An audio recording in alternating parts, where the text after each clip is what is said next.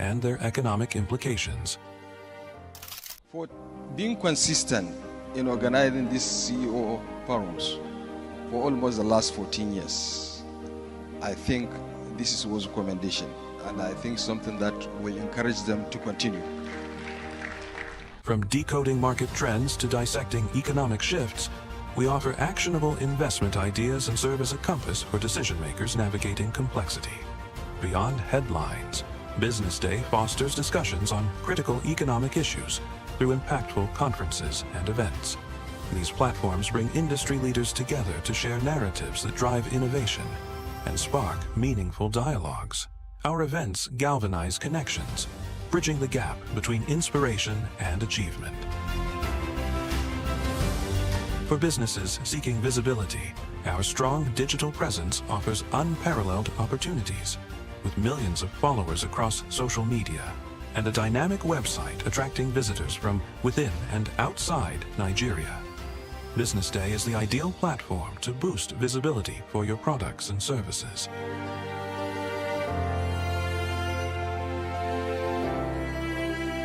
If you're looking for in-depth analysis and expert opinions on Nigeria and Africa's business landscape, Business Day is your guide.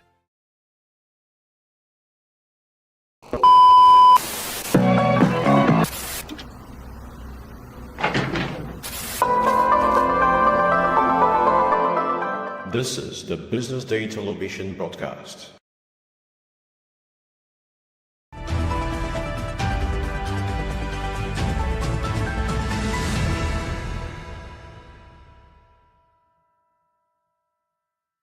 Good morning and welcome to the BDTV Breakfast Show on a lovely Thursday morning. My name is Elizabeth Musa and it's a pleasure to have you start your morning with us today. Let's see what's making headlines this morning. Senate summons Ribadu, other security chiefs over alleged Boko Haram funding. Edo Assembly sack all political appointees with immediate effect. Energy theft to attract 30,000 fine, federal government says. Trump calls Zelensky a dictator as rift between two leaders deepen. Arsenal posts €17.7 million loss despite record revenues. We begin the news in Nigeria, where the Senate, as on Wednesday, 19th February, summoned the National Security Advisor Nuhu Ribadu, Director General of the National Intelligence Agency Mohammed, and his State Security Services Oluwatosin Ajayi over claims that the United States Agency for International Development had funded global terror groups, including Boko Haram. The Senate President Godswill Akpabio revealed this during the plenary, saying they will appear before the lawmakers in a closed-door session to verify the allegations. This resolution to summon the security heads followed a motion sponsored by the Borno South Senator Ali Undume. U.S. Congressman Scott Perry recently alleged that U.S. aid funded terrorist organizations such as the Islamic State, Al-Qaeda, and their affiliates, including Boko Haram, in Nigeria. Moving on, Edo State House of Assembly has on Wednesday terminated the appointment of all political appointees attached to its members with immediate effect. Speaker Blessing Agbebaku announced their sack during a plenary session in Benin. He said the decision was taken by the 24 members of the House, adding that the political appointees sacked would be paid their February salary. The Speaker revealed that the affected appointees, including special advisors, senior special advisors, among others, were initially appointed by the House members upon the inauguration of the 8th Assembly in June 2023. Still on now, the Nigerian Electricity Commission has announced new penalties for electricity theft, meter bypassing, and tampering. The Commission says violators using single-phase meters will pay a fine of 100,000 naira, while repeat offenders will pay 150,000 naira fine. Three-phase meters violating any house's meter rule will pay 200,000 naira and 300,000 naira. The Commission says the sanction became effective on January 22, 2025, aligning with the Electricity Act of 2023 and Consumer Protection Regulation 2023 to boost the enforcement against electricity theft and ensure compliance with meter regulations. To end the local news, the governor of Adamawa State, Amadu Finitri, has sacked all district heads and traditional title holders in the newly created emirates and chiefdoms in the state. He announced the dismissal on Wednesday, the 19th of February at Gulag, while presenting the staff of office to the new chief of Madagali, Ali Damburam. Finitri had in December created 7 new emirates and chiefdoms, which brought the number of the state emirate and chiefdoms to 14, graded into first, second, and third classes. And on the foreign scene, President Trump has launched an attack on Ukraine's President Volodymyr Zelensky, calling him a dictator and deepening the rift between the two leaders. His attacks came after Zelensky reacting to US-Russia talks in Saudi Arabia, from which Kyiv was excluded, said the United States president was living in a disinformation space governed by Moscow. Speaking at a Saudi-backed investment meeting in Florida, Trump said the only thing Zelensky was really good at was playing Joe Biden like a fiddle. Zelensky's 5-year term of office was due for May 2024. However, Ukraine has since been under martial law since Russia launched its full-scale invasion in February 2022, putting elections on hold. Also, prosecutors in Brazil have charged former President Jair Bolsonaro with overseeing the plot to remove an elected government from office after it lost to incumbent President Luiz Inácio Lula da Silva in the 2022 election, complicating his narrow chances of a political comeback. The indictment of Bolsonaro followed a 2-year Brazil federal police investigation into election-denying movement that resulted in the politician's supporters descending into violence as they stormed the capital just 1 week after Mr. Lula assumed office. Many of the protesters at the time admitted that the decision to create chaos was to give the military justification to carry out a coup which they had thought was imminent. And now to sport. Arsenal has lost £17.7 million in 2023-2024 season despite a return to the Champions League, helping to post a club record £616.6 million revenue. The Gunners missed out narrowly to finish second to Manchester City in the Premier League and reached the quarter-finals in their first Champions League campaign since 2016-2017 before bowing out to Bayern Munich. A return to Europe's elite club competition contributed towards a £71 million rise in broadcasting revenue and £29 million more matchday income. Commercial income also grew significantly to £218.3 million following a renewal of the club's agreement with stadium and shirt sponsor Emirates. And to end the news, Atalanta forward Ademola Lookman has criticized comments by his own coach Gian Piero Gasperini, describing him as one of the worst penalty takers he has seen as deeply disrespectful. Lookman scored 34 seconds before coming on as a half-time substitute, but also missed a penalty as Atalanta exited the Champions League against Club Brugge on Tuesday, the 18th of February 2025. After the match, Gasperini revealed that Lookman was not supposed to take the penalty and claimed the 27-year-old had a frankly terrible record even in training. And those were the top headlines this morning on the BDTV Breakfast Show. Do stay tuned for more.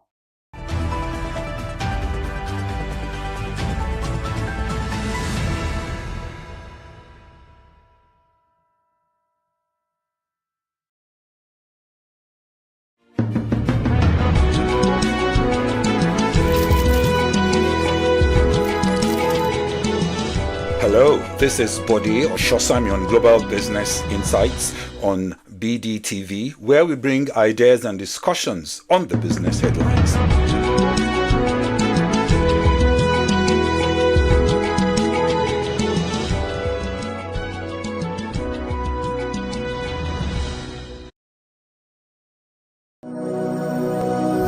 You have 6 kids, like I've alluded to before. Yes. Which include the very well-known Mbadiwe twins. Yes. Do you get recognized a lot because of that? I think I turned into a mini celebrity when they were on the show Big Brother. Oh, right, everybody was like, "Oh, you're the mom of the twins. Oh, the mom of the twins." And I was like, "Yeah, I'm the mom of the twins." And I am a Zumba instructor, so I have related to a lot of women. I've been to classes where women coming and they're like, you know, they're shy and they're this and they're that. And then you start to talk to them, and then you maybe I get them to co-teach with me, and then they open up, and then you find out that, look, you have that strength, and then the next thing they want to become a Zumba instructor. Life isn't perfect. People aren't perfect. If you say you're going to do something, for heaven's sake, just do that, right? Be that person that can be trusted, you know, that other people can rely on. You have to be humble, you know, and you have to be respectful of everybody. It doesn't matter who they are, you know. Right. So in any little way you can, you know, you should try to support the next woman. Absolutely. You know, where you can speak up for somebody who is underrepresented and you have the capacity to do so, please do so. And always remember, you know, everybody can have a piece of the pie. Absolutely. You know? Absolutely. And the truth, Pam, is that no matter how good you are, the reality is that somewhere out there is somebody who is better than you, Exactly. richer than you, does things better than you, you know, so don't sweat it, you know, just try to work with other women. And Exactly. I agree that's- totally.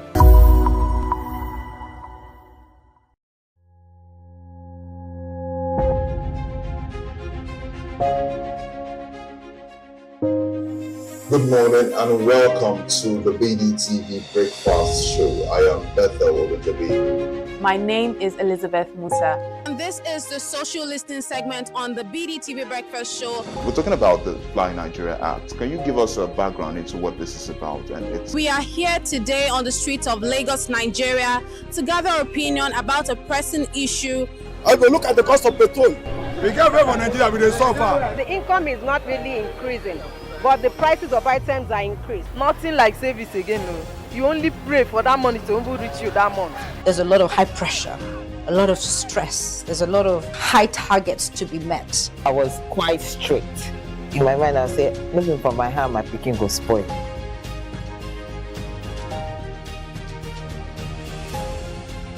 To allow all banks and all the players in the space 15% inflation target achievable in 2025.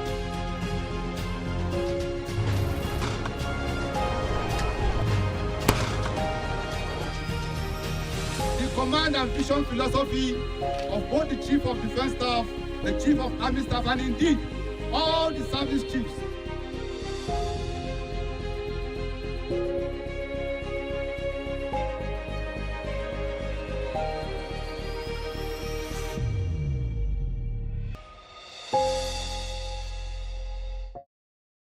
Attention business leaders. Want to make informed decisions? Join the ranks of the best with Premium Business Day. Access in-depth analysis and expert opinions to stay ahead. Subscribe now at premium.businessday.ng and unlock premium content. Plus, you get 50% off your first subscription. Don't miss out. Make smarter choices and seize new opportunities. Sign up now and elevate your business game. Visit premium.businessday.ng today.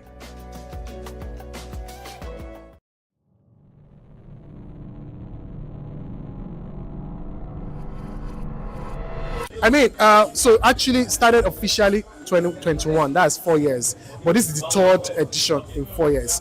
And the beauty for me is the high moments, days like this, where we get to share the vision and also see that the vision is catching on everybody. So, we've graduated about 9 mentees already, and we have 15 of them that have been chosen today. So just having to see that people are growing, they are becoming better persons because they joined this program is enough satisfaction for me. Yeah. Okay, so a future big jumper, the growth is undeniable. Like we said, it's not just only marketing.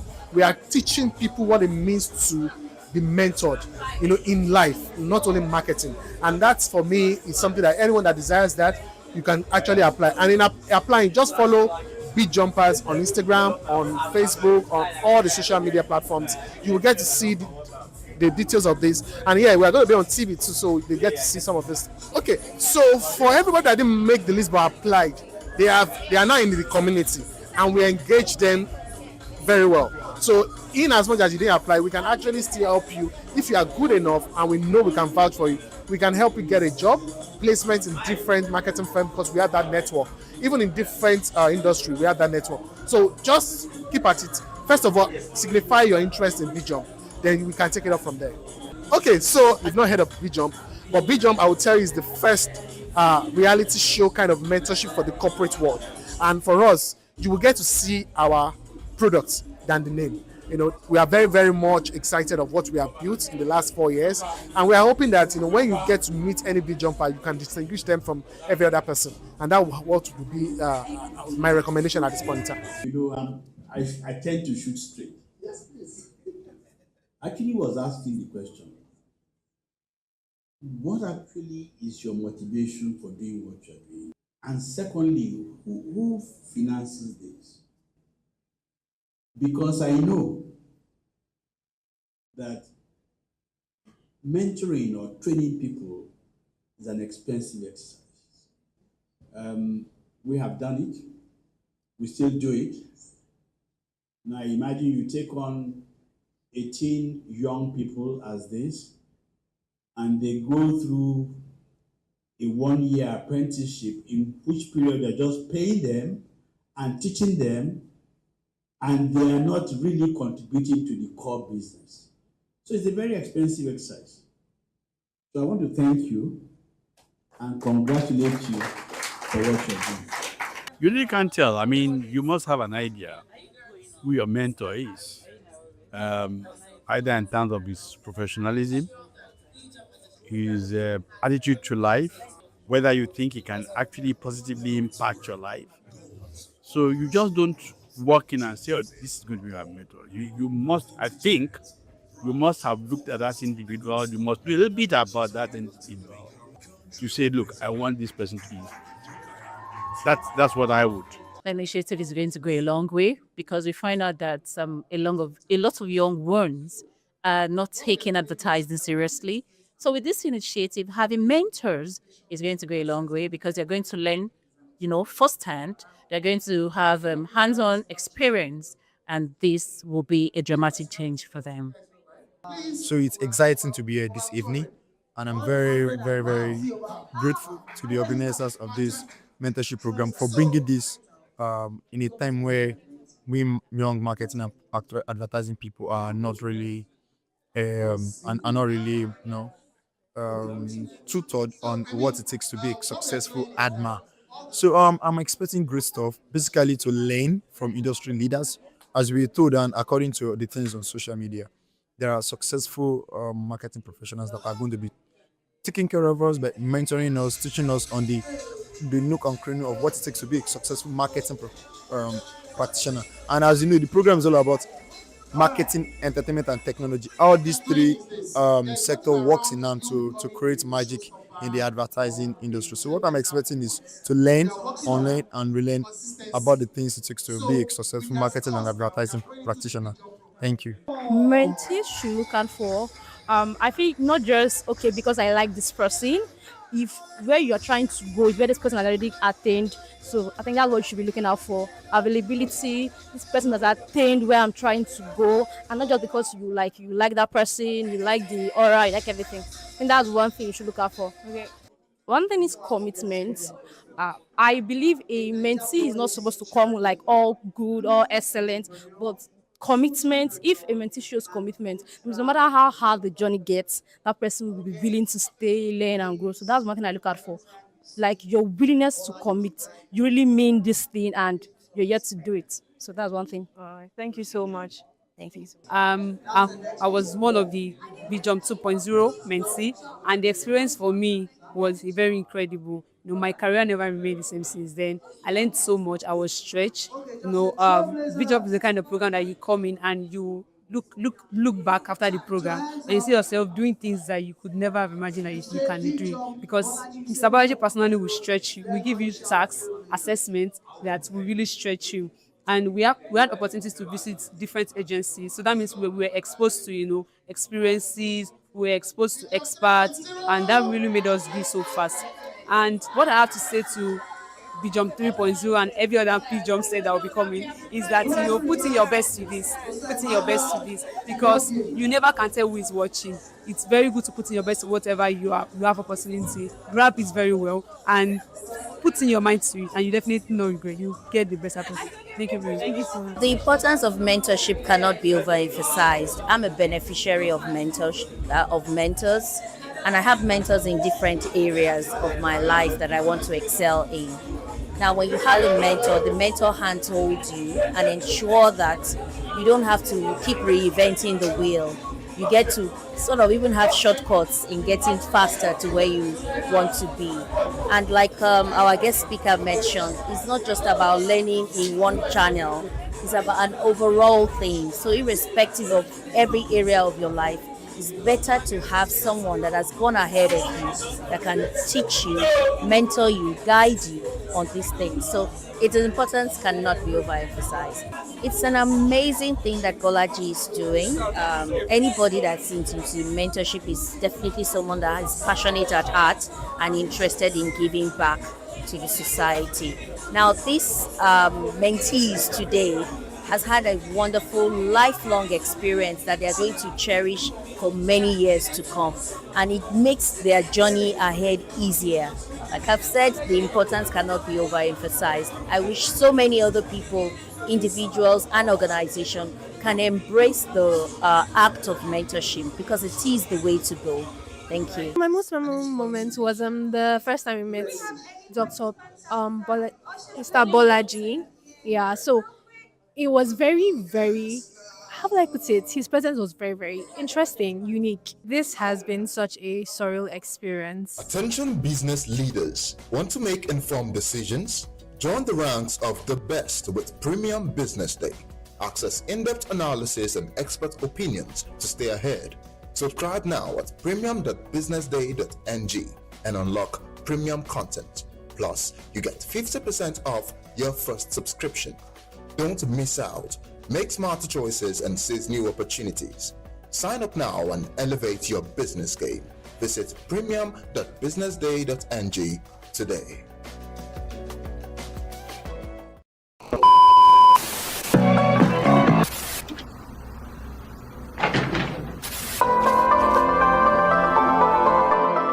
This is the Business Day television broadcast.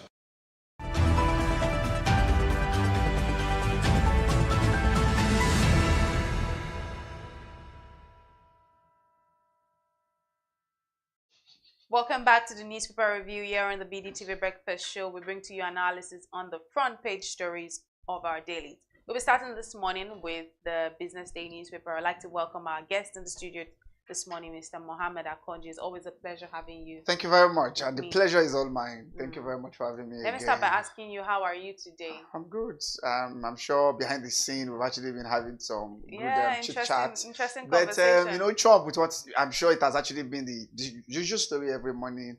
The term he used to be able to qualify the Ukrainian president yesterday, where I mean, what was the salvo. I mean, he called him a dictator. And that he has not organized elections. You take on the sideline of Joe Biden or something. No, I'm talking about Ukrainian president Volodymyr Zelensky. You know, against the backdrop of the peace talk that actually started in Saudi Arabia, and then some of those words was a very serious salvo anyway, because it fired back and say that maybe he's actually living in a disinformation space. That's what the man that's used what I was about to say. I mean, the man was like Russia is feeding him everything, and then he kept listening to that. But you know, it's still quite unfair that such discussion will begin, and you will not have the other party in the salvo not involved. So, but for Trump, and then doubling down, calling him a dictator, and then using some of what I can actually be able to call derogatory terms, against the president. It's well, really, that's not new with him, I don't need to expect him to be able to get to that level. But the way he's firing on, it says things the way they are. He has no filter, like we say. That's his style. Say it out there and put it out. Absolutely. But let's see what we have on the dailies this morning. Let's start off with the Business Day newspaper today. The Business Day newspaper, of course, is always quite interesting. The big story on the Business Day newspaper is something that I saw a picture that caught my eye. But let's start with the big story on the Business Day newspaper. It said medical fund dormant as bills choke Nigeria's poor. Wow. Medical fund dormant as bills choke Nigeria's poor. That's a very that's not so interesting. Then we have another one that says prime office occupancy shrinks as developers rethink options. Of course, people are rethinking options because you know how much this spaces are on the island. It's almost crazy. Like some of those big buildings that we have, they don't even have. They are like 40 floors or 13 floors, but most of the floors are empty because people cannot afford them. Then another picture we have here is the picture of Iris Star, who just won carted away 2 prestigious awards at the Mobile Awards. She carted away the prizes for the Best International Act and the Best African Music Act. And I think this is really exciting in a time like this. Iris Star has also done a lot for the culture. And then down below it says ECOWAS, Nigerian passport weakens as Mali, Burkina Faso, Niger withdraw. And this is on page 30 of the newspaper, of the Business Day newspaper. And finally, on page 31, it says that cost of living crisis persists amid 15 trillion naira FAAC payout. But let's start off with the first two. Medical fund dormant as bills choke Nigeria's poor. It's even the term choke. That's very huge. It's something big. Then the prime office occupancy is shrinking as developers rethink options. Let's start off with that one. Oh yes, I think one of our correspondents who brought in this report is quite insightful and something that we need to be able to look into. I think she carried out the study. She carried out the investigation at the Gwagwalada Hospital as to patients who just received medical attentions, and the bills that were given to them. And you see the groans and the pains on the face of many Nigerians who couldn't afford to be able to settle those bills, despite the existence of relief funds that government have put in place. So there is a relief fund called Vulnerable Health Fund, and a relief fund that the government have actually, vulnerable group fund that the government have actually been able to provide. And what has actually been happening is how easy has access been for Nigerians, to be able to access these funds. The fund, of course, is actually targeted for disabled people. I mean, people with disabilities, pregnant women, vulnerable groups, IDPs, not displaced people, to ensure that they have access to medical services. But it's quite shocking that that support that the fund is supposed to be able to provide to struggling groups, a large number of people did not even know about it. And those that knew about it, they were told that the fund, nothing much is actually available on the fund to be able to make it available. So the fund established under the National Health Insurance Act, the 2022 Act, to be able to provide that relief, for people who, even though they may not be able to make a contribution into the pool, Nigerians at the bottom of the pyramid needed to be able to have that particular access. So the target was for 83 million, the Vulnerable Group Fund, that's actually intended to be able to achieve that. And concerns and advocates and watchers have actually been able to praise it when it was done in 2022. But 2-3 years down the line, it doesn't appear that it has been able to achieve the desired objective that is what's actually targeted at. As I said, so people with disabilities, refugees, survivor of human trafficking, pregnant women, elderly, and children were actually targeted under the pool, who are, as I said, are the vulnerable group.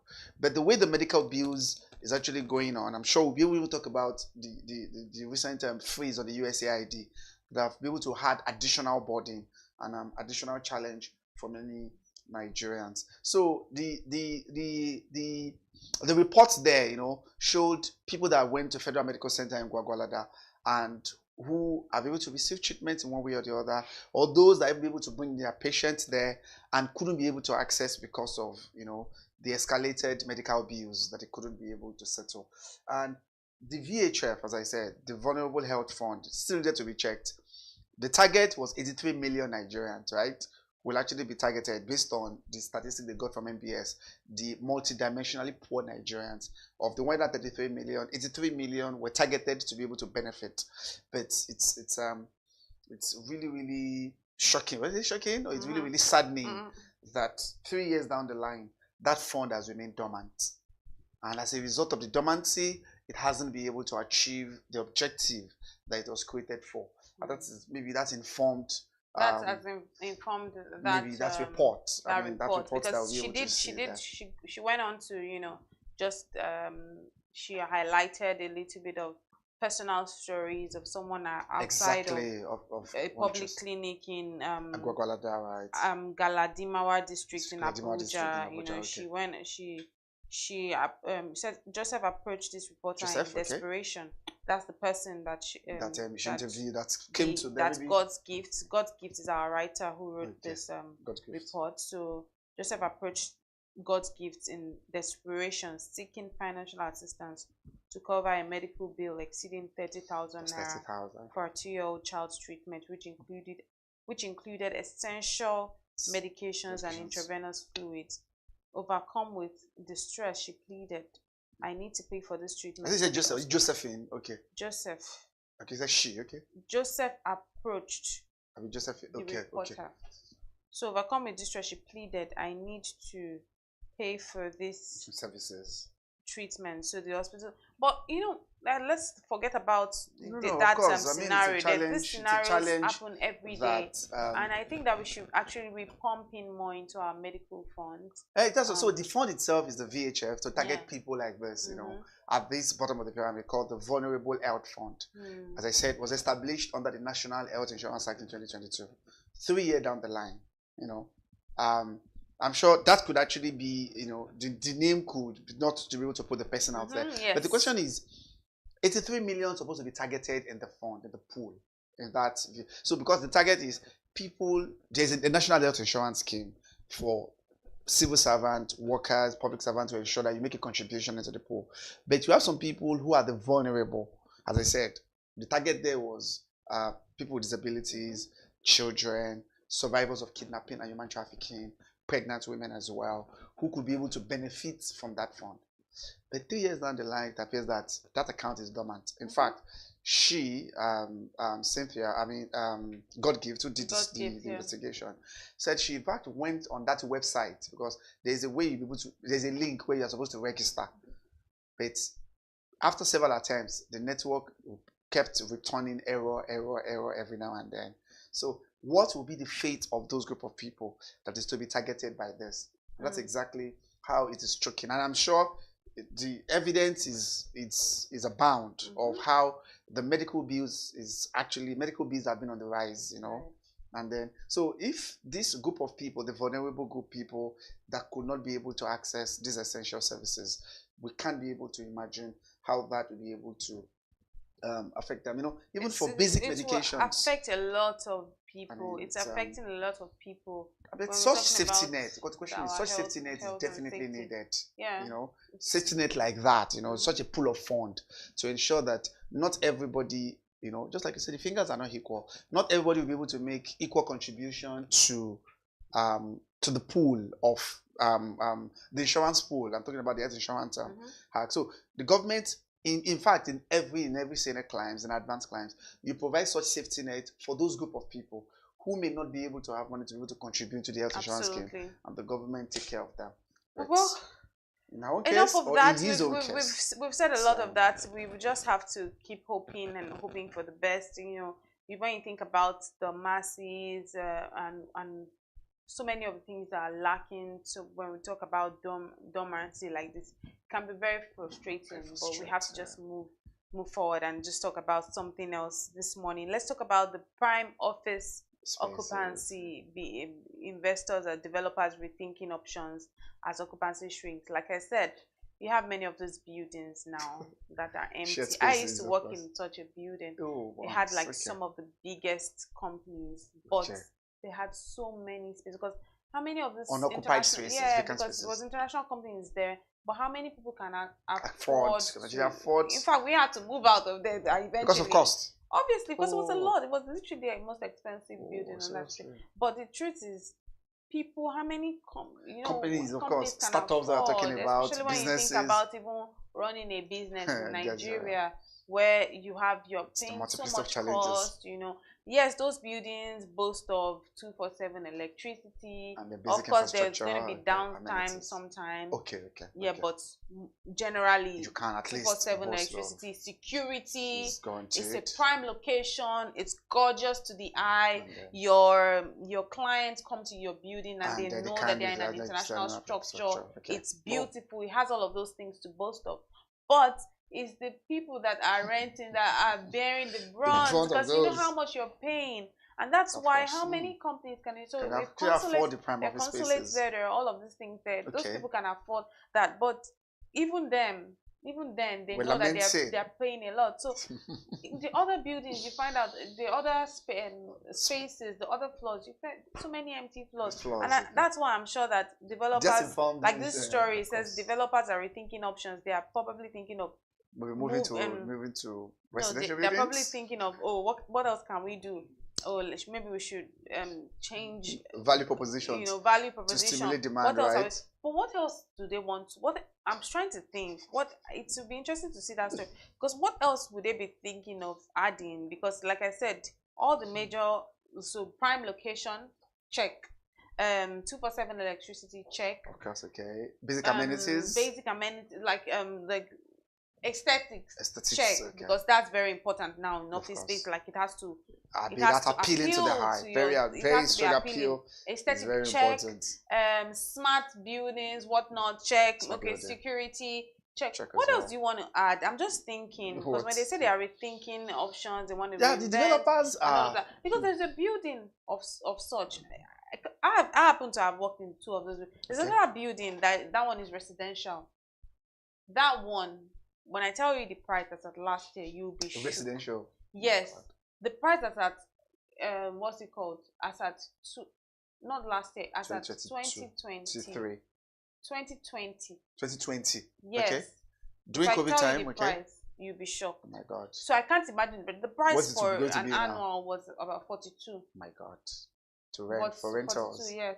42 million naira. So as at this year, So how that much might be would like that doubled. be? If So and it's at least doubled, residential. So I'm wondering, why are you even, what's going on? It's nice. There are people that can afford it, but how many people can afford it? Of course. So I think it's still a symptom of the slowing economy.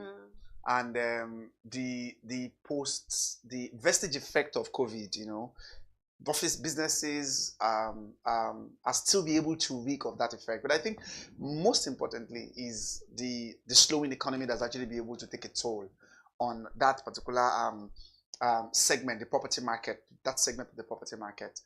And the piece mentioned what estate valuers, real estate consultants are actually suggesting in that regard to developers.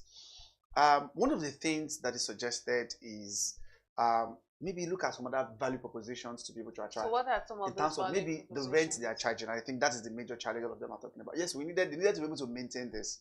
So maybe they can be able to come to some agreement between the developers themselves and the companies that actually be able to rent those spaces to see how they can be able to renegotiate the rent. Because one of the major highlights, one of the person mentioned here was a man called Tayo Odusi. And I think what he mentioned, Tayo, this is the chairman of the Royal List of Chartered Surveyors. And he said, apart from the slowing economy, which is actually affecting our businesses, a lot of them took up those premises, those buildings, at a time where economic activities were still booming and there's an element of buoyancy. Now they are considering, they still want to be able to maintain the building, but the slowing economy and the increasing costs is making most of the developers to be able to increase the rents on those property. Can they be able to come to a point where negotiations about rent can be done? One. negotiations about maybe it's instead of actually be able to make like an annual rent payment, can they do something that can be okay, pay as you go? So businesses too are telling their staffs now, okay, maybe just come to office once in a week. But that's what you mentioned there. Instead of actually saying, okay, maybe once or twice in a week, and then the other days work from home. And then since we are not using the whole space for the whole of this year, can we be able to renegotiate that? And then so that it will be a win-win for everyone at the end of the day. I think we may be able to mention that. And then the level of confidence as well. And the final thing they actually be able to mention, they're actually grade A offices, you know, in our axis here, that they actually be able to mention. I think it was talking about that. So COVID-19 economic, and then the final thing I think I'll be able to mention there, okay, I think you mentioned something finally here, is that instead of, okay, so retail householding. So most of the operations of what they do as well is actually being impacted. Most of the occupiers of these buildings, what they do on the building is impacted because of, you know, the hailing economy. And so some of them were considering maybe moving to maybe moving closer to the market where their customers are, or trying to be, because now it's, a lot of them are considering their options in terms of saying, why be able to maintain these head fees, you understand? Where even when we're able to do some of these things here, the process of moving it to the market is still another issue. Where the market is for some of them, I think that was completely mentioned here. So the occupancy challenge moving it to what market? Market. So I think for some of them, mentioned some here that are into food and beverages, for example, food and beverage, who get to be able to move it to where the customers are. I think because most of these buildings, no, most of them, that's not what they're focused on. Okay, so most of, in those type of so food, beverage industries, okay. Most of them don't have. So look at here now. You mentioned food something. And beverage, you mentioned something like a combination of, you know, economic downturn and COVID-19. So a report by Northcote, I think, did a report on that. Said transition towards remote work. That was said, you know, across various sectors has continued. Now, specific industries such as, you know, food and beverages, professional services, technology, predominantly are the ones that actually drive the demand for those buildings. You know, food and beverages. If you look at that report, professional services, technology, and e-commerce, they are predominantly those that drive the demand for that market. And so because of maybe transition towards remote work for their staff now, they are considering their options to say, since we are not using this in the whole of the month, we're only coming maybe 4 times in a month or 8 times in a month. Is there a way we can be able to renegotiate the rent agreement that we agreed on in the first instance? You know, so these are some. But developers don't really care about that because they are. And that's why there are vacancies. So because every day. Yeah, because even there was an office space that I used to make use of to like a friend's office to do something, and they had to move again to a place that is still prime but less prime. You know what I mean? Less prime. Okay, it's like you not from prime location. Okay. To maybe Lekki. Okay. You understand what I mean? Lekki can still be prime, but you can't compare it to an Ikoyi. Same way you cannot now compare Lekki phase 1 to an Ikate. It's still prime, but you know you are moving forward. Same way you cannot now compare an Ikate to Jakonde. It's still prime, but then you're in Jakonde, you moved. Same way you cannot now compare an Osakpa. You cannot now compare it to Chevron. You know what I mean? Of course. So it's just like the further you move away from there, keep moving. So when we're talking about all of this these challenges that businesses are facing, that they're and facing, the developers they won't themselves, say, because they're going to have to keep paying their staff, they have to run the building, they have to do this thing. So at the end of the day, it's always now the onus always eventually lies on the people that are occupying to say, you know what, it's either it's like myself as a person, I like nice things, but sometimes you have to think, okay, it's either I have to face this thing and know that, oh, this is what I'm sacrificing, and yeah, it is what it is. I'm not going to be listening to my friends that are saying, why are you not doing this? Why are you not doing this? Or my friends that are thinking, but you're doing these things, how much? I have to just know that it is what it is. I've chosen it. Or decide I'm moving. Cutting it off totally. Cutting it off and name. But you can't be listening to the people that maybe can't relate with it. Because if you're listening to them, like someone else that is in an office space, like, that is in a less prime location, that is not to you. You're not mentioning a VI, you're not mentioning a Ikoyi, you're probably saying there's this place in Ogba. Okay. that can offer all of these things, but you're thinking, I don't want my my staff coming to Ogba. Do you understand? Okay. It's nice and all. So it's either you're going to know that you're not going to listen to that. You're not going to be bothered about those realities of those people. Which is what it is. Or decide that if you want to be bothered, remove your mind and move to that place. Okay. It's a two-way street but you cannot expect the developers to change anything because they have to keep running those buildings. It's going to be tough. But you know, it's and that's why many of these employers keep wanting. That's why sometimes they're like, oh, you can't do remote work because they are thinking of how much they are paying. They are paying all this, of course. You're not telling me I'm paying this amount. You're telling me not to do work. How? I mean, full remote work. Those are the dynamics that come into it. But I would say the offices these days are getting unoccupied, and in fact, people are chopping out. If you look at that report from the North Court, was even talking about in the last 2 years now. You understand what have actually happened in most of those spaces, and then they are most of them are reconsidering their options. What can they do? You understand now? I'll say they should keep reconsidering their options, but we have to move. Developers have to be a very big shout out to also on our front page this morning was Arista winning the 2 international acts at the Mobile Awards. She won the award for the best international act. She also won the award for best international act and best African music act. So big shout out to Arista for that one. First, Arista, Sabi girl, we love her. She keeps putting Africa on the map. Let's see what we have on our cartoon of the day, because obviously we've run out of time. So let's see what we have for the cartoon of the day on the Business Day newspaper. Always very interesting. That's the battle for LG control in Osun State. And then the policeman says, but I can't see anything. There's like a, what's that? Is that like a whirlwind? Then we have the APC. The PDP. It's at the PDP flag. We have the umbrella, the PDP umbrella. We have the broom, the APC broom. We have the cutlass. Who uses the cutlass? We have a cutlass. We have of course, it's a fallout of the event that happened over the weekend. On Monday, remember the 6 people that died. So maybe the police officer was just actually being able to act nonchalant. Why is the police officer saying I can't say anything? So it's being nonchalant. But I don't know, because I fine. This is quite the nonchalance there is saying do whatever you like to yourself. Exactly. I can't see anything. But they were the ones that told us that 6 people died. In fact, one of the chairmen, was actually reported dead in the incident. The event, it forced the House of Reps yesterday to even set up a committee to investigate, to look into the matter. The election is coming up this Saturday anyway. But remember that the court has actually reordered the return of the sacked chairmen. 14 of them have resumed. I think there was a report yesterday in the news that they've returned back to their office. But it has been another battlefield of some sort in Osun State in the final final days. I mean, of what we have actually been able to see. But you can be able to see, so it's an element of nonchalance and I really like the cartoon. I like not concerned about, but you can see the way they've got with themselves enmeshed. The political themselves, they find themselves very embroiled in those situation. But yeah, that's as much as we can take this morning. Very interesting. We dwelled on the Business Day newspaper. Of course, this is the BDTV breakfast show. So what do you expect? Sometimes we just have to focus on the Business Day front page and just dissect the stories in-depthly. But to find out more, to read more on those stories, you need to grab a copy of the Business Day newspaper. It's everywhere around you. Some of the best hotels, some of the best, just find it at the vendor around you. Or you want to visit our website at www.businessday.ng. You'll find in-depth analysis.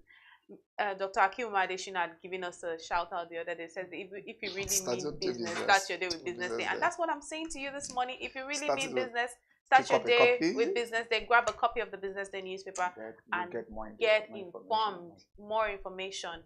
And that's how we bring it to a wrap this morning. Thank you very much, Mohammed, for your time. Thank you very much, Elizabeth. Always a delight speaking to you. Thank you.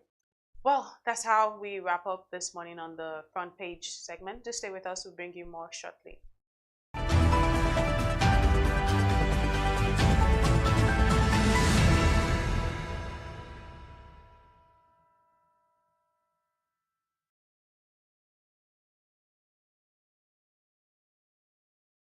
Attention business leaders. Want to make informed decisions? Join the ranks of the best with Premium Business Day. Access in-depth analysis and expert opinions to stay ahead. Subscribe now at premium.businessday.ng and unlock premium content. Plus, you get 50% off your first subscription. Don't miss out. Make smarter choices and seize new opportunities. Sign up now and elevate your business game. Visit premium.businessday.ng today.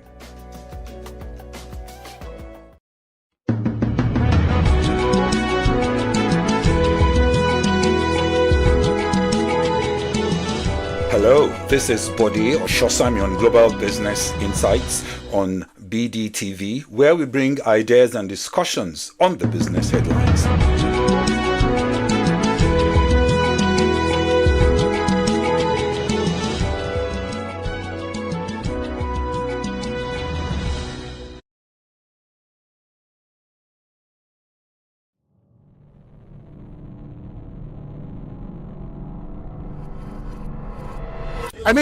So actually started officially 2021. That's 4 years, but this is the third edition in 4 years. And the beauty for me is the high moments, days like this, where we get to share the vision and also see that the vision is catching on everybody. So we've graduated about 9 mentees already, and we have 15 of them that have been chosen today. So just having to see that people are growing, they are becoming better persons because they joined this program is enough satisfaction for me. Yeah. Okay, so a future big jumper, the growth is undeniable.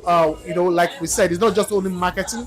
We are teaching people what it means to be mentored, in life, not only marketing. And that's, for me, is something that anyone that desires that, you can actually apply. And in applying, just follow Beat Jumpers on Instagram, on Facebook, on all the social media platforms. You will get to see the details of this. And yeah, we are going to be on TV too, so they get to see some of this. Okay, so for everybody that didn't make the list but applied, they are now in the community, and we engage them very well. So in as much as you didn't apply, we can actually still help you. If you are good enough and we know we can vouch for you, we can help you get a job, placement in different marketing firms, because we have that network. Even in different industry, we have that network. So just keep at it. First of all, signify your interest in BJump. Then we can take it up from there. Okay, so you've not heard of BJump, but BJump, I will tell you, is the first reality show kind of mentorship for the corporate world. And for us, you will get to see our products than the name. We are very, very much excited of what we have built in the last 4 years, and we are hoping that when you get to meet any big jumper, you can distinguish them from every other person, and that what would be my recommendation at this point in time. I tend to shoot straight. Yes, please. Actually, was asking the question: what actually is your motivation for doing what you're doing? And secondly, who finances this? Because I know that mentoring or training people is an expensive exercise. We have done it. We still do it. Now imagine you take on 18 young people as this, and they go through a 1-year apprenticeship, in which period you're just paying them and teaching them, and they are not really contributing to the core business. So it's a very expensive exercise. So I want to thank you and congratulate you for what you're doing. You really can't tell. You must have an idea who your mentor is, either in terms of his professionalism, his attitude to life, whether you think he can actually positively impact your life. So you just don't walk in and say, oh, this is going to be my mentor. You must, I think, you must have looked at that individual. You must do a little bit about that individual. You say, look, I want this person to be. That's what I would. The initiative is going to go a long way, because we find out that a lot of young ones are not taking advertising seriously. So with this initiative, having mentors is going to go a long way, because they're going to learn, firsthand. They're going to have hands-on experience, and this will be a dramatic change for them. So it's exciting to be here this evening, and I'm very, very, very grateful to the organizers of this mentorship program for bringing this in a time where we young marketing and advertising people are not really and are not really, tutored on what it takes to be a successful adma. So I'm expecting great stuff, basically to learn from industry leaders, as we told and according to the things on social media. There are successful marketing professionals that are going to be taking care of us by mentoring us, teaching us on the nook and cranny of what it takes to be a successful marketing practitioner. And as you know, the program is all about marketing, entertainment, and technology. All these three sector works in hand to create magic in the advertising industry. So what I'm expecting is to learn, unlearn, and relearn about the things it takes to be a successful marketing and advertising practitioner. Thank you. Mentees should look out for. I think not just okay because I like this person. If where you're trying to go is where this person has already attained, so I think that's what you should be looking out for. Availability. This person has attained where I'm trying to go, and not just because you like that person, you like the aura, you like everything. I think that's one thing you should look out for. Okay. One thing is commitment. I believe a mentee is not supposed to come like all good or excellent, but commitment. If a mentee shows commitment, no matter how hard the journey gets.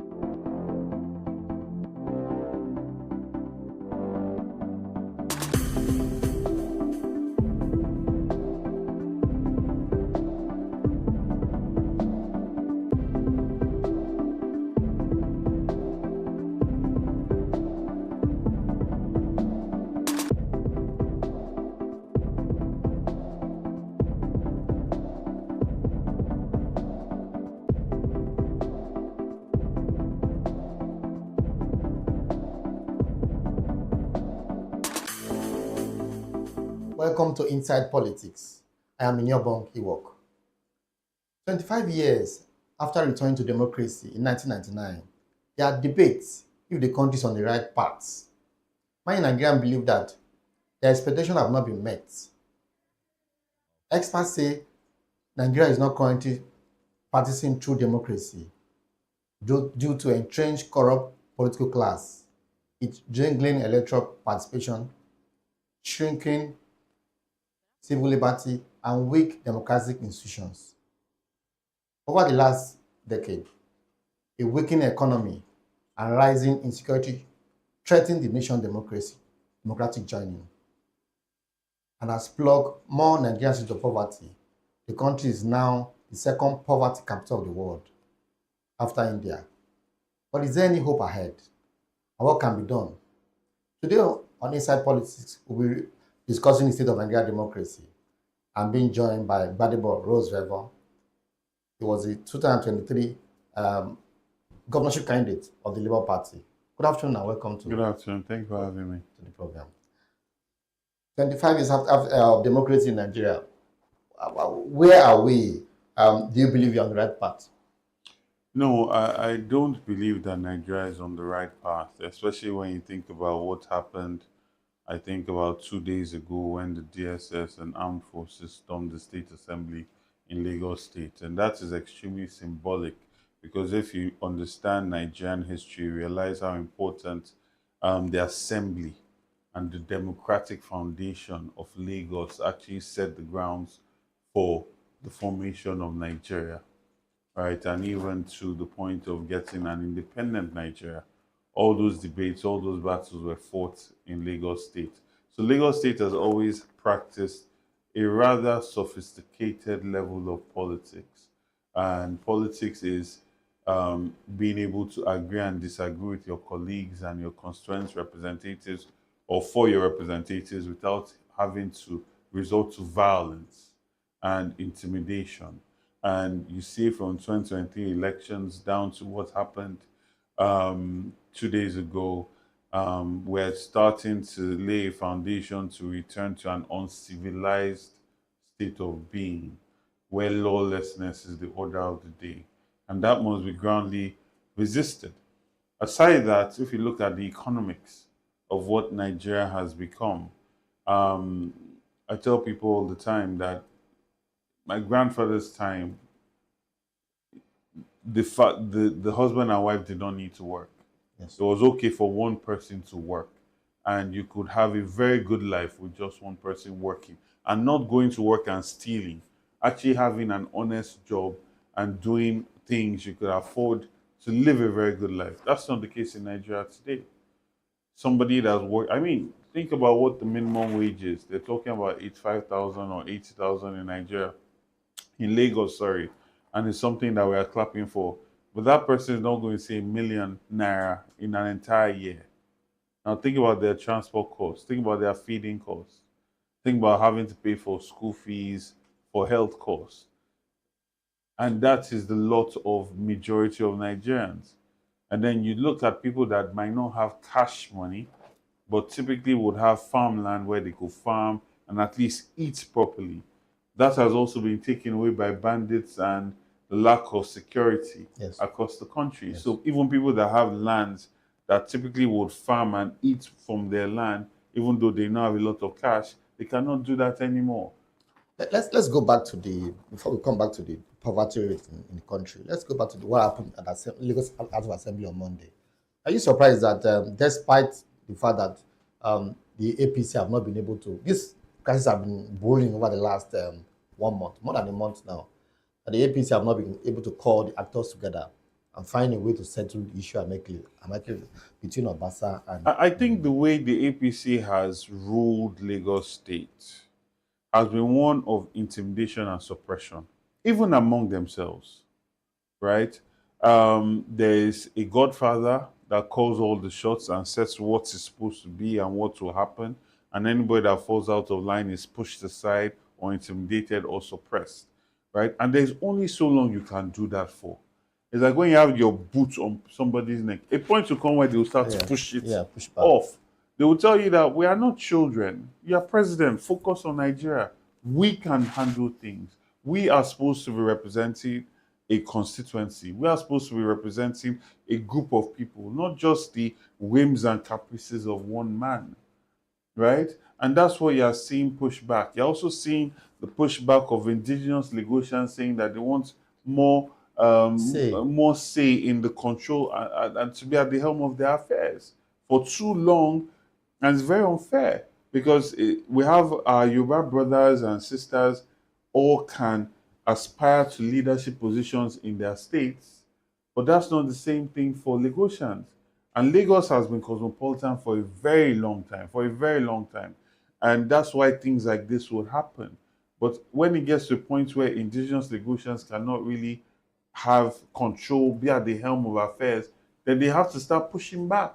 And that's what you have been seeing. Even among Tinubu's GAC, indigenous Lagosians are having their own meetings and saying, you know, we need to be at the helm of affairs because we cannot go to Ogun State and be at the helm of affairs there. We cannot go to Osun Iragbiji, and even be a local government chairman with a name like Pedro or Anima Shaon or Cardoso. You cannot go to any of those states and become anything, even a local government chairman. Right? So that's what the pushback you're also seeing. And then there's also a pushback of, I mean, there are several. There's gender balancing as well.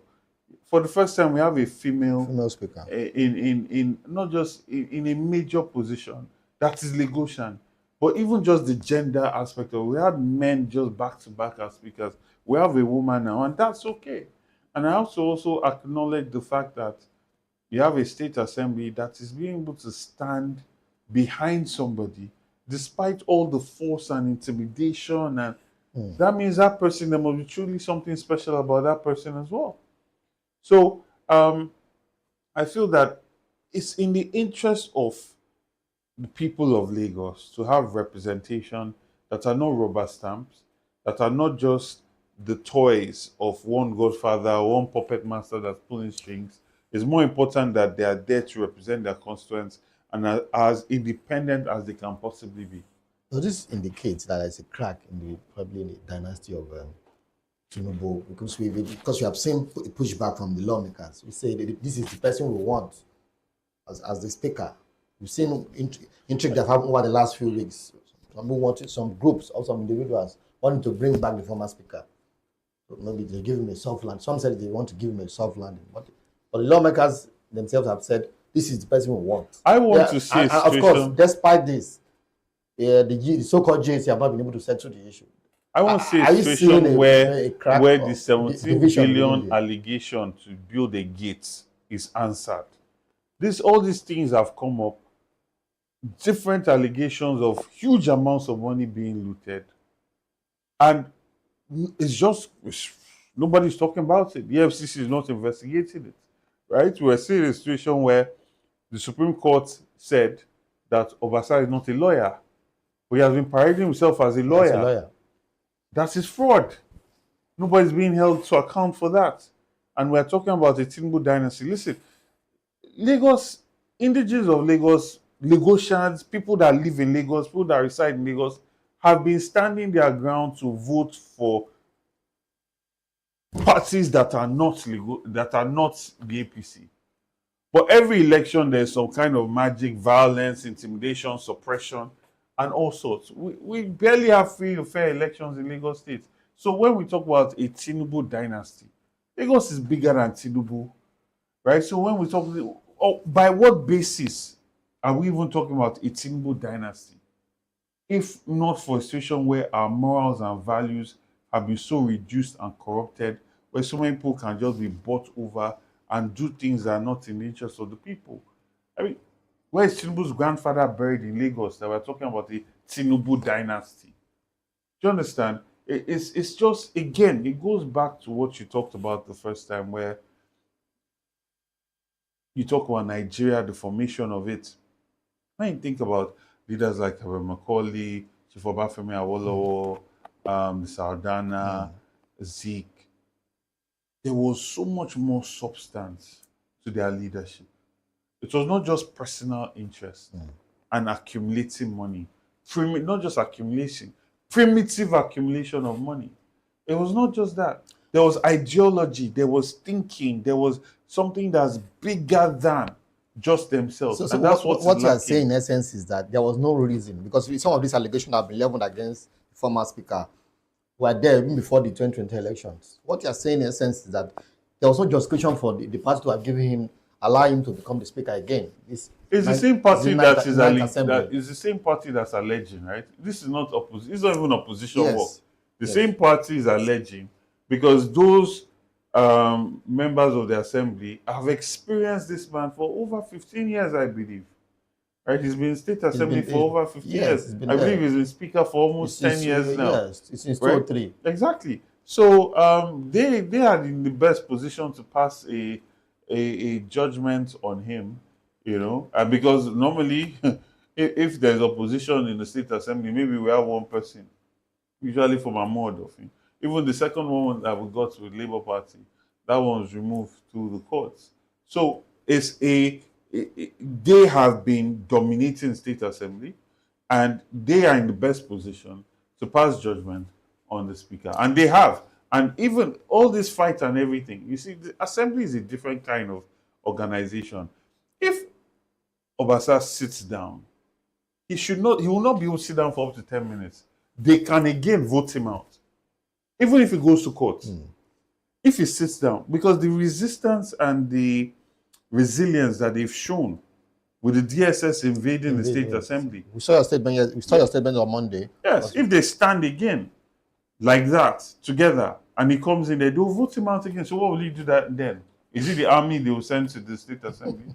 So let's look at the broader issues that concern democracy in Nigeria. 38.9% Nigerians are within the poverty line. 87 million Nigerians living below the poverty line. The second highest poor people in the world, behind India. That's behind India, because I was looking when you said that. Of course, Nigeria was number one before. India has overtaken Nigeria. Who is giving that number?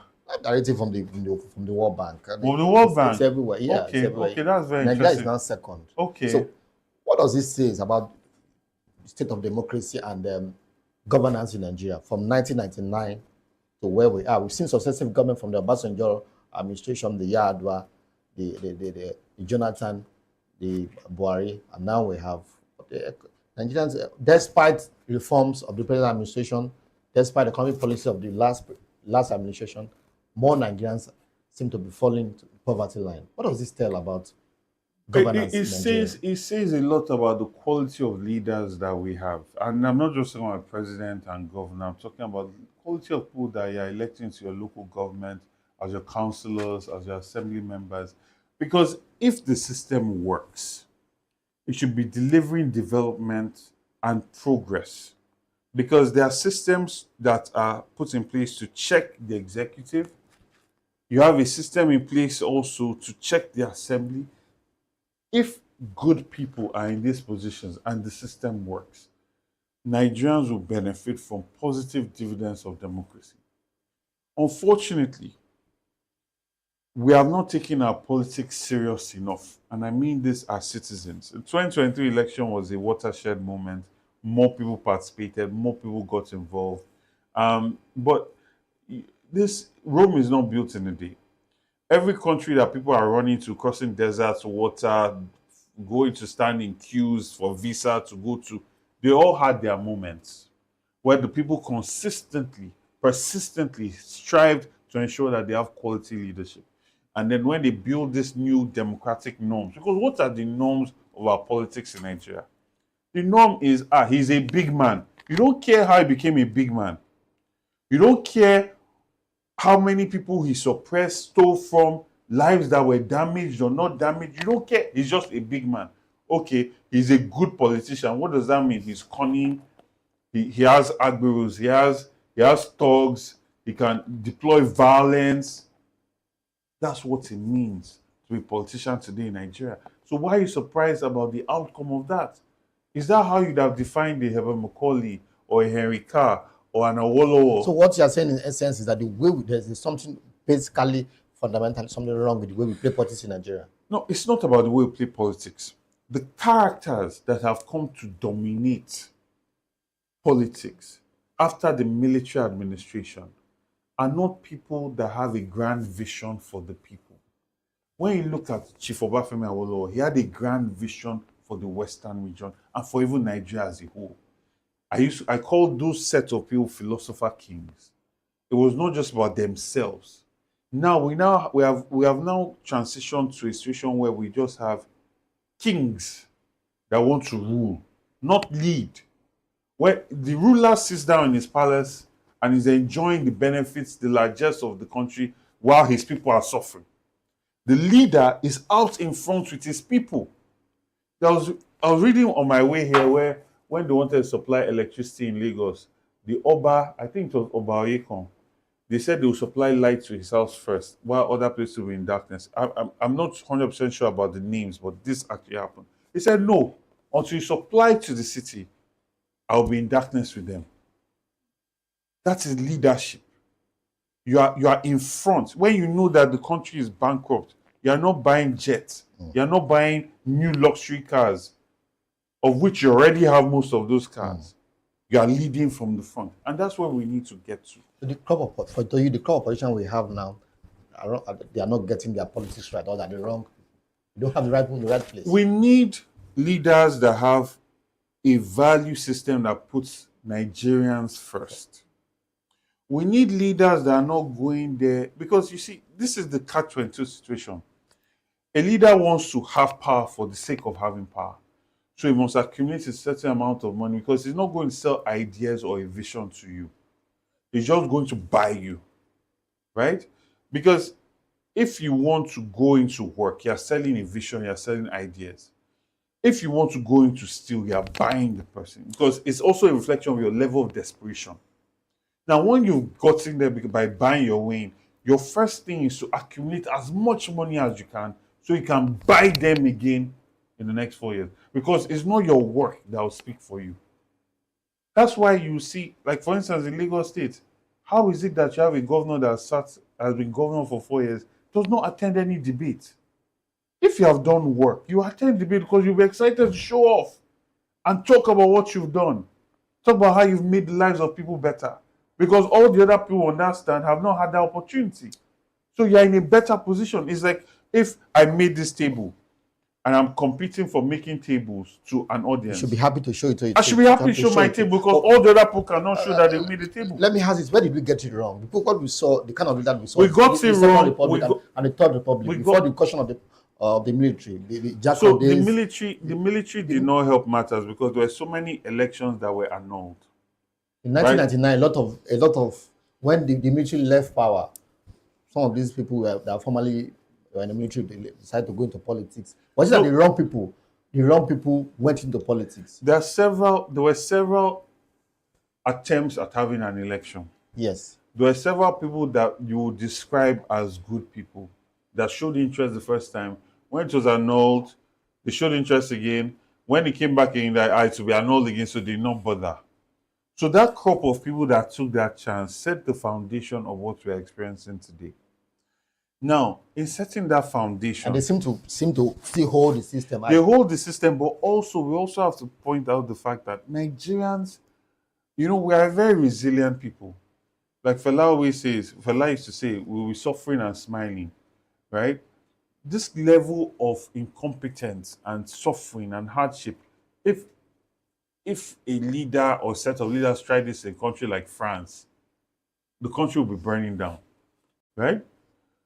But we are resilient. And unfortunately, politicians have taken that for granted, because they feel they can get away with anything. People will complain, they'll get back to life, they'll continue suffering, they'll continue smiling. So Nigerians need to take this thing. I know we started taking it seriously. We need to take it a lot more serious. We need to vote and stay there. When we stay there, we follow it all the way to the coalition center. We are there because your life, these things determine your life. People have also said, some politicians, some elder statesmen have said, if we look at the quality of people that we have in public office, they are not going to be there. But some people have also said it's about why governance, people in public office are not delivering because of the structure of the country, that we need to go back to the regional government. I spoke with Wale Oshun. He's a leader of Afenifere Renewal. You know him very well, Wale Oshun. He told me last week or two. He said, one thing I know is that Nigeria, as presently constituted, can only survive when the constitution is revoked. Otherwise, we are postponing the doomsday. When the constitution is revoked, it will solve a lot of things. I think that we practice. I think we practice a quasi level of federalism. So even what we have on paper, we are not doing it as efficiently as we should be doing it. States, because I think when somebody, it's just like how the president came in and he reverted to the old national anthem. There's this idea with Nigerians, very older Nigerians, that the way forward is going back, right? Because they've experienced parts of regionalism, but they don't realize that they won't also acknowledge that in that regionalism, that's how the Civil War came about. Yeah. With Akintola and Chief Obafemi Awolowo. Yes, the crisis that ensued. The crisis that ensued that then brought us to where we are, right? So it's not always just about looking back. It's also looking forward. People are also agitating to have more states. People want power to be as close to them as possible. Right now, we have a situation where people have as many states as they have their ethnic realities, right? So are those people going to now give up that independence and go back to be under a region? For me, I believe that if our states work the way they were supposed to, if our states were allowed to generate their own power, we need to take a lot more things off the executive. That's practicing true federalism. Yes, decentralize and reduce the power of the federal. Let's have our own capacity to have our security. Yes, we can have regional security structures, right? We can have regional security structures, but the state should be empowered to be able to maximize the benefit for its people. I don't want a situation where the state now is going to be looking to another place outside to determine the curriculum in this state. No, that's why we elect our governor, we take him seriously. We know that his vision for this state, he is accountable to us. He's not accountable to anybody else. So I want to see a situation where the state is given so much more capacity and power, just like what we have to generate power, to generate wealth. Just like what we have in the US, where we copy the present constitution. Exactly. So, like I said, it's a quasi-federalism, right? Why should a state not be able to generate power? Why should a state not be able to build his own ports? Why? There can be partnerships, but they should not be held back. That's why you have a lot of governors that are just coming there with just the idea of how they'll collect money from Abuja, how they'll share fact. You don't have a lot of visionary governors that are looking at the state where they come from. How can we create value from this state? Right? I mean, there are one or two you start to see, but it's not the general, it's not the typical description. We say we are practicing the American democracy, but we're not practicing the true federalism just like it's been practiced in America. No, we're not. Just doing surface. It's very surface. We pick and choose. So, so you copy the presidential entourage of the American president, but you don't copy the security independence for the state. I mean, it's just picking and choosing what is convenient. Some have said it's the constitution. We need to work the constitution. We need to that. Well, I'm saying the constitution that we have. Yes, I mean there was a confab, right? And there were a lot of suggestions that were made. People could look at that and say, okay, let us implement some of those things. And that's fine. But even before we get it, let us implement the constitution we have, right? And let it be workable. Let it truly benefit the people.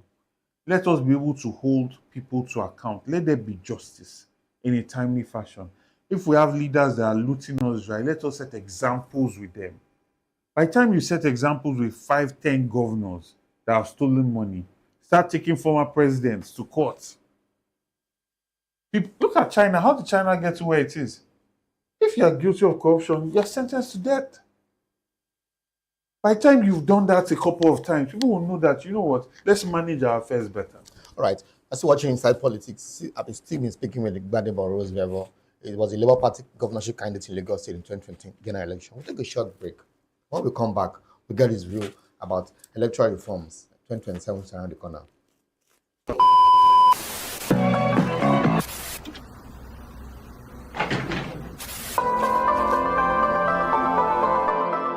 This is the Business Day television broadcast. So watching Inside Politics, I'm in your Bongi work. I've been speaking with Gbadebo Rose Vival, a governorship candidate for the Labour Party in the 2023 general election here in Lagos State. We're looking at the state of democracy in Nigeria. So, what was the experience like as a candidate in 2023 for you? What will you do differently? The positive thing for me, which was extremely remarkable, was to see Nigerians embrace hope. Nigerians believe that their country can be better. Nigerians mobilize without being mobilized, because prior to this, there's been the normalization of the monetization of politics. Yeah. So for anything to happen, you must be sharing money, you must be buying votes. At least in Lagos, that was not the case. There are a lot of people that just came out to vote, were very resilient. You had a lady that was stabbed in her eye but still came out to vote.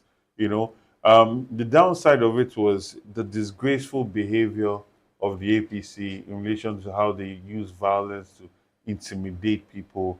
Um, the the level of it's one thing to talk and try to create problems with your words, nothing to use that and use associated with violence to intimidate people all across the state. So that was extremely disappointing, and it really set Lagos back in terms of our politics. It set us back significantly, which is why we must resist what has currently happened with the state assembly. But aside that, it was an experience that I treasure. I've learned a lot. A lot of loopholes that we're working to correct, and just staying the course, being consistent, letting the people know that there's an alternative, also holding the government accountable as much as possible, and also making a difference and trying to tackle and solve problems that are low hanging. Finance was a big issue, and it's always been a big issue in the election in Nigeria over the last 25 years. How a lot of people believe that that probably worked against your party, or maybe because of the poverty rate in society, people tend to I don't they agree. want to be given money before they vote. I don't to agree. exercise their franchise. Like I said, did you have any challenge dealing with? No. Like I said, this experience was a different one. It was people were coming out to vote. Yes, there will be the person that will sell their votes in different. Nigeria is very diverse. Nigeria is made up of very diverse people, very diverse sets of circumstances. If a person has only known poverty, they cannot imagine life outside of it. I don't know, if someone is living in a village that has hardly ever had light, and you tell them you give them light, okay, but they are not going to imagine that their village is going to turn to New York by a politician. So what's the level of their motivation to say no to 10,000 naira? But when you see people that have been exposed, educated, people that, not just even only that, there are lots of people that just want a better life. They resonated with the messaging that came out, and they're tired of politicians that were just coming every 4 years to give them 5,000 naira and then make billions of them while they continue to remain in poverty. And they came out and participated in elections. Looking at the controversy that trailed that general election, the issue of transmission of election results, the Supreme Court ruling that INEC has the right to. As completely disgraceful. Because the political parties did not tell Mr. Yakubu how to set the parameters of INEC. It was him that came and said, we are going to transmit results. We are going to do this. He said, this is what we are going to do. Only to now find out that he does not have to stand by what he said he was going to do. I mean, so much money was spent on that election. So much funds were taken from the European Union, from America, from the federal government, only to now tell us that there was a bug, that they had to turn it off. So who is going to account for that failure? What's the point of spending that money when we could not get the value of that money? And this is the problem in Nigeria. So people take money, they do not use it for what they are supposed to use it for, and they can still be walking around freely. There is no consequence. Accountability. Accountability and consequence. It's more than just accountability. You cannot move forward if there is no consequence. This thing that they did in 2023, do you see any way that the INEC chairman will be motivated to do things differently the next time? He's gotten away with it. I'm sure there are some parties that they're clapping for him. So he's gotten away with it. So you can now imagine which politician now is going to believe anything he says about the next election. And that's the problem. When people don't believe in the state and the state apparatus and what the state is saying, when there's a lack of trust, then they start to take things into their own hands. And as we head towards 2027, there have been the calls for electoral reform. Even INEC have listed 172 provisions in which they want to put into the electoral law. Some of them will need National Assembly legislation. What is your take about calls for electoral reform? We must have electoral reform. The present administration. We must have electoral reforms. Now, will we have electoral reform and they'll implement it? That I don't know. But it's a journey of 1,000 miles. It starts with one step, right? So we must push for electoral reform. There is no reason why a country that is in the financial situation that we are in which is Nigeria, is having election on 2 separate days. The cost of that thing is enormous. The logistic cost, the cost to assemble the military, the police, the cost for is a major, major cost. Why don't you just do that cost once? It's economies of scale. If the president or any responsible person was having a business, had a business, right, they will ensure that everything was done that day because they know it's cheaper. The cost of that bus that's transmitting those papers will pretty much be the same if you added 2 more ballot papers in it. Yes.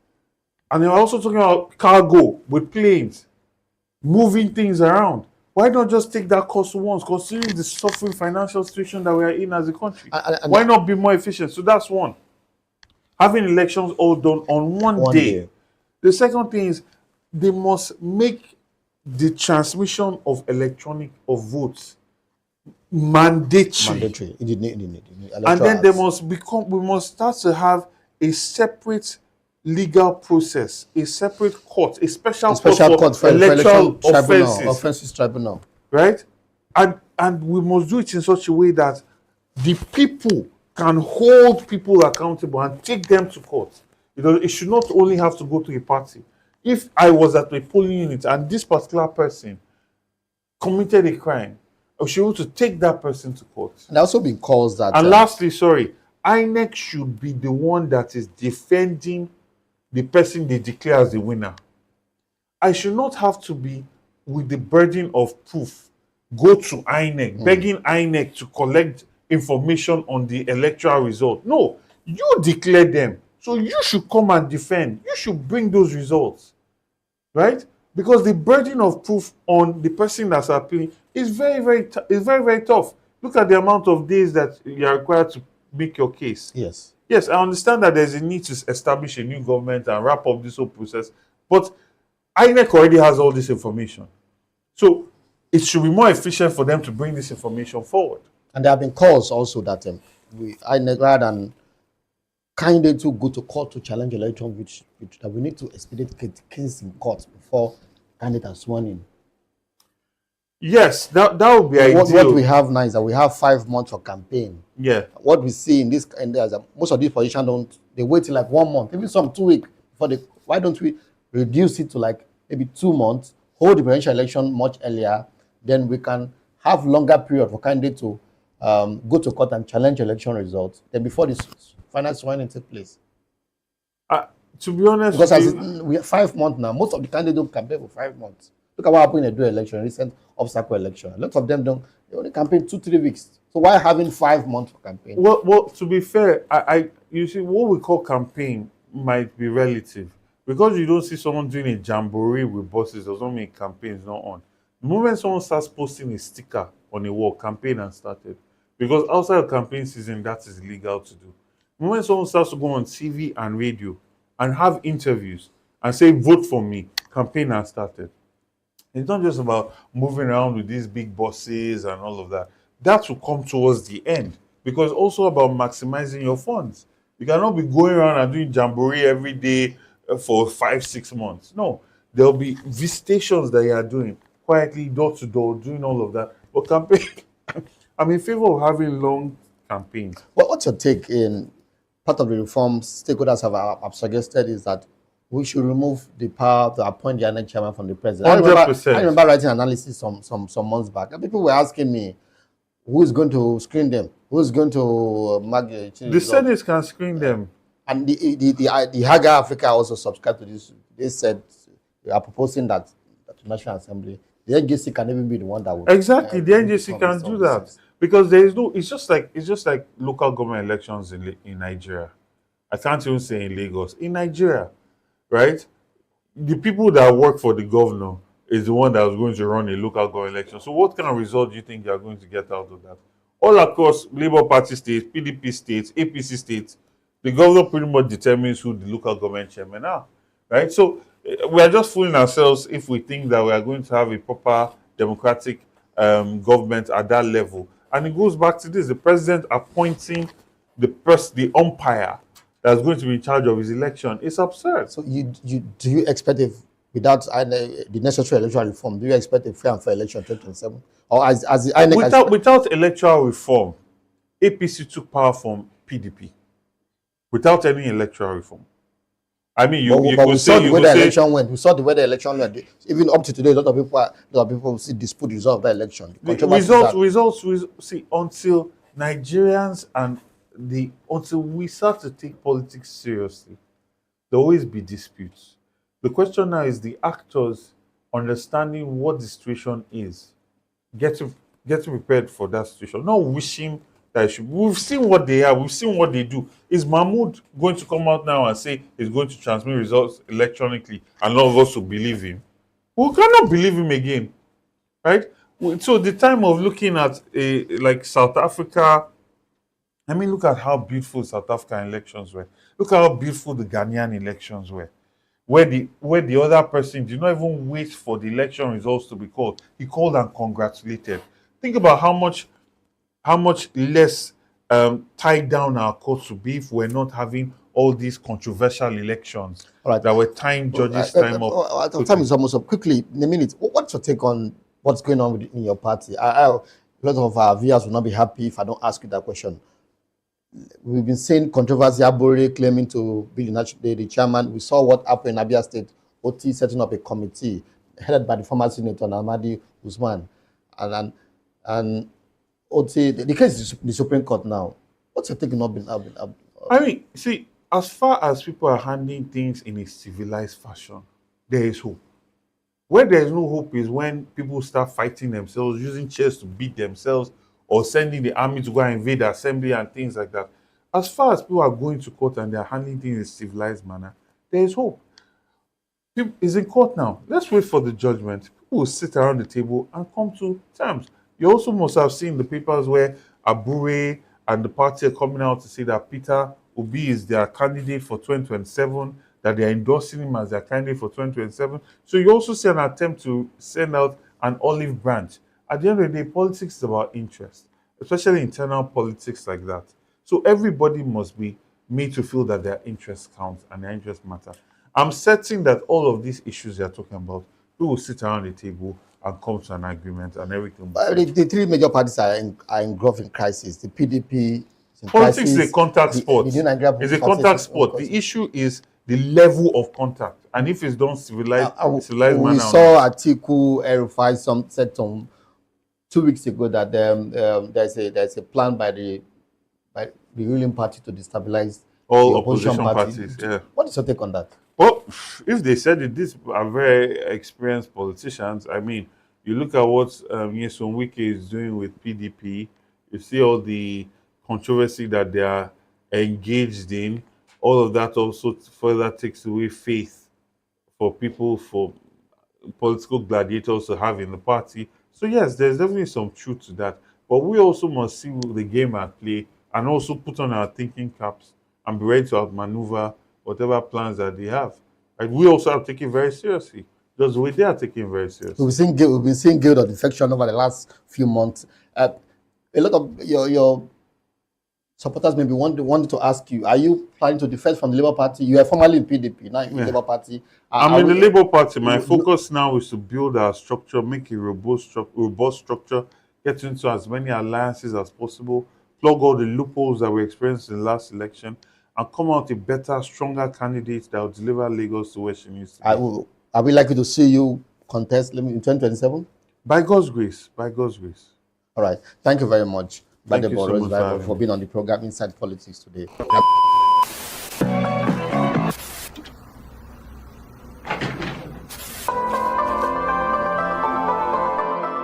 This is the Business Day television broadcast.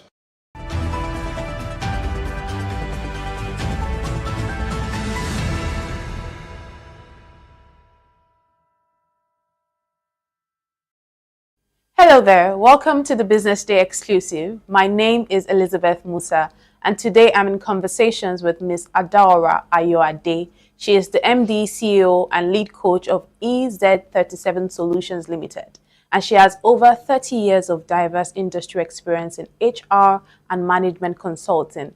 She's a professional coach focusing on executive and strategic leadership. Welcome to the show, ma'am. Thank you so much, Lizzie. Great to be here.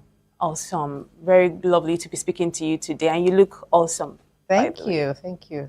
So let me start by asking, how did you, find yourself in this field of, professional coaching, and what are some of the impacts that your time on this job, what are some of the impacts that you have recorded? Interestingly, the way I found myself in this space was based on a request from a multinational client who recognized they had a need for coaching in their organization and reached out to me. And really, that was where the journey started and my whole interest and passion in coaching began. Now, with regards to the impact of coaching and the achievements recorded in the many years that I've been in this space, I would say that I'm increasingly and really very grateful to Almighty God, because there have been so many numerous achievements along the way that I struggle to think of which one to actually name as the greatest achievement. From being the president of ICF Nigeria chapter. ICF is the International Coaching Federation, which is the leading and largest body of professional coaches globally. So from being the president of the Nigerian chapter to being the global co-leader for Europe, Middle East, and Africa for ICF Education. Fantastic. Thank you. To being featured in Forbes, to having co-authored, the very first book on professional coaching in Nigeria, which is, coaching from the African perspective, to having received awards, leadership award, and most recently a Coaching Excellence Award. There have been so many achievements, and even the testimonials I have received from numerous organizational leaders that I support, multinational organizational leaders, who talk about the impact that coaching has had, not just on their personal lives, but even contributing to the success of their professional lives and, towards the impact in their organizations. When they talk about how coaching has led to and contributed to success in their organizations and the ROI that they were expecting, having received that, it's really been huge achievements for me and very rewarding. I would really say that the greatest achievement would be serving as a CEO of EZ37 Solutions. We are one of two accredited organizations in Nigeria by the ICF. And so being able to support thousands of individuals all over the world to transform lives, to impact organizations, really has been the greatest achievement. So really it's being the CEO of EZ37 Solutions and working with really incredible team members. That has been my greatest achievement. Fantastic. So what role do you think that coaching plays in organizational and individual transformation in general? So Lizzie, we're in a very fast-paced world. And, we really cannot bring the knowledge of yesterday to solve the ever-changing problems of today. And so for individuals, coaching unlocks their potential. It really helps them to have a growth mindset, to really, consider creative and innovative ways to find solutions to a number of challenges that they may be facing. Sometimes they have, obstacles they have to cross, and they're looking for ways to be able to do that. So coaching unlocks the potential of individuals, untapped potential. It unlocks that. And then for organizations, you find that, coaching really supports in improving performance. Organizations have goals that they want to achieve. And so coaching supports in enabling the achievement of those goals and creating a very enabling environment for people to really thrive and to feel engaged and to contribute towards the success of such organizations. So culture transformation, leadership transformation, clarity, change, courage. There's so many benefits that coaching provides for individuals and the organizations that they serve. Yeah, fantastic. And but speaking of leadership transformation, what are some of the areas that you have seen in your time working as a professional coach? What are some of the areas that you've seen leaders lacking in? So interestingly, self-awareness. Lizzie, a number of leaders are, they may feel, I know myself. So they may have the internal self-awareness, but the external self-awareness is lacking sometimes. So coaching really enables them to have a better perspective of how their behaviors are being viewed and, perceived and received. So I think self-awareness is a huge one. I think decision-making is another key one. You find that strategic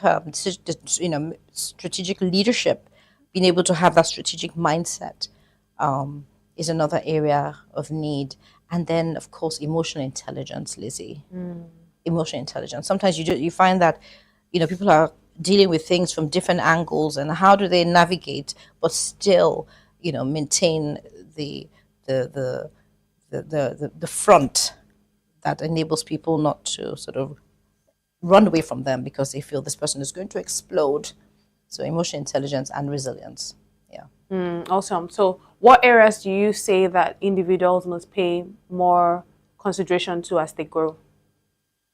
So individuals, generally, I would say there are a number of areas individuals should pay attention to, and some of which I've just spoken about, because we are all leaders in different capacities.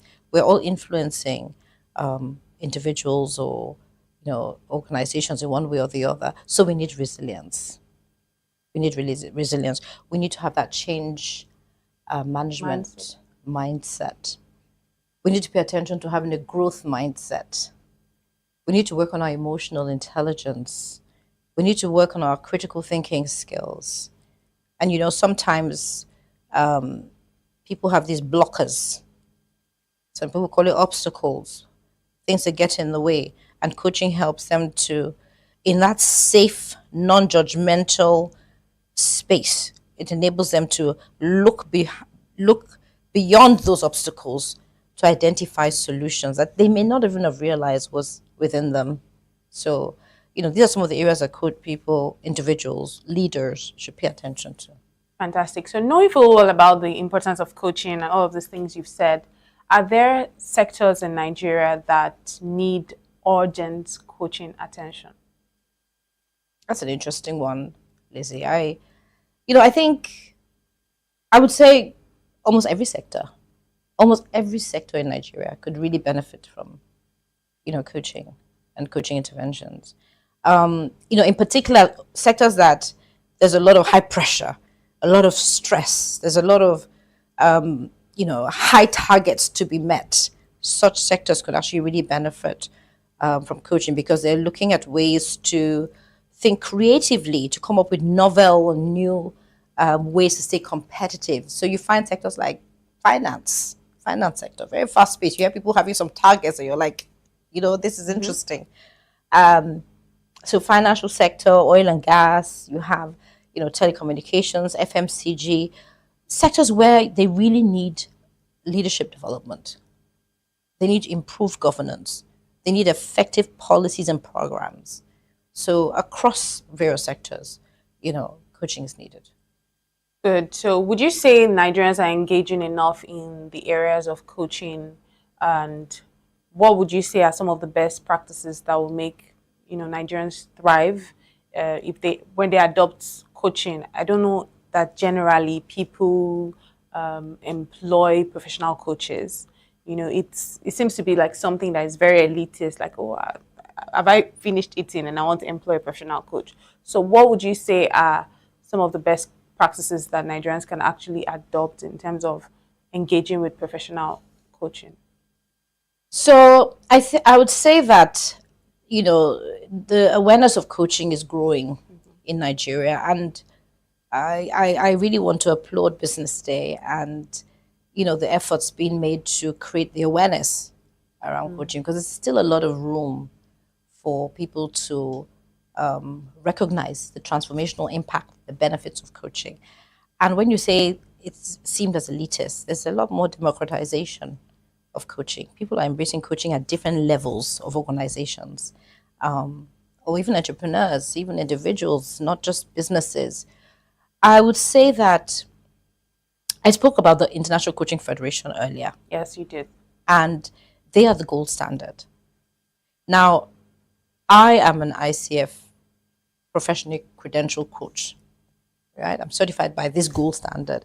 My organization is also certified. We're accredited by the International Coaching Federation. So really, when we're thinking about how does anybody ensure that the standard is maintained, is to engage with organizations like ourselves, EZA 37 Solutions, who have a promise to ensure that we consistently maintain, world-class standards and employ best practices in what we do when it comes to coaching. So we're offering coaching to organizations and individuals. We also offer pro bono coaching opportunities to organizations and individuals. So we're making it accessible.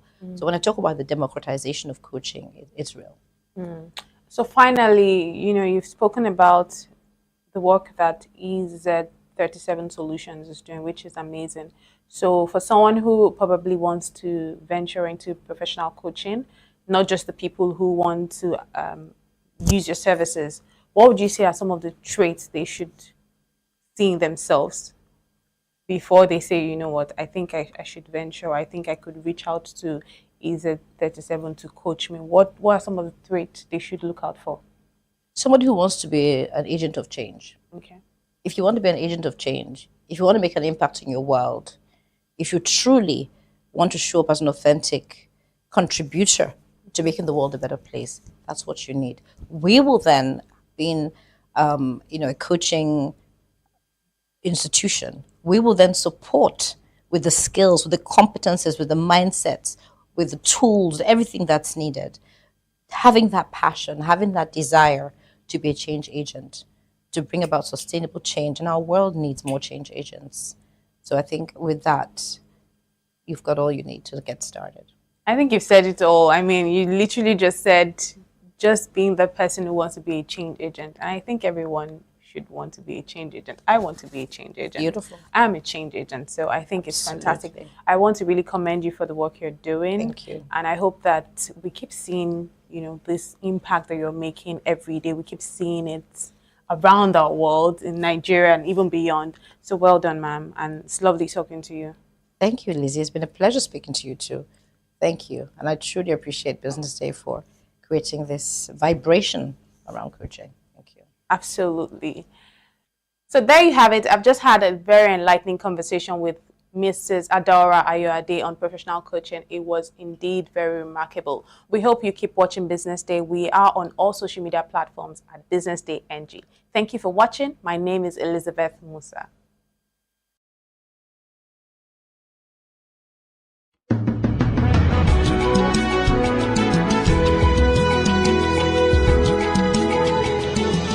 Hello, this is Bode Oshosami on Global Business Insights on BDTV, where we bring ideas and discussions on the business headlines.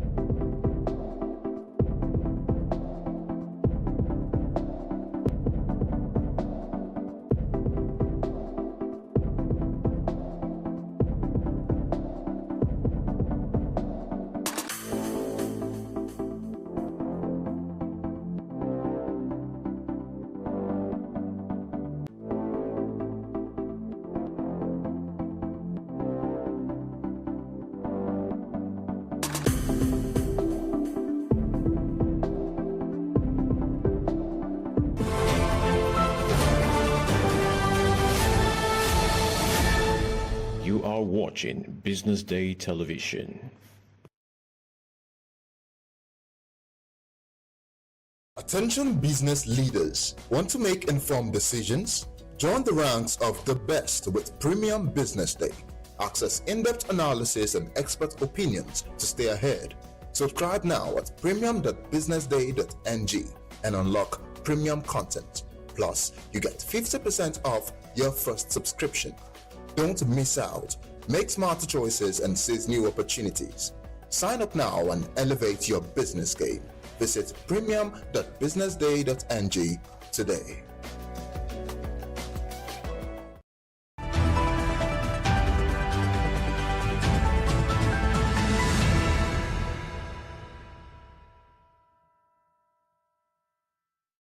Welcome back. This is the BDTV News Update at 10. I am Norma Obona. Let's see what's making the news headlines this afternoon. Adeleke meets British diplomats, accuses IGP of colluding with APC. You said never funded Boko Haram, American ambassador to Nigerians.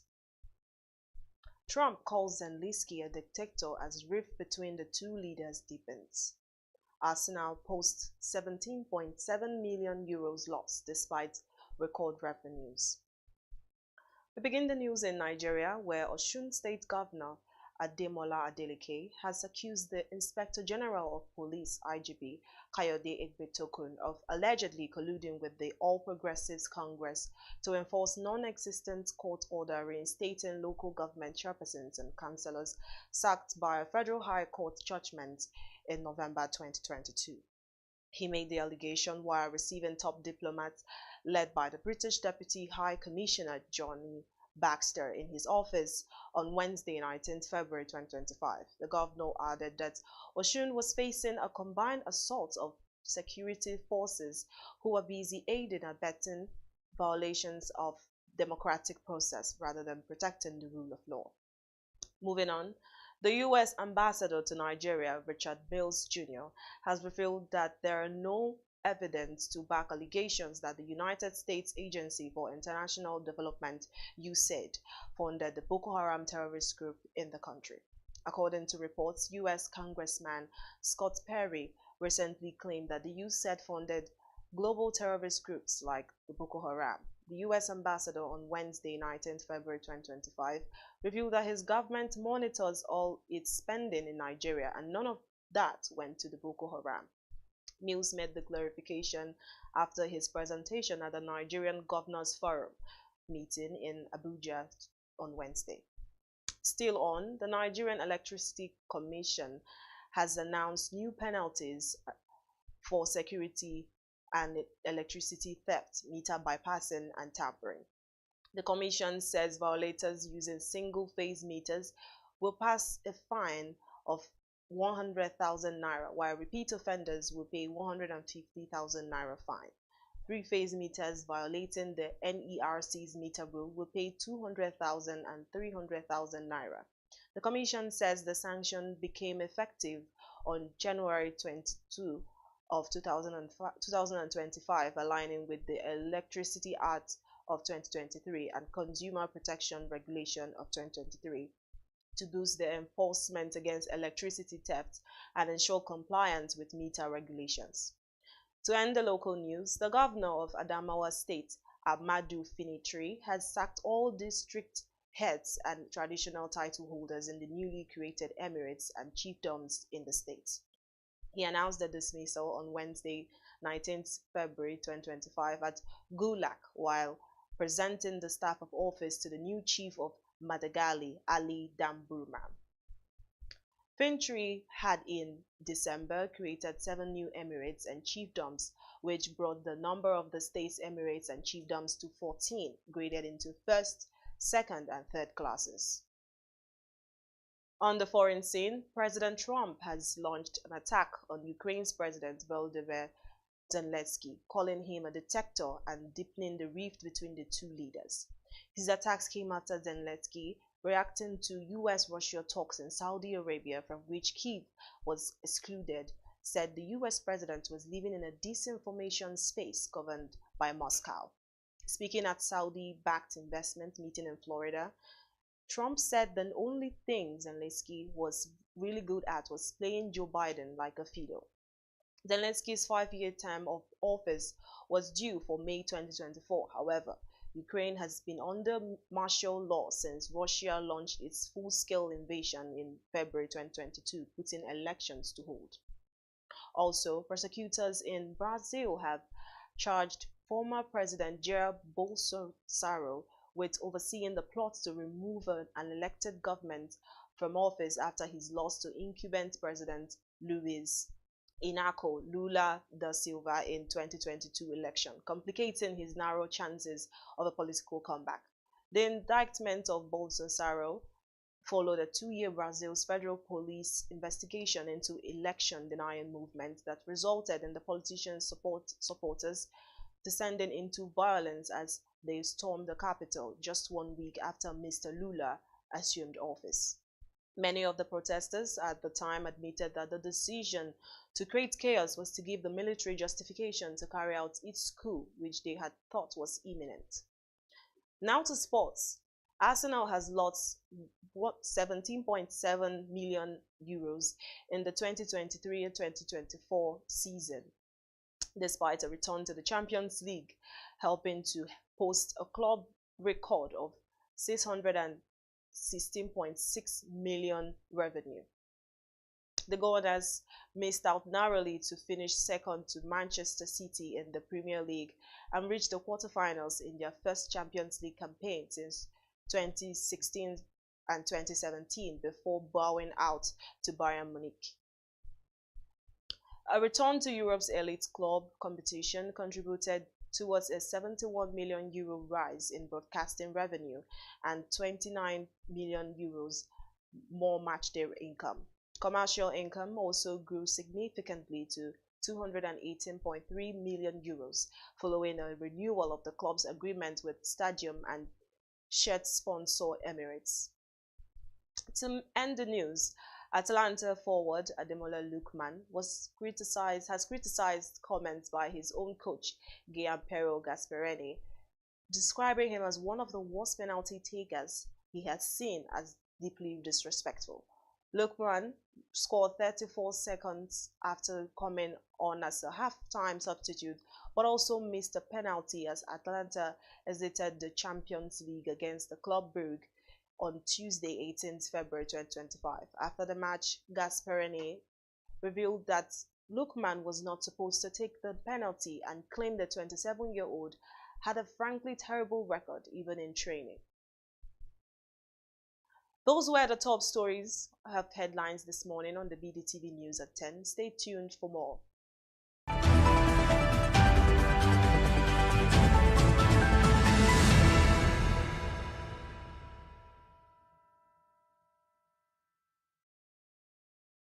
Attention business leaders. Want to make informed decisions?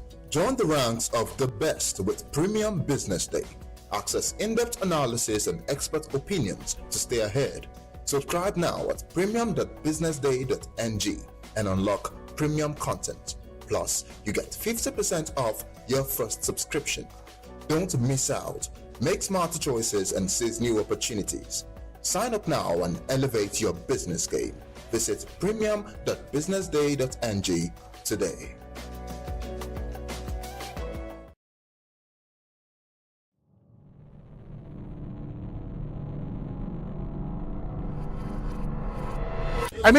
So actually started officially 2021. That's 4 years, but this is the third edition in 4 years.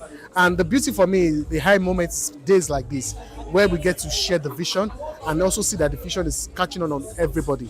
So we've graduated about 9 mentees already, and we have 15 of them that have been chosen today. So just having to see that people are growing, they are becoming better persons because they joined this program is enough satisfaction for me. Yeah. Okay, so a future big jumper, the growth is undeniable. Like we said, it's not just only marketing. We are teaching people what it means to be mentored, in life, not only marketing. And that's, for me, is something that anyone that desires that, you can actually apply. And in applying, just follow Beat Jumpers on Instagram, on Facebook, on all the social media platforms. You will get to see the the details of this. And yeah, we are going to be on TV too, so they get to see some of this. Okay, so for everybody that didn't make the list but applied, they are now in the community, and we engage them very well. So in as much as you didn't apply, we can actually still help you if you are good enough, and we know we can vouch for you. We can help you get a job, placement in different marketing firms, because we have that network. Even in different industry, we have that network. So just keep at it. First of all, signify your interest in BJump. Then we can take it up from there. Okay, so you've not heard of BJump, but BJump, I will tell you, is the first reality show kind of mentorship for the corporate world. And for us, you will get to see our products than the name. You know, we are very, very much excited of what we have built in the last 4 years, and we are hoping that, you know, when you get to meet any big jumper, you can distinguish them from every other person, and that what would be my recommendation at this point in time. You know, I tend to shoot straight. Yes, please. Actually, was asking the question: what actually is your motivation for doing what you're doing? And secondly, who finances this? Because I know that mentoring or training people is an expensive exercise. We have done it. We still do it. Now imagine you take on 18 young people as this, and they go through a 1-year apprenticeship, in which period they're just paying them and teaching them, and they are not really contributing to the core business. So it's a very expensive exercise. So I want to thank you and congratulate you for what you're doing. You really can't tell. I mean, you must have an idea who your mentor is, either in terms of his professionalism, his attitude to life, whether you think he can actually positively impact your life. So you just don't walk in and say, oh, this is going to be my mentor. You must, I think, you must have looked at that individual. You must do a little bit about that individual. You say, look, I want this person to be. That's what I would. The initiative is going to go a long way because we find out that a lot of young ones are not taking advertising seriously. So with this initiative, having mentors is going to go a long way because they're going to learn, firsthand. They're going to have hands-on experience, and this will be a dramatic change for them. So it's exciting to be here this evening, and I'm very, very, very grateful to the organizers of this mentorship program for bringing this in a time where we young marketing and advertising people are not really and are not really tutored on what it takes to be a successful adma. So I'm expecting great stuff, basically to learn from industry leaders, as we told and according to the things on social media. There are successful marketing professionals that are going to be taking care of us by mentoring us, teaching us on the nook and cranny of what it takes to be a successful marketing practitioner. And as you know, the program is all about marketing, entertainment, and technology. All these three sector works in hand to create magic in the advertising industry. So what I'm expecting is to learn, unlearn, and relearn about the things it takes to be a successful marketing and advertising practitioner. Thank you. Mentees should look out for. I think not just okay because I like this person.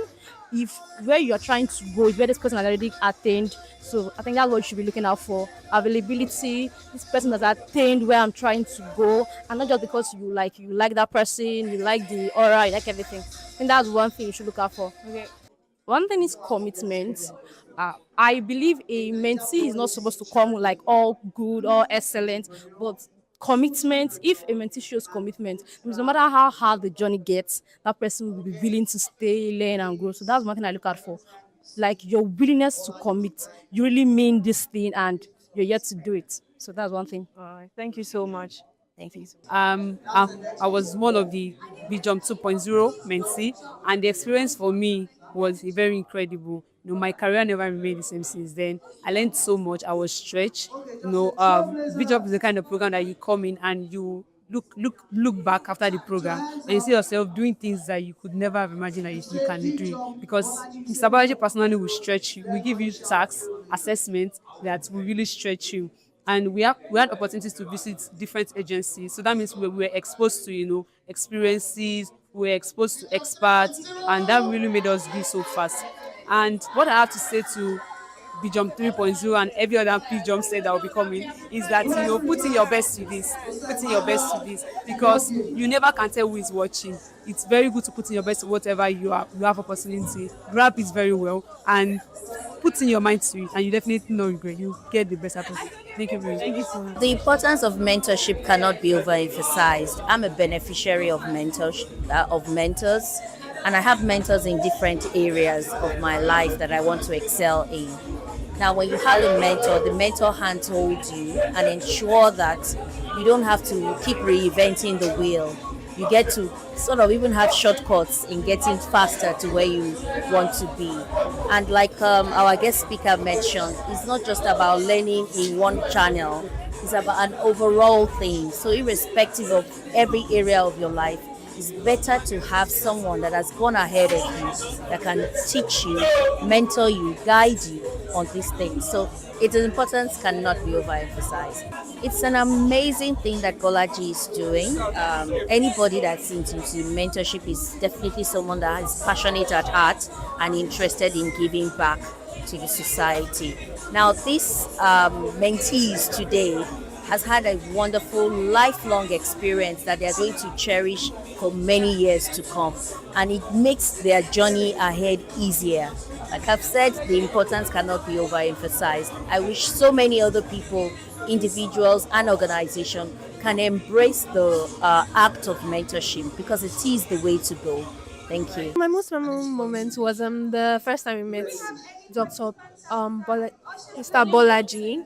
Yeah, so it was very, very, how would I put it? His presence was very, very interesting, unique. This has been such a surreal experience.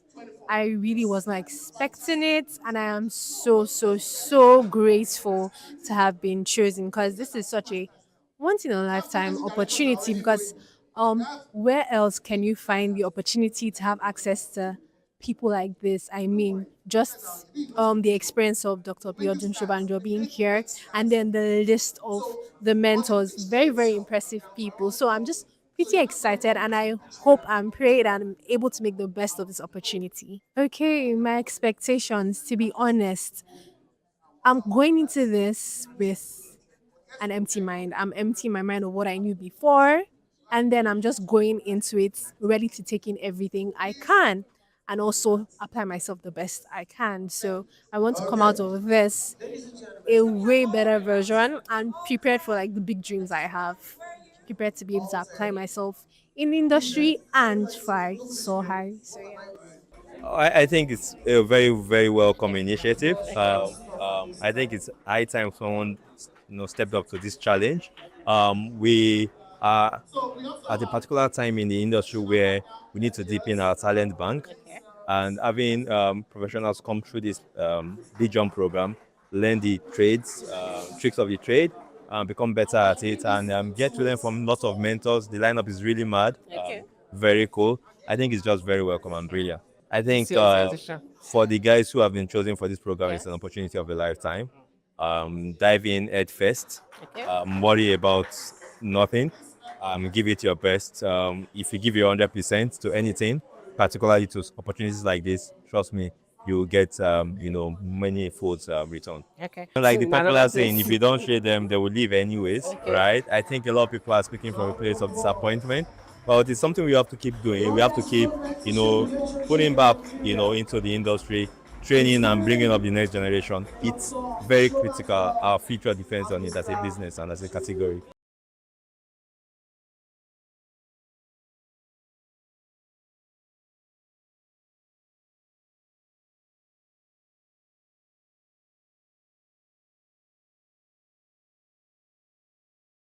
Attention business leaders. Want to make informed decisions? Join the ranks of the best with Premium Business Day.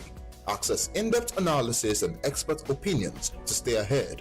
Subscribe now at premium.businessday.ng and unlock premium content. Plus, you get 50% off your first subscription. Don't miss out. Make smarter choices and seize new opportunities. Sign up now and elevate your business game. Visit premium.businessday.ng today.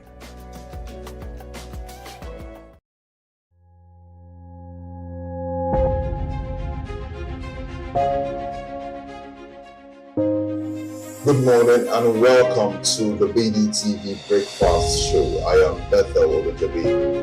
My name is Elizabeth Musa. And this is the social listening segment on the BDTV Breakfast Show. We're talking about the Fly Nigeria Act. Can you give us a background into what this is about? We are here today on the streets of Lagos, Nigeria, to gather opinion about a pressing issue. I go look at the cost of petrol. We get very Nigeria with the suffer. The income is not really increasing, but the prices of items are increased. Nothing like service again. No. You only pray for that money to reach you that month. There's a lot of high pressure, a lot of stress. There's a lot of high targets to be met. I was quite strict. In my mind, I said, looking for my hand, my picking go spoil.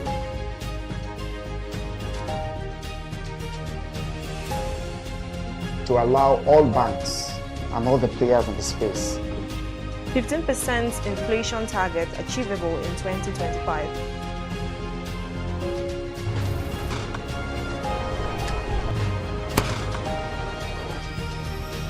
The command and vision philosophy of both the Chief of Defense Staff, the Chief of Army Staff, and indeed all the service chiefs.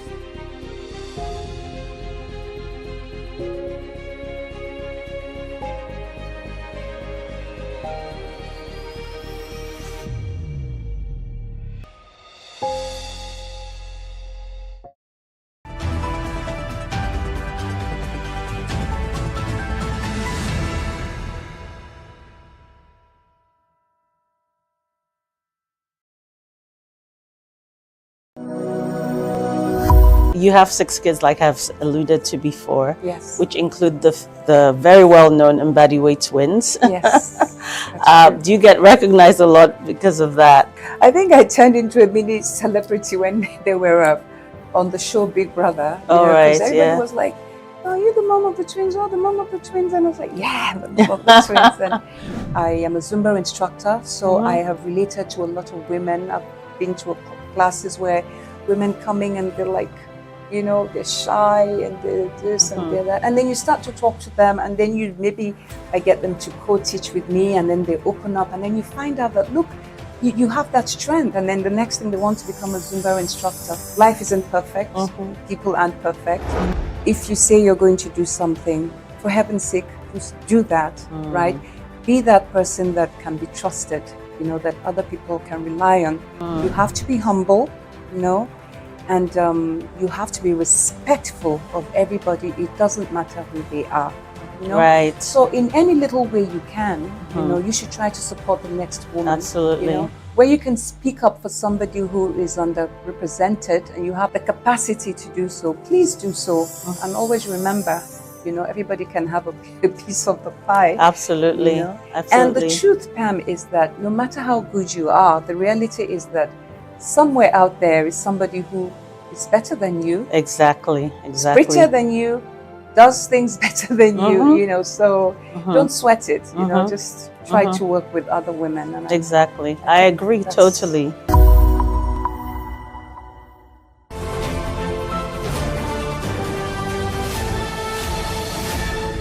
You are watching Business Day Television.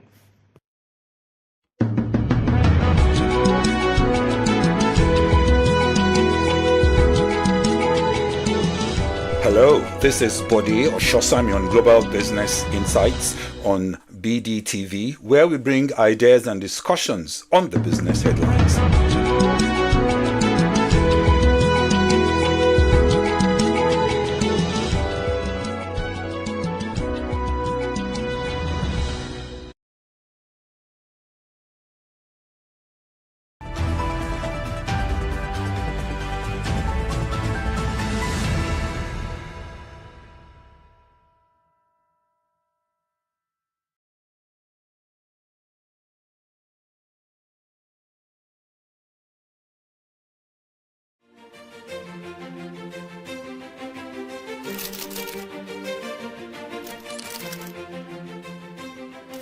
I am, of course, a great admirer of the impeccable credibility, professionalism, and business savviness of BusinessDay. If you really mean business in Nigeria, start your day with BusinessDay.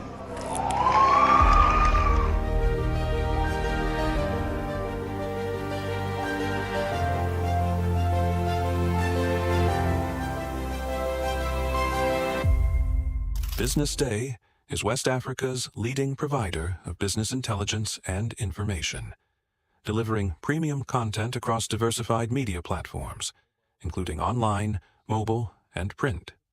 Since its inception in 2001 with a weekly newspaper production, BusinessDay has expanded its reach to provide exclusive content accessible through print, mobile, and online channels. Our premium offerings are further enriched with syndicated content from esteemed sources like the Financial Times, The Economist, and the Harvard Business Review. At BusinessDay, our mission is clear: to be the foremost provider of business and financial content, empowering readers to make informed decisions in Nigeria and Africa.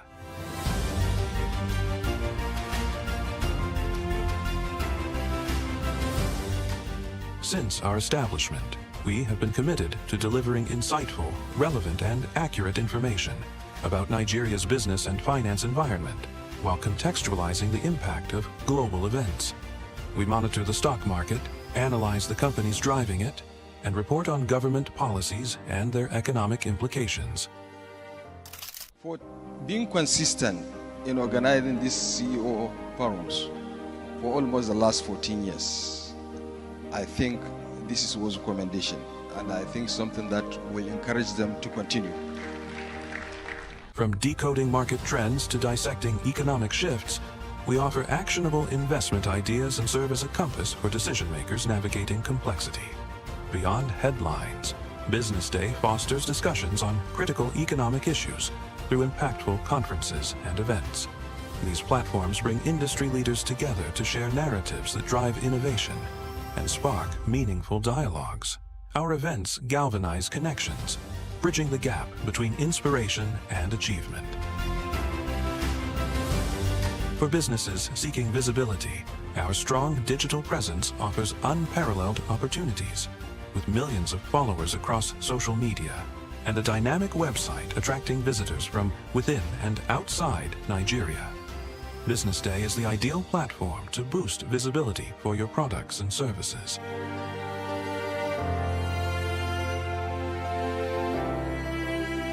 If you're looking for in-depth analysis and expert opinions on Nigeria and Africa's business landscape, BusinessDay is your guide.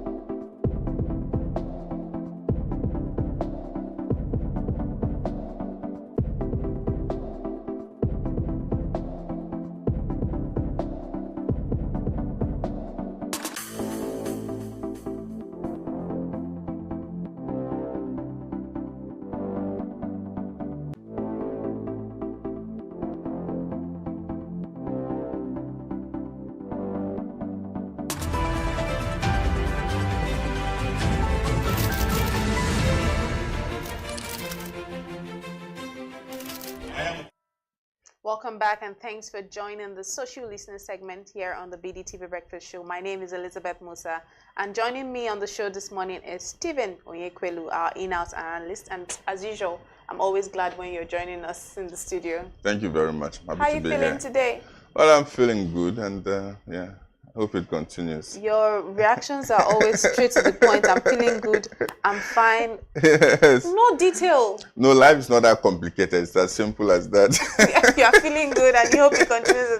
Well, let's see what we have this morning on the social listening segment. As usual, we'll center our discussions on top trends across social media. We have a lot of interesting updates to unpack today, but we'll start with one that's really caught my eye. To begin with, the security outfit in Anambra has announced that they will begin arresting women seen publicly without bras or panties. Now, this announcement was made publicly by a man with a loudspeaker. Now, in this video, which was shared online, the man explained that the order is from the state governor, Chukwuma Soludo. He also added that women seen publicly wearing just panties will also be arrested.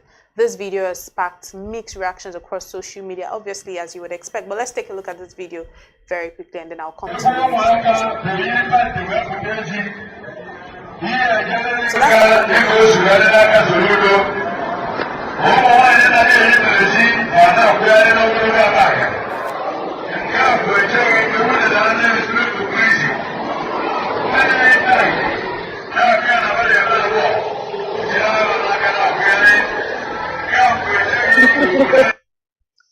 well, there you have it. It's just a really short video. The man speaking to a speaker. We can't see the man in question, but obviously speaking to the situation. Mr. Stephen, you probably want to help us to do a little bit of Okay, so that video, from what I understand, that announcement happened in Abagana. Abagana is a town in Anambra State. I can't remember the local government now.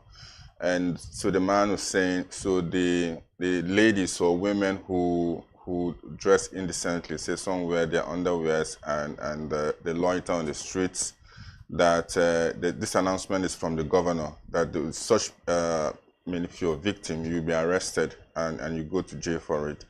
And then those also who generally dress indecently, so you'll be arrested. So there's a law, maybe a policy that would that provides for the arrest of such people. What law? Is there really a law that provides for the because arrest? that's now going into the conversation, because the question now will be, it's quite complicated in the sense that, so is it really about morality or just again another way of controlling women? So what would you then say about men who appear in public shirtless, or those who sag their trousers? I don't even want to even go deeper, because you said many times you see men with their trousers and then you kind of even see like some print. What are we going to say about that? So that's why I'm worried.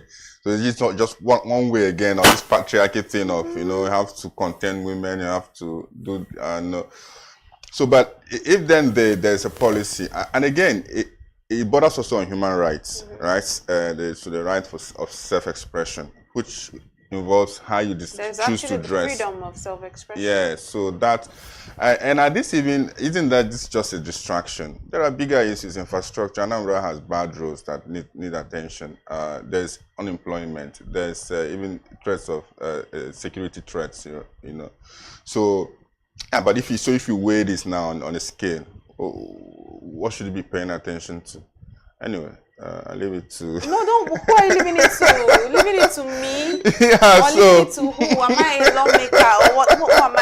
But let's see how people are reacting. There are more things to pay attention on social media. All right, then. But you have to still share more of your thoughts. Okay, that's fine. You're not going to leave it to me. I'm not a lawmaker.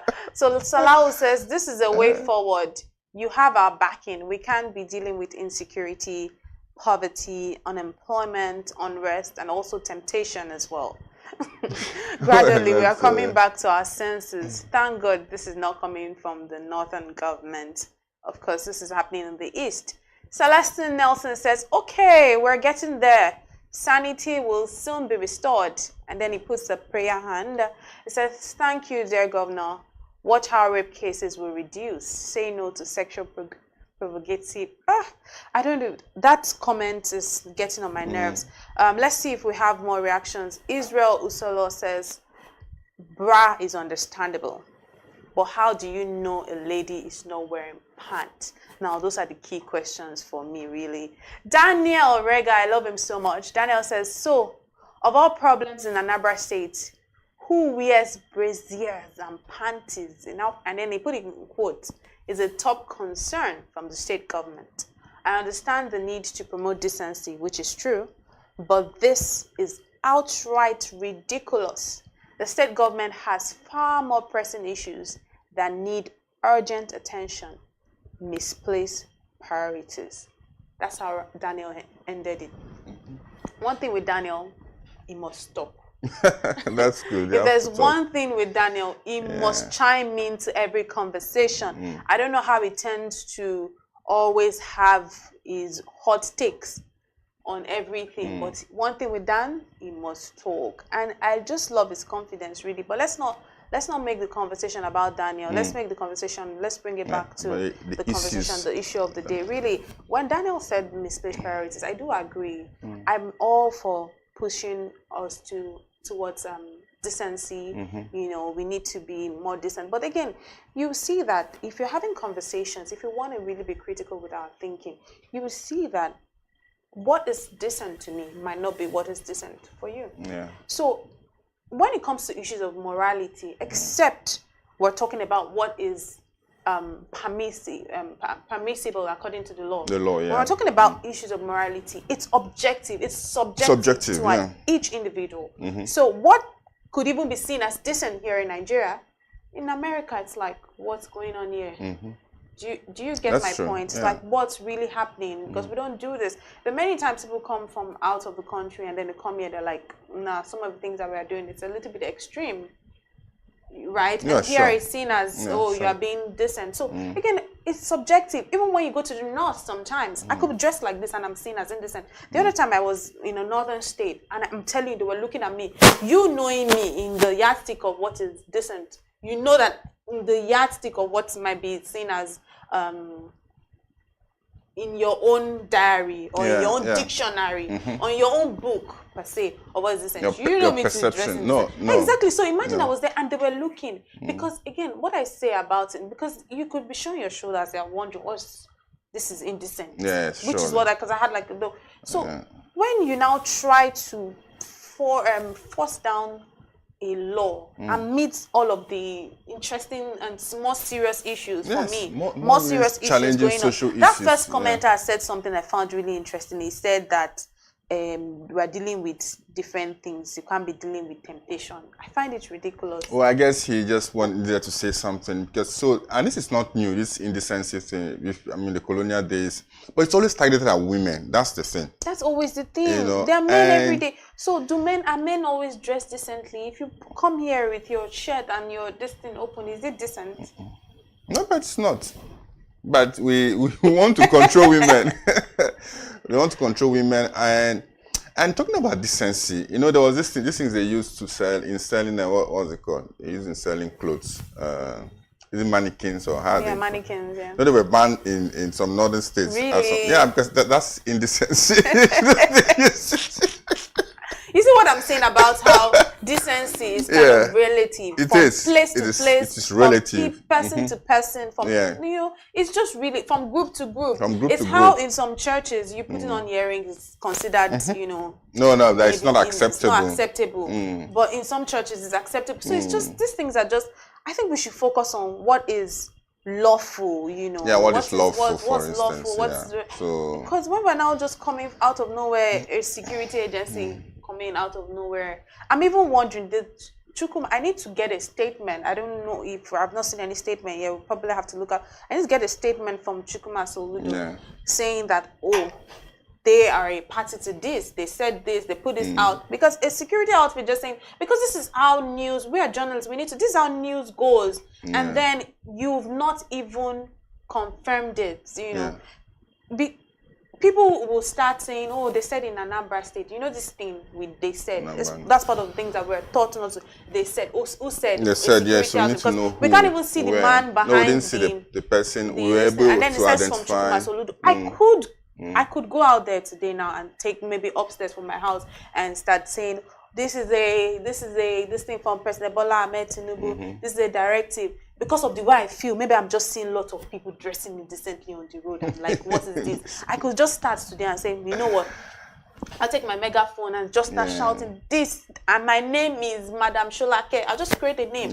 My name is Madam Sholake Aina. This is a message from President Bola Tinubu that everybody in and this area, some would take you and people are seriously. that's how it's going to circulate. Okay, someone and they said say, it. oh, She truly, announced there's it. one that had it truly, and then it becomes news that President Bola Tinubu said people must not walk.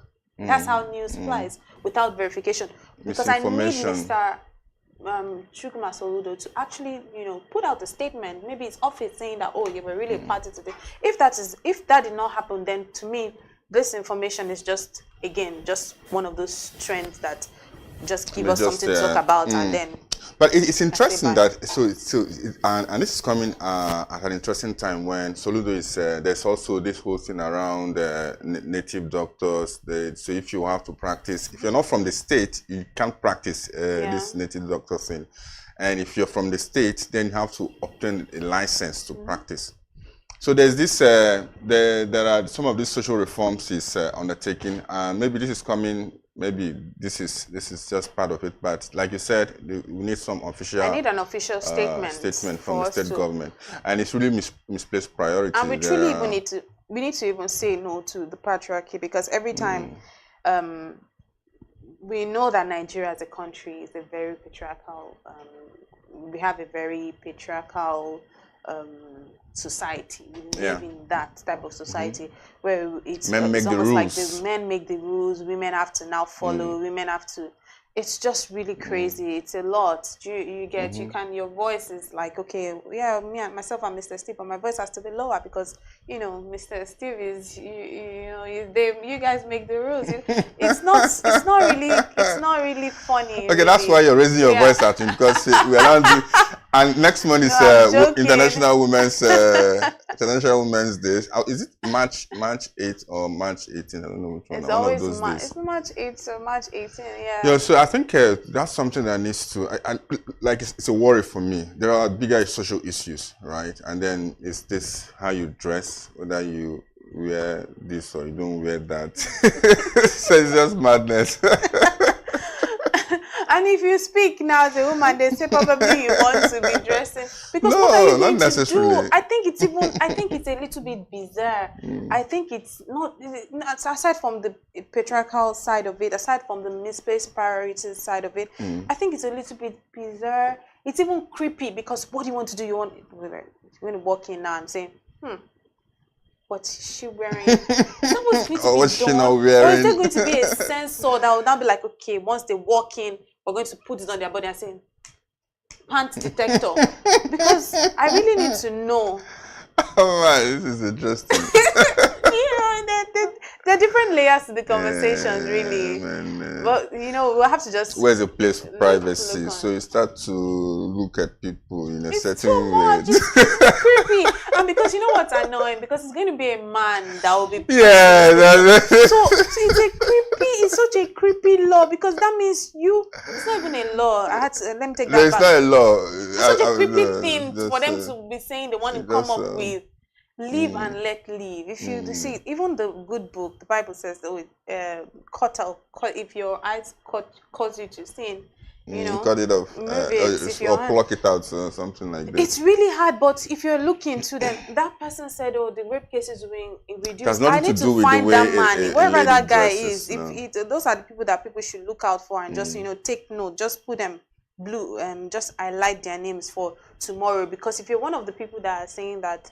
Rape cases. So do you mean that because people you say a woman maybe that according to your standard of decency is not dress decent, so you're going to go and rape her? What does that make you? So where is it? Because there's also the human rights thing. You remember we were talking about, and sometimes you even find that in climes or countries where you have women even cover themselves well, there's still rape. Yeah, there's still rape cases. Lots. Yeah, it will shock you that sometimes it's high. I don't have the numbers, but there are interesting loads and loads. So shouldn't there be a law also saying that maybe since this man came now to announce on the megaphone saying that you're going to look at people, women putting on bra and panties, they're going to arrest them, blah, blah, blah. There should be a law saying that, oh, we're going to be looking at men who are looking at women in this way. We're going to arrest them. Why is there never a law? I should probably do that from my house or take a megaphone. This is a law from if you're a man and you're seen wear shirtless in public, or you're sagging your trousers, this is the law, and then we'll circulate you it go to online. jail for and it. then it's to make rounds, and then people will be scared. But let's see what we have again, still making the trend this morning. Let's move on now. The National or the Nigerian Electricity Regulatory Commission, NERC, has introduced new penalties for individuals and businesses found guilty of bypassing electricity meters. The NERC made this known in its newly issued revised order on unauthorized access, meter tampering and bypass posted on NERC's X, formerly account. That's from their X account on Tuesday. Now this looks more like it. This is official. The new order, which took effect on 22nd of January 2025, aligns with the Electricity Act of 2023 and the Customer Protection Regulations Act of 2023 to strengthen enforcement against electricity theft and ensure compliance with metering regulations. Now, this to me looks like actual better priorities, but let's see how people are reacting to it on the social media space. Netizens always have something to say, and they will never not meet up with your expectations. Distill Water says they should come and tell us why Band A people are not getting 20 hours of power supply and why National Grid always collapses. Why are there no penalties for the two? Very, very cogent question. Richie goes on to say, you guys need to drop the penalty for not supplying power 24 hours for Band A users. It has to be both ways. I mean, we have to call them out as well. Safresh says, what are the penalties? I need to know so I can be sure if I only be doing it at night. Olason Forest says, if you have the opportunity to bypass, please do. It's your own little share of the corruption going on in that sector and in Nigeria at large, but make sure they don't catch you. Look, Nigerians will always... The views are just representative of the public attitude and opinion. I love this comment a lot because representative. Truly, really. I like it because it just shows the different angle. The person that is saying, man, you better go and do your bypass, take your own share of the corruption going around. The person that is saying, you know what, tell us why Band A is at somebody. I think that for my own side, I don't know what, but I think for my own side, we have like 22 hours in general in a day. For Band A, now I'm not sure I'm in Band A then, because I get way less than that, maybe around 14 hours, about that. Yeah, so that's definitely not Band A. I should expected to, and then one of the steward who said there should be penalty for the national grid that keeps collapsing and for not supplying Band A users. Who's going to penalize them now? Yeah, but then you want to penalize those who are trying to survive, right? Now I'm not in any way supporting the bypass thing, right? But it's a reaction to there's corruption in the system, and there's a metering gap, right? And you know that there are insiders even at those distribution companies so often there's an insider helping those doing this. Yeah, yes, I can tell you. Also makes money. Yes. So there's that corruption happening there that then it's emboldening those who eventually want to do it. You have the other one saying, okay, you need to do it, but make sure you're not caught. Because when they catch you also, that's when the penalty will not apply. But why are we always thinking in terms of penalty? Why are we not thinking in terms of solutions? Yes, incentivize. Yes. So even make people happy to comply. Okay, so when you comply, you will get to so and so. And not when you don't comply, like the one in Anambra State says it's about penalties. We'll take you to jail. Yes, you have a point. Like, that's food for thought. We're always thinking of penalties instead of giving incentives. So people are willing to even comply. Oh, you're happy. Well, I know it's tough. Human beings can be very somehow, especially Nigerians. No, can be very creative, both in a good way and in a bad way, right? But I think we need to be serious about it. There's a metering gap that is happening. There's metering gap, right? Those who are supposed to get meters don't have meters, and when you have a meter, the motivation to bypass is less, because I have to really, maybe this is an opportunity for me to just give a shout out to my landlord at this point. I think that the man is such an please do. So what happened? No, you hear the gist off cam. We'll take it out of here, off the record. But I think that, when I'm hearing, you were very thoughtful. When you're saying this whole metering gap thing, I'm like, oh, I think this man is amazing, because he has really made some amazing things happen. Okay. Because people come down and they're like, oh, you don't have this, you don't. Wow, you are lucky, or like you don't have to deal with this. And I'm like, I think the man has really done amazing. Yeah. I don't know how mounted it is. At this point, I'm thinking, so because to have certain things in Nigeria, it seems like you must have some sort of mouth of privilege. So it's not making him see him in a different light. Like, wow, you must be really something, for you to be able to get all of these things. To have got these things in place, But those comments really, I like those comments a lot. They were very. They are representative, really. They spoke for everybody. The one that spoke for, Bande, why don't we have enough light? The one that spoke for, you better take your share of the corruption going around. That was hilarious for me. There's so much corruption also in that sector. Yeah. Well, not only in that sector, like but they need to go inward. When anything is happening, when people are complaining in society, what and whatnot, you need to look inward. Yeah, surely. Because the rot is always coming from in. So when police is saying, so XYZ, the people on the inside are the ones that are, what's the word? The people on the inside are the ones that are feeling it. Yes. To the outside, they understand the system. They're the ones that understand. So if there's a rot in any place, it's the people on the inside. There's a proverb that says that it's a Yoruba proverb that says that the termite that is eating, is it a termite? The insect that is eating the vegetable, it's inside the vegetable. Oh, it's surely. It's true. But thank you very much, Mr. Stephen. It's always a delight speaking to you on the social listening segment. I always really enjoy it. And that's how we bring it to a wrap here on the morning show. Stay tuned for more. My name is Elizabeth Musa. Keep watching BDTV.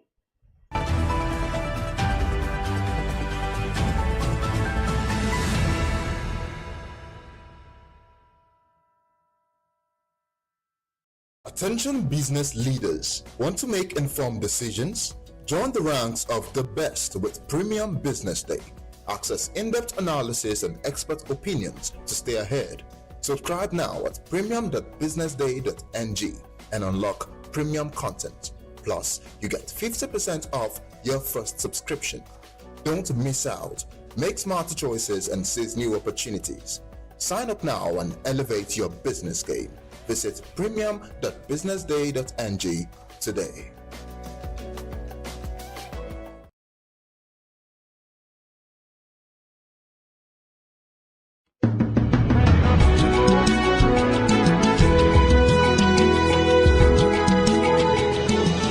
Hello, this is Bode Oshosami on Global Business Insights on BDTV, where we bring ideas and discussions on the business headlines.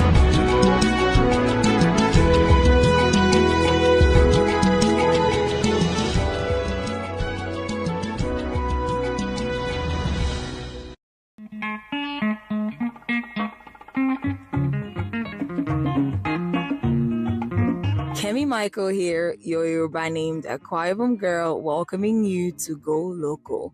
We took a trip down to the town of Kenta in the heart of Abeokuta, where we met with the Otun Iyaloja of Kenta Kampala Market and a few traders. Chief Mrs. Olukene Somuyiwa Odunlami. I am the Otun Iyaloja of Kenta Kampala Market. Yeah, good afternoon. My name is Kaka Aisha Remilekun. Adira was once, and still is, a closely guarded family secret in Egbaland. Parents carefully taught the techniques to their daughters, and the wives to their sons.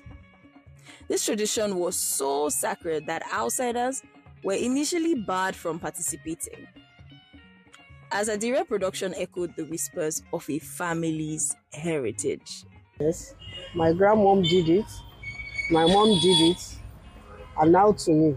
And by the grace of God, my children are still on it also. They're learning.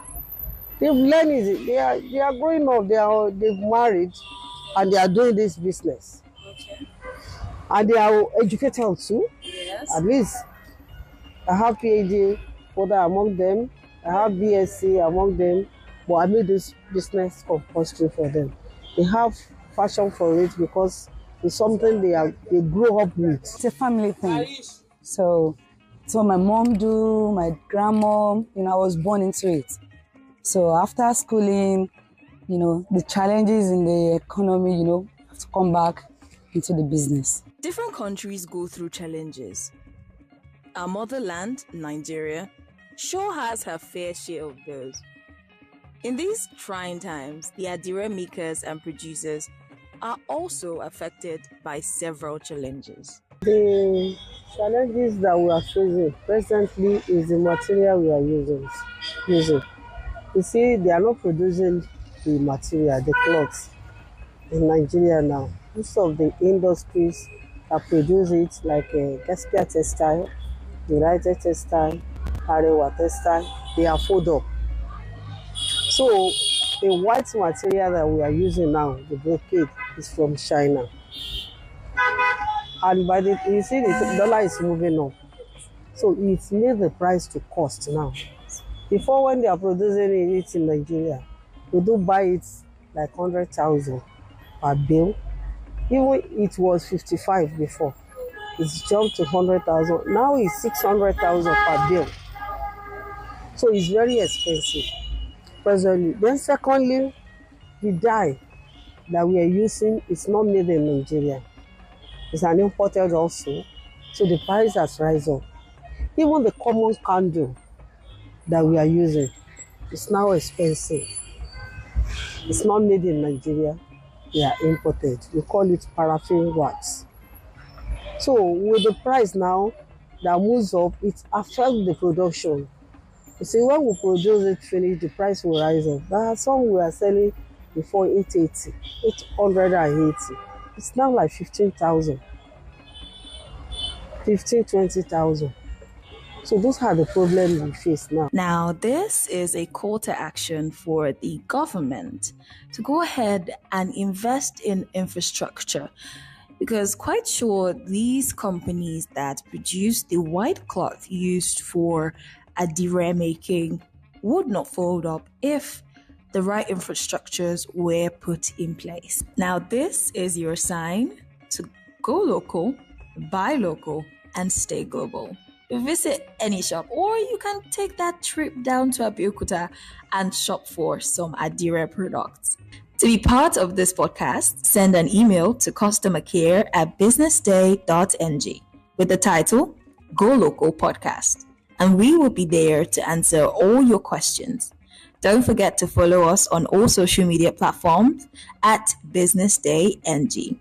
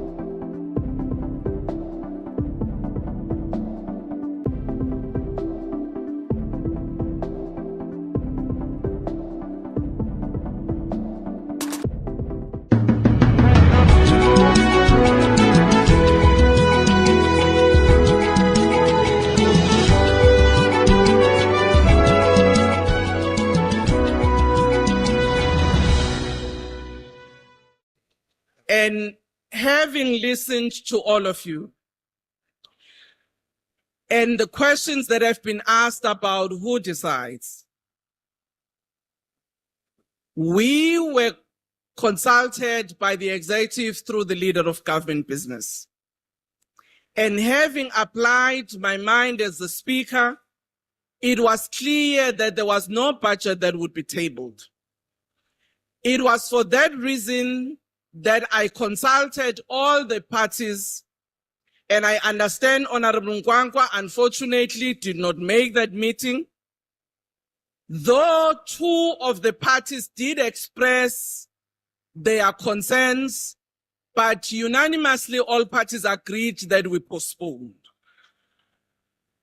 And Honorable Malima, I said two parties, which is the EFF is one, MK is another. Yeah. No, ATM was not in that meeting. So can you please not raise those issues which were not part of the meeting?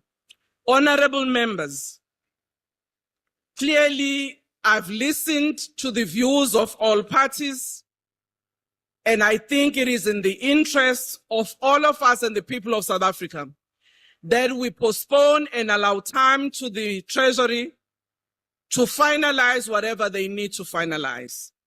You wanted certainty.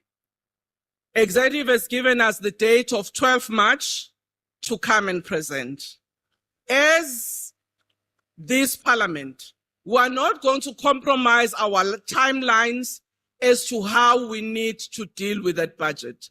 So no time will be shortened for us to deal with these issues in terms of our timelines. So I want to thank honorable members and adjourn the House. Thank you. The head of South Africa's largest asset management firm, 91, says the unprecedented postponement of the budget just before it was scheduled to be tabled in Parliament is not a crisis. He added that the need to resolve differences over tax hikes points to democracy in action.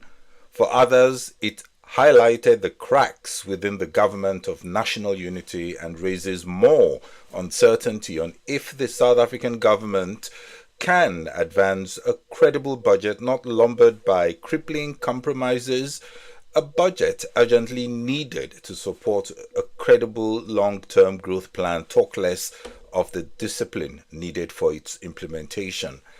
The rand weakened significantly as markets were sent on a panic following the unprecedented postponement of the budget speech to March 12, 2025. Hello, this is Bode Oshosami on Global Business Insights, where we look closer at the main business headlines.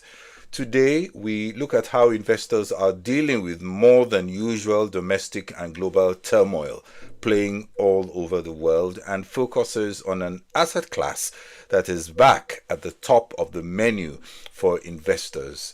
Increased geopolitical tensions, whether in Ukraine, Middle East, or from Trump 2.0, and projections of below average global growth are causing many to seek out gold, the safer heaven metal.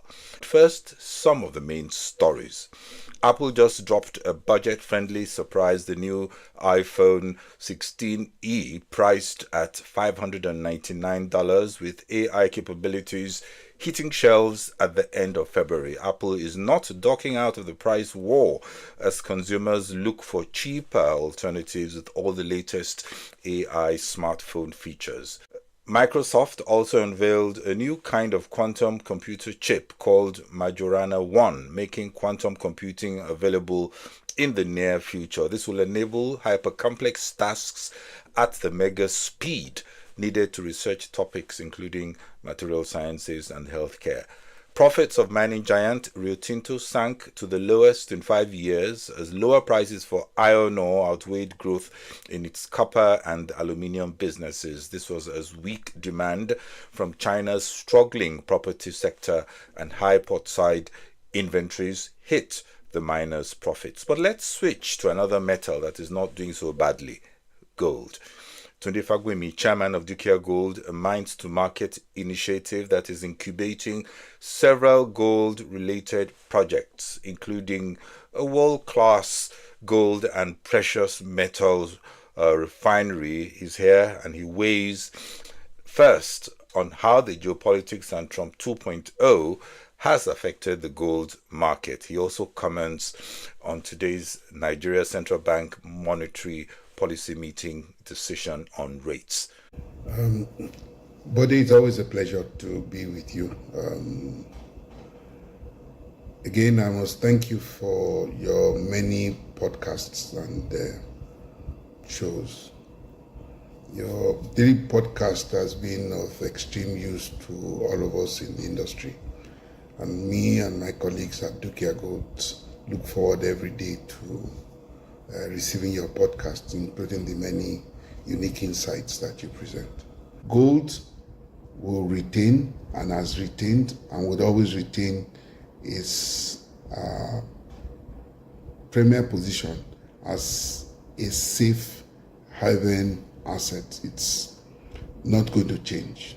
Whether it's 0% or 25%, it won't really matter, because at least for the first time, the tariff, which ought to be governed by an OECD WTO arrangement, is gone unilateral. It's done that to even affect the reasonableness of where do I keep my gold. If you keep gold in the US, you're safe now. But if your gold is in England, London to be precise, and you have to repatriate it under the new Trump pronouncements, what will happen automatically is that what you bought at $1,000, technically, you'll need to pay 25% tariff on it, on import.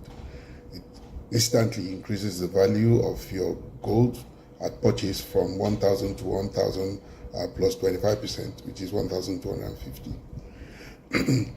Can you pass that cost to the next person? I don't know. So what really happened now is that for the very first time, any American or any trader in America who has a gold position away from America has had to panic and send a message for the allocated gold that is held in the vault, especially in England, to come back to the US. What has that done?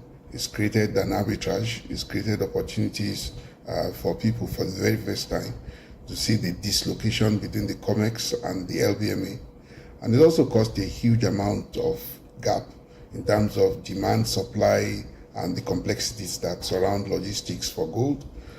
The recent pronouncements of Trump has, again, asked and shown the world, is the American dollar going to become dominant? Would it become more expensive? If it becomes more expensive, then it's obvious that the exchange rate between every local currency and the American currency would need to find its own level. So it wouldn't really matter how hard you struggle in your country. If the dollar is too strong, you're going to have to pay more to buy the dollar. What does that do? You've got to find an escape route for your local currency to have a value or some kind of asset or commodity that can help you fight and hopefully win the war. Gold presents that opportunity, and because it presents that opportunity as a safe haven in economic instability and market volatility, the price of gold is bound to inch higher by the day and over the period. And we know today that the general direction of the price of gold is to head towards the 3,000 mark and go from 3,000 mark and beyond. Regarding the industrial use of gold, especially in the new Trump administration and policies, aerospace is going to play large. In fact, one of his best friends is Elon Musk. Elon Musk is big on aerospace. Boeing is big on aerospace. Virtually everyone in America recognizes the fact that there's going to be a lot of more play in aerospace and especially in the military industrial complex. The 5G and the Internet of Things is bound to take a large play in all of this. We all know that even the mobile phone carries more gold than some earrings and some pendant that we wear. Therefore, there's going to be a lot more gold going to quite a lot of industrial use. Again, because the military-industrial complex is going to require a lot of precious metals, and indeed is allowed once again the use of petrol cars, which is going to require more catalytic converter. Indeed, whether you then buy gold as a safe haven investment or as an asset class to diversify your portfolio, or you are holding it because you are certain that somebody is going to make a demand for it for industrial use, it makes a lot of sense to buy gold and hold. It also makes a lot of good sense to buy gold not in jewelry, but as investment grade allocated gold. I am afraid most Africans who import out of the US may actually be importing part of the inflation of 25% brought about by tariff into their country. Inflation is bound to be on the increase in the US and may actually be elevated around the world. So if inflation is 2 to 3% in the US, locally inflation has come from 34% to 24% in Nigeria. Nobody should kid you. Inflation in Nigeria is still highly elevated. If we have to add 25% imported inflation from America to 24, then get ready, tighten your seatbelt. It may not be as easy as we think. I believe that most portfolio managers would need to continuously ask themselves, yes, what do I do to balance my books? Of course, interest rate would affect the quantum of investment on the stock exchange or in the capital market, like they say, or perhaps in the purchase of bonds. But whatever happens, especially in an elevated interest rate situation, which is compounded by inflation, gold will continue to be the natural choice for you to invest in, especially to diversify and to protect you from the very many uncertainties. Regarding the MPC meeting and the central bank, in consideration of the many news that have come from the Bureau of Statistics, especially regarding inflation, I think they've all got their job cut out for them. First, there is a budget to review in terms of initial performance over the last 6 or so weeks. There is the fact that inflation has been rebased from the current 37 plus back to 24. And for the first time, we will have inflation at a lower rate compared to the lending rate or the price of Naira. The capital market is a very fragile situation right now. In my understanding, the foreign exchange market is also finally trying to find its level. To tweak anything at this time may hinge on disequilibrium again, and it would be very interesting to see how they manage that one. Asia Pacific markets were mostly lower as investors continue to digest possible tariffs, as well as hawkish FOMC meeting minutes released yesterday reaffirming expectations for keeping rates higher for longer. The risk-off mood lifted gold prices to a record high at $2,950 per ounce, while the safe haven Japanese yen also firmed to its highest level since early December against the dollar. Well, that's all we can take on this episode of Global Business Insights. Thanks for watching. This is Bode Oshosani. Bye-bye.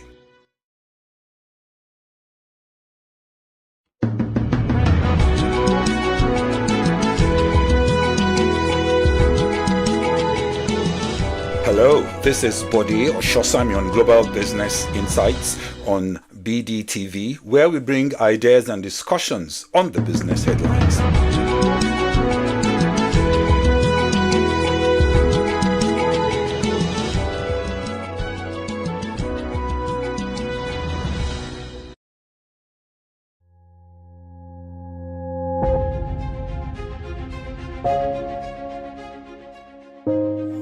Good morning and welcome to the BDTV Breakfast Show. I am Bethel Ogunjobi. My name is Elizabeth Musa. And this is the social listening segment on the BDTV Breakfast Show. We're talking about the Fly Nigeria Act. Can you give us a background into what this is about? We are here today on the streets of Lagos, Nigeria, to gather opinion about a pressing issue. I go look at the cost of petrol. We get away from Nigeria with the suffer. The income is not really increasing, but the prices of items are increased. Nothing like savings again. No. You only pray for that money to reach you that month. There's a lot of high pressure, a lot of stress. There's a lot of high targets to be met. I was quite strict. In my mind, I said, looking for my hand, my picking go spoil.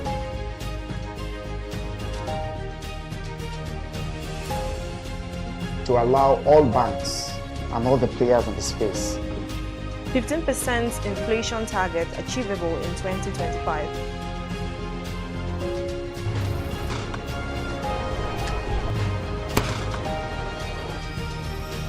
The command and vision philosophy of both the Chief of Defense Staff, the Chief of Army Staff, and indeed all the service chiefs.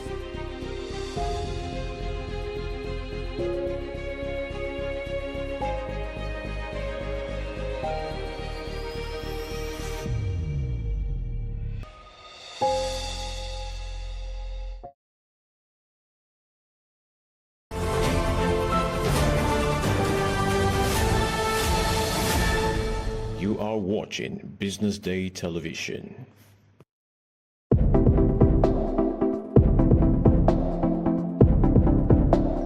Well, this Global Labour Market Conference is really important because it's a place where all the different stakeholders from all around the world are coming together and can exchange views, can share best practices in the way labour markets should be organized. So that's why it's really important.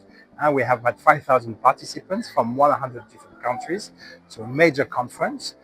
And indeed, when you look at all the different challenges that labour markets are facing at the global level, but most importantly at the national level, there is a need to bring all those parties together to look for solutions. And when I'm talking about the main challenges of the labour markets, clearly you have the demographic shifts, you have the impact and the disruption coming from new technology to develop. We have, of course, the new relationship between the employees and the employers and the companies, and not to mention the use and the need for skilling, reskilling, upskilling, cross-skilling the workforce. So as you can see, many topics to be discussed. And clearly there's an issue because labor market is a market, but it's not a perfect market. This is what we see. And the match between the supply and the demand is not optimal. That's why we have unemployment in many countries around the world. That's why we have people who do not manage to enter the labor market. Therefore, the level of inclusion also in the world of work is not as good as it should be. And once again, this is why it's really important for this event to take place, to bring stakeholders from all around the world and to address all those challenges. And more important, of course, to look for solutions. Well, the main challenges I see for the labor market at a global level, first and foremost, and I'd like to start with some good news, is that actually there had never been so many people at work in this planet as we speak, today. 3.2 billion people are currently working, around the globe. This is the highest level we have never seen. The level of unemployment is also rather low. So again, this is the good news. That's, the world of work might not be optimal. There still might be some issues, but as I said, many people are now working, which is really good. The second key challenge for me is about demographics. As we know, there is a very strong imbalance between some countries or some regions in the world when it comes to demographic and the size of the working population. Some countries are already seeing their working population shrinking, Russia, Japan, Germany, the US, but thanks to immigration, they managed to cope for that. But for those countries, indeed, working population is decreasing. While in some other countries, and of course there we have to look at Africa, because Africa has a very young population overall. So for most of the countries in Africa, we see an increase of the working population, which is a very good signal for Africa, because this is where the newest talents will be coming from in the future. So that would be for me the second key challenge to discuss and to address. And the third one, of course, it's all about technology and the new technological development, creating disruption in the world of work, positive ones, less positive ones, I'm afraid. And of course, the buzzword on that one is all about AI, artificial intelligence. This is where the attention is now focusing, and rightly so, because we see already the disruption, coming from AI. Again, in a positive way, new jobs are being created, but we see also some jobs that will be destroyed probably in the future as part of the adaptation to this new technology.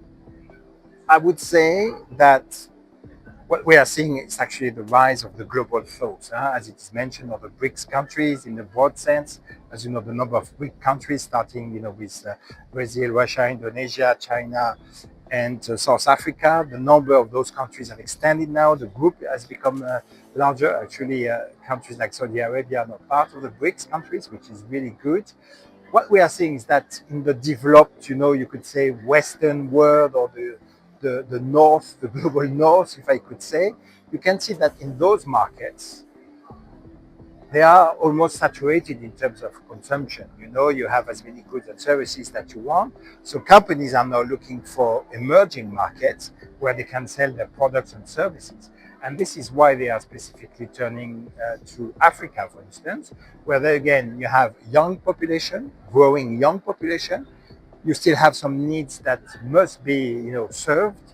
And therefore, this is why also companies are all offshoring their activities to Latin America, to Africa, to the Asian part of the world, because this is once again where the consumers of tomorrow will be, or are already actually, and where indeed also it's important to produce locally for cost reasons and global supply chain management. So for me, it's very positive for the global south, that indeed this is the market of tomorrow. This is the working population of tomorrow, because once again of the young generation. And this is where, for business, it is the place to be, because this is where there will be some money to be made.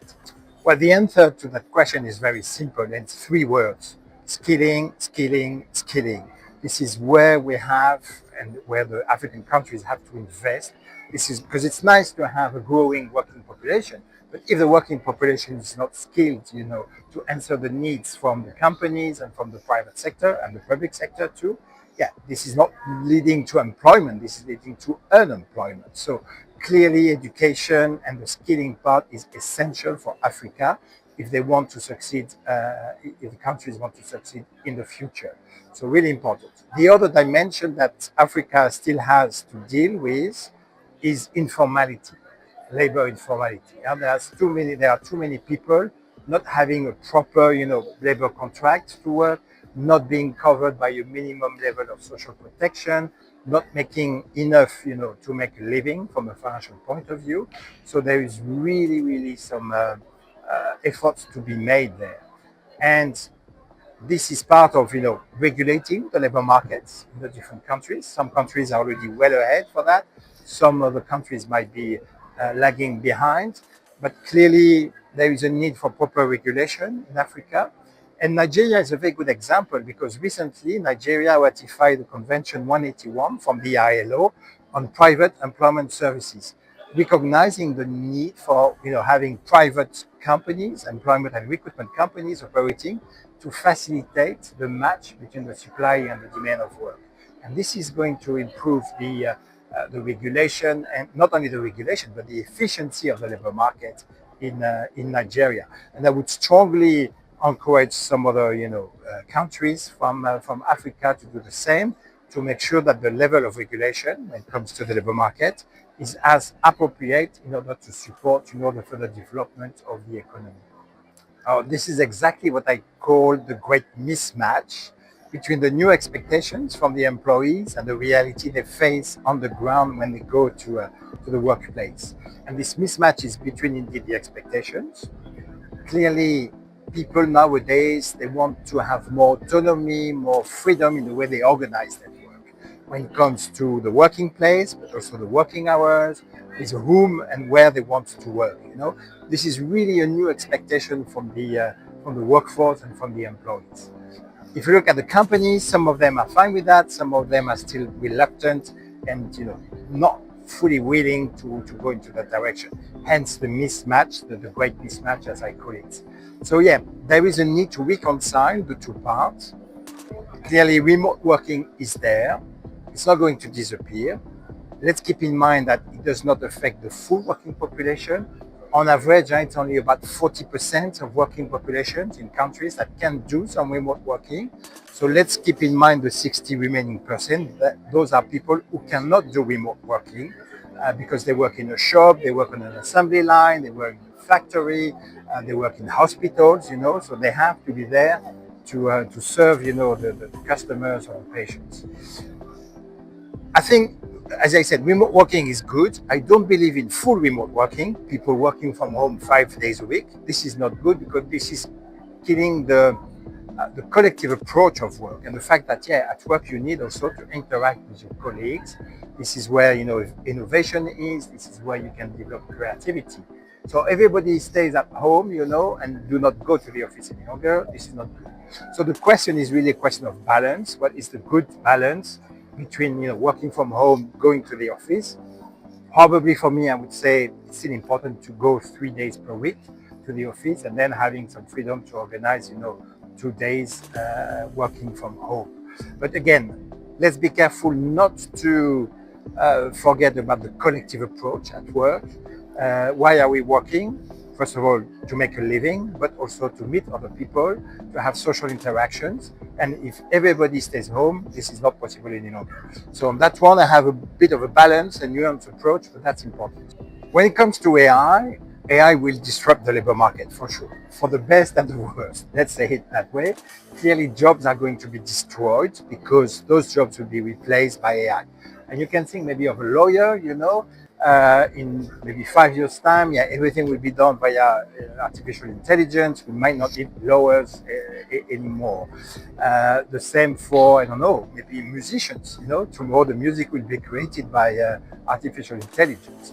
But I'm not that worried about that because if you look at history, any new technological development has always created more jobs than it has destroyed jobs at the end of the day. Yes, jobs will be destroyed, as I say, or maybe it's even less jobs than tasks within a job. I think this is where the difference will be. Jobs will not be replaced. It's jobs that, or people that do not adjust and do not use AI, who will be replaced in the future labor market. But if, as an individual, you are learning, how to use AI, you are really savvy, becoming, AI expert, well, your job will probably be protected. Probably 20, 30, 40% of the tasks you are performing today will be replaced by AI. But on the other hand, that means that you will have more time to really focus where you add value as a human being, again, in the social interaction, into the creativity part, into the innovation part, into the interactions with your colleagues. And this is really the essence of being a human at work, making the difference. And every task that will be routine, repetitive, then indeed will be replaced by AI.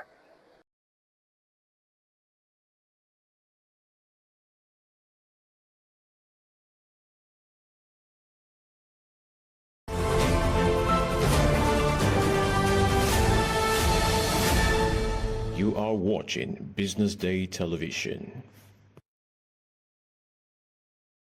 Attention business leaders. Want to make informed decisions? Join the ranks of the best with Premium Business Day. Access in-depth analysis and expert opinions to stay ahead. Subscribe now at premium.businessday.ng and unlock premium content. Plus, you get 50% off your first subscription. Don't miss out. Make smarter choices and seize new opportunities. Sign up now and elevate your business game. Visit premium.businessday.ng today.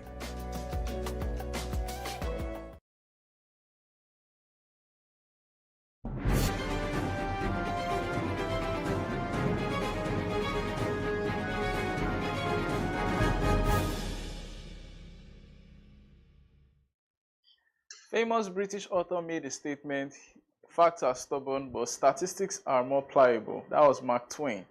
While Nigerians are hard-pressed on every side by rising cost of goods and services, the Nigerian Bureau of Statistics agrees to disagree. Yesterday, we saw the rebased consumer price index released by the National Bureau of Statistics saw inflation fall flat from 34.46% in December.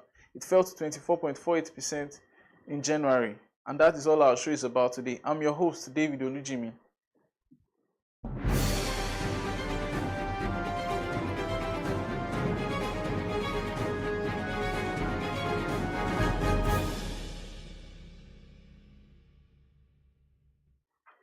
For all of 2025, we've been hearing about inflation rebasing, GDP rebasing.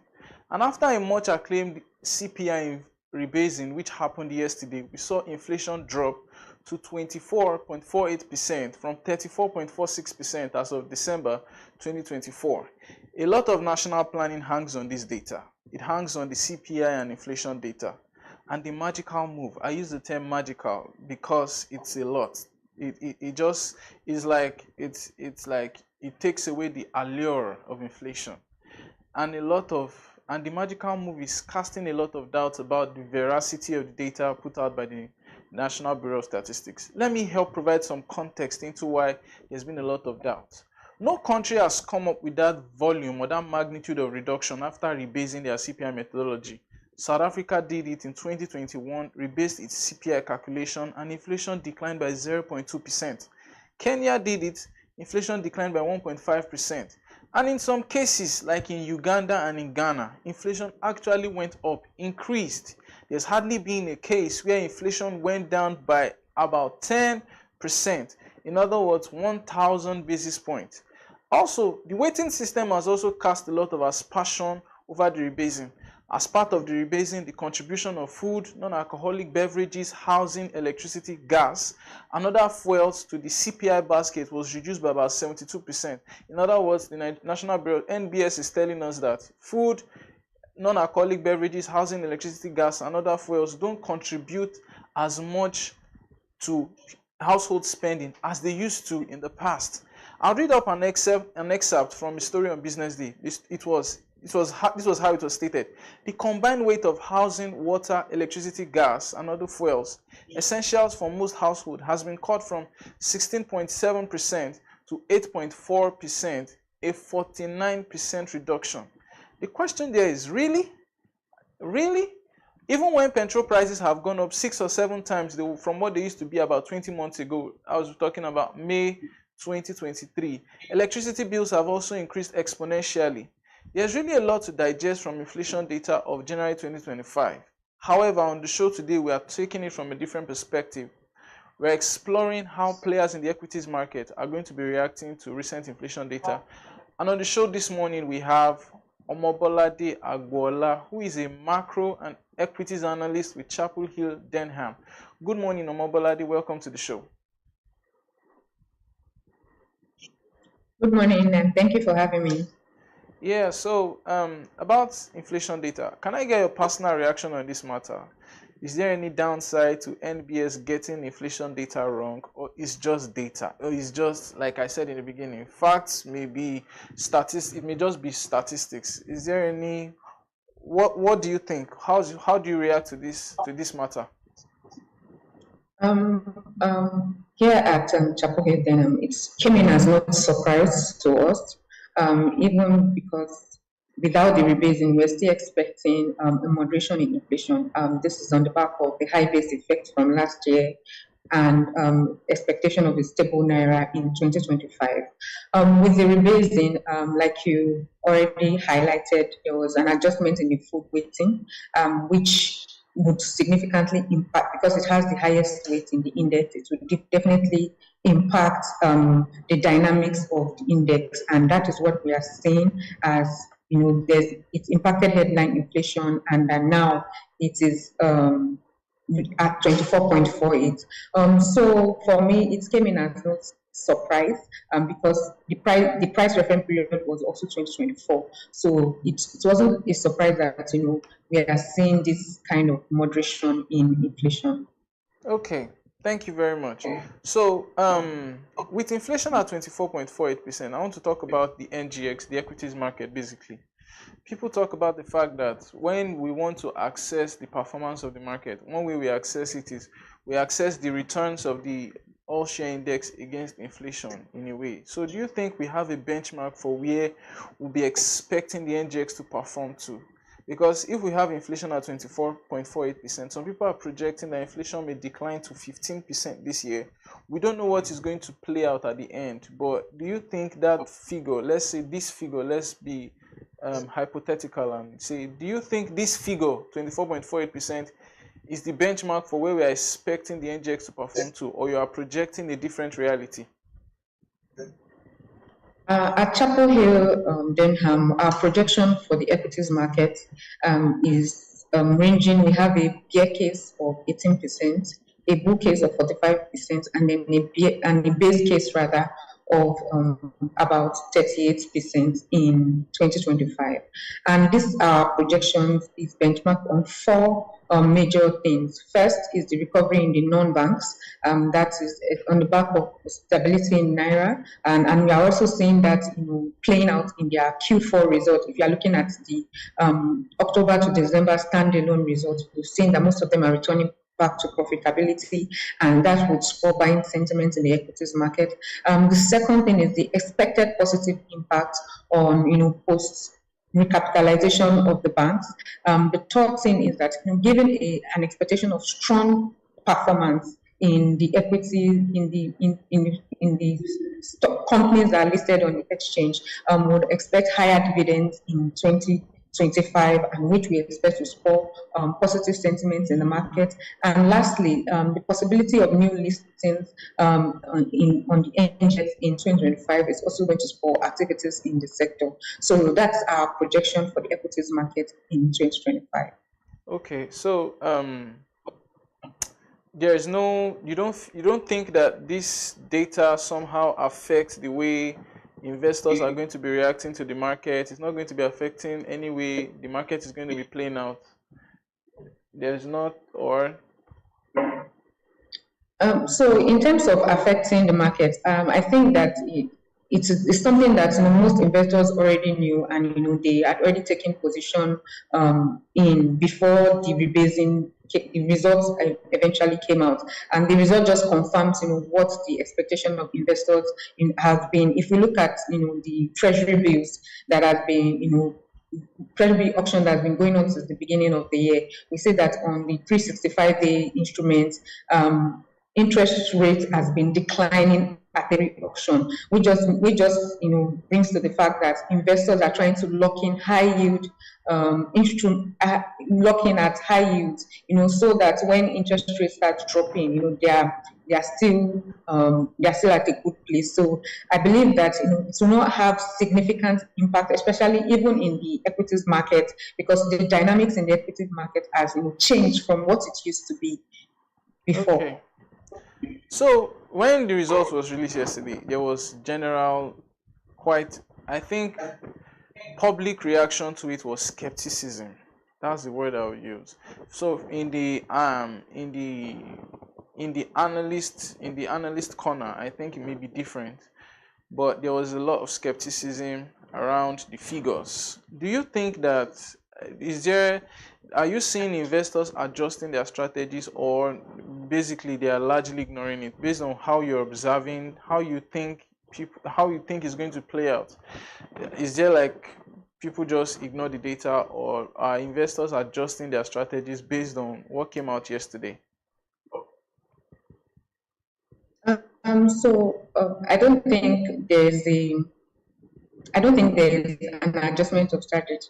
Like I earlier mentioned, what is happening is they're already taking position. And even the loss that we saw in the equity market last week, yesterday rather, I believe it is more about profit taking. As you know, that there's been some of these banking stocks that came in last year to raise capital in terms of right issue or public offer, have some of those at a lower price than what it is currently trading at. So, some of these stocks have been listed back on the NGX, and so we see profit taking. It is normal that if you did a Zenith Bank at a right issue at about 36 naira, and then now it's already 50. It is normal that we'll continue to see profit taking. So, in terms of adjustment of strategy on the fixed income leg, I believe, like I earlier mentioned, that investors have already locked in at already locking in at high yields, and so there's no change in strategy. It's just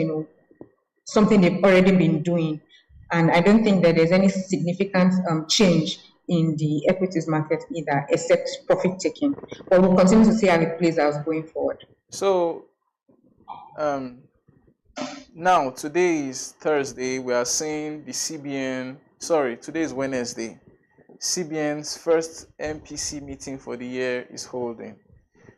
Do you hawkish, dovish, or do you think the CBN is going to hold rates? What direction do you see the Apex Bank moving with respect to the decision from yesterday? Do you think they're going to, now with inflation at 24.48%, we now have our benchmark rate a little bit higher, like 2 or 3%, just 2% plus higher than inflation. Do you think the CBN is going to make a move and let's cut it down a little, or what do you think? What direction do you think the CBN is going to move in?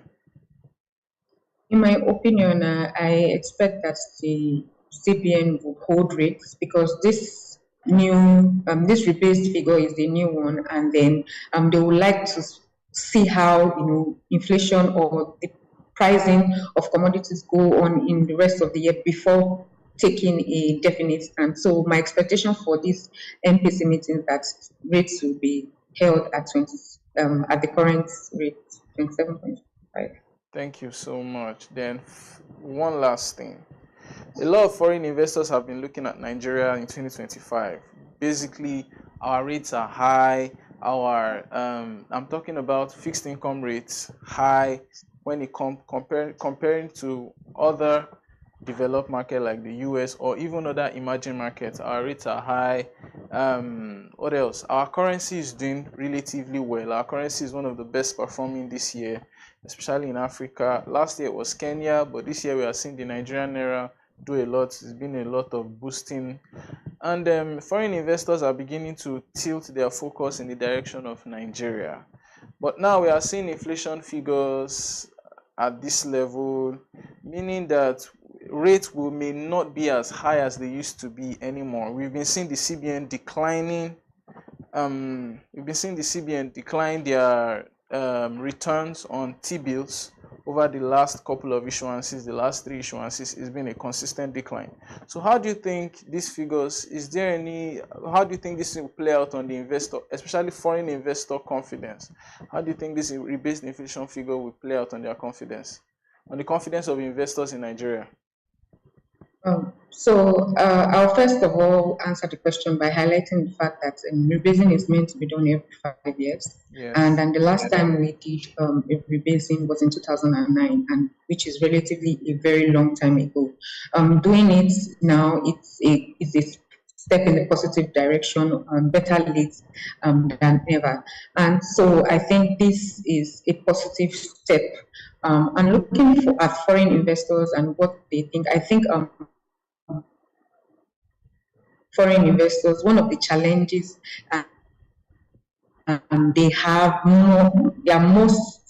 the thing that concerns them the most is exchange rates, and we've seen stability in the exchange rates in the recent times, and so we expect that in 2025 it does not negatively impact foreign investors' confidence, and this rebasing is just going to continue to strengthen. Foreign investors' confidence in our markets. Amen. I say amen to that, because I hope in the next 5 years we follow through with what is expected, because I feel like Nigeria has a system of, we do things, I don't know, 1990, 2013, then we wait for another 12 years to do it again. So finally, the last question, sorry for that detour. If inflation rebasing leads to lower interest rates, how do you think it will affect liquidity in the stock markets? Do you think more funds are going to flow into the stock market because rates may go low? Rates may go low in the fixed income side. Do you think people will begin to tilt their funds towards the stocks and equities? Or basically, how do you think it will affect liquidity in the stock market? Is there going to be an affectation, anything else? Is it going to have any effect? Okay, so for the rebased figure and the equities market, I think that the dynamics in the equities market is quite different from what it used to be. Textbook will say that in a situation where we have high interest rate environment, that the equity market is going to suffer for it. But we've seen that in the last 2 years, the reverse has been the case. We've seen the equities market even still deliver better returns despite high interest rate environment. And so I think that even in this situation, we'll still see positive reactions to the equities market, despite even if there is lower interest rates in the environment. So I think that the equity market will still enjoy positive reactions from both foreign and domestic investors. So thank you very much for your time, Omobolade. It's been a pleasure, and thank you for your insights. Great work you're doing. Have a very lovely day. Thank you very much for having me. Yeah. And you too. So on Friday, we're going to talk about the inflation rebasing. Some people are trying to understand what happened, how did it go on, how did the inflation move from 34% to 24%. It looks, like I said, it looks magical. It looks like what's going on. On Friday, we're going to have a breakdown of that figure, and we're going to explain the weighting system of the CPI. Thank you so much for joining us. This is Economy and Markets on Business Day. See you again on Friday.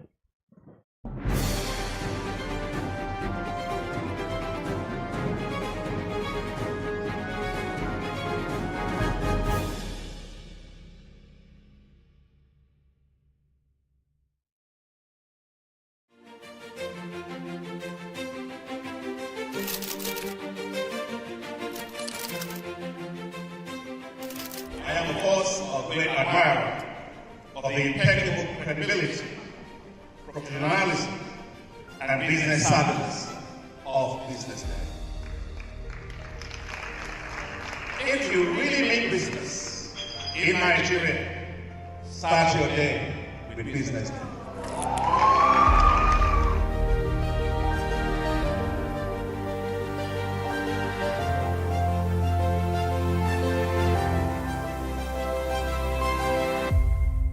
BusinessDay is West Africa's leading provider of business intelligence and information, delivering premium content across diversified media platforms, including online, mobile, and print. Since its inception in 2001 with a weekly newspaper production, BusinessDay has expanded its reach to provide exclusive content accessible through print, mobile, and online channels. Our premium offerings are further enriched with syndicated content from esteemed sources like the Financial Times, The Economist, and the Harvard Business Review. At BusinessDay, our mission is clear: to be the foremost provider of business and financial content, empowering readers to make informed decisions in Nigeria and Africa.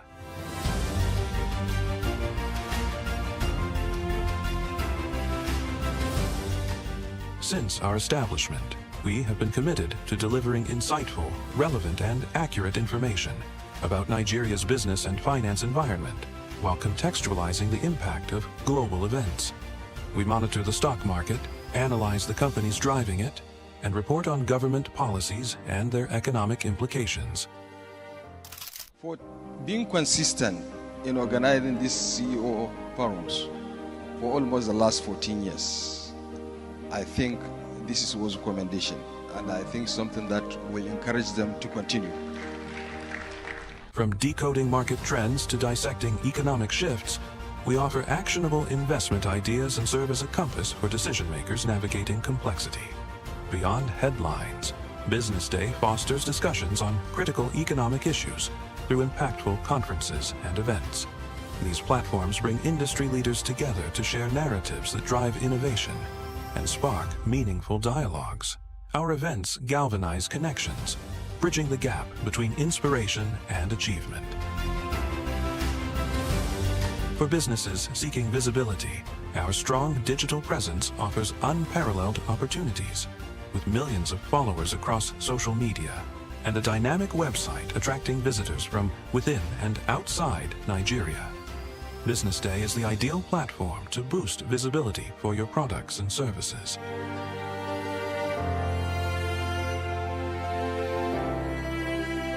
If you're looking for in-depth analysis and expert opinions on Nigeria and Africa's business landscape, Business Day is your guide.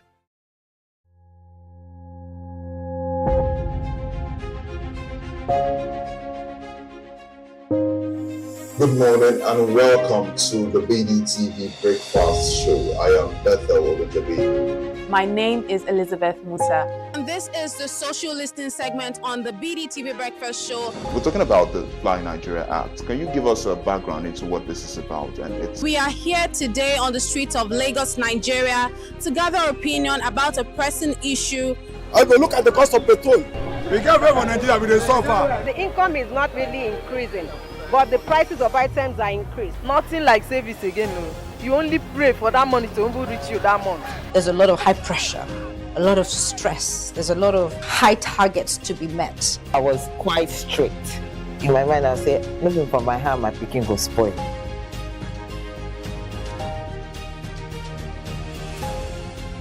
To allow all banks and all the players in the space 15% inflation target achievable in 2025.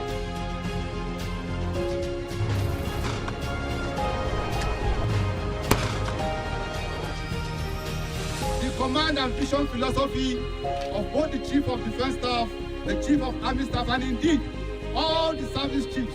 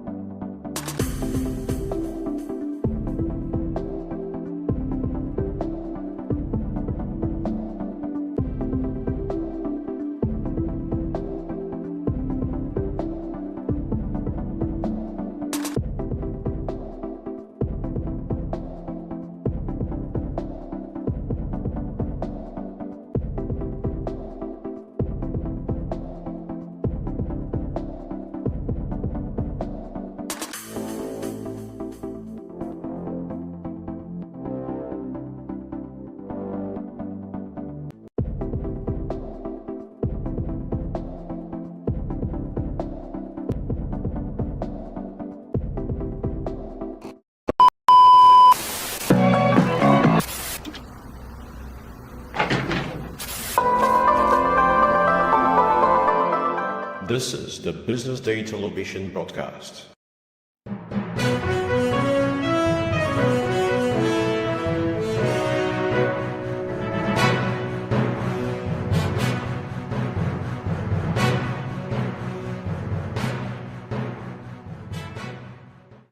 Good afternoon and welcome to the BDTV News at noon. I am Norma Obona.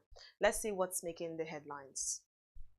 No reason for 2 days election in Nigeria, says Rhodes Fever. Katsina State bans nightclubs and hashiba. FAAC meeting postponed as states NNPC disputes over 1.7 trillion naira remittances. U.S. Air Force will target terrorists across Africa, American General. Anthony Joshua targets Du Bois and Park winner for next fight. We begin the news in Nigeria, where Badabo Rhodes Fever, the 2023 governorship candidate of the Labour Party in Lagos, has condemned the process of vote extension in elections. He stated this during his appearance on BusinessDay television on Wednesday, February 19, 2025. According to him, there is no reason a country like Nigeria should have an election in 2 days separate days, noting that it is a waste of time and resources and gives room for electoral misconduct and manipulation. Rhodes Fever stressed the urgent need for electoral reforms in the country, just as he also criticized godfatherism in Nigeria's political system. Moving on, the Federal Accounts Allocation Committee (FAAC) meeting scheduled for Wednesday was postponed due to a dispute between states and the Nigerian National Petroleum Company (NNPC) Limited over unpaid remittances. According to reports, states boycotted the meeting until the NNPC settles a 1.7 trillion naira in revenues, which have been pending since the full removal of the petrol subsidy in November 2024. The report reveals that it still remains uncertain whether the meeting will take place later in the week. To end the local news, the Katsina State Hisbah Board has banned all nightclub activities across the state, citing Islamic principles and the need to uphold moral values. The Hisbah Commander General Aminu Usman Abu Ammar announced this in a statement issued in Katsina on Wednesday, February 19, 2025. He ordered nightclub owners to shut down their establishments to curb immoral practices, protect societal values, and address security concerns in the state. Usman said the board has informed relevant security agencies, including the State Commissioner of Internal Security, to enforce the directive effectively. On the foreign scene, Commander of the U.S. Air Forces, Europe and Africa, USAF Africa, James Hecker, says the U.S. Air Force will carry out airstrikes against the terrorist targets across Africa. Hecker revealed this at a digital news conference while attending the 2025 African Air Chiefs Symposium AACS on Wednesday in Lusaka, Zambia. Reports said the conference was organized to enable Hecker discuss U.S. commitments to military partnerships with the African nations and AACS operations. Hecker said terrorist groups like ISIS were high-value targets that threatened African nations and the U.S., which would be targeted by the U.S. as it is recently did against ISIS in Somalia. To end the news, the former heavyweight champion Anthony Joshua will be in Riyadh this weekend to watch Daniel Du Bois and Joseph Parker.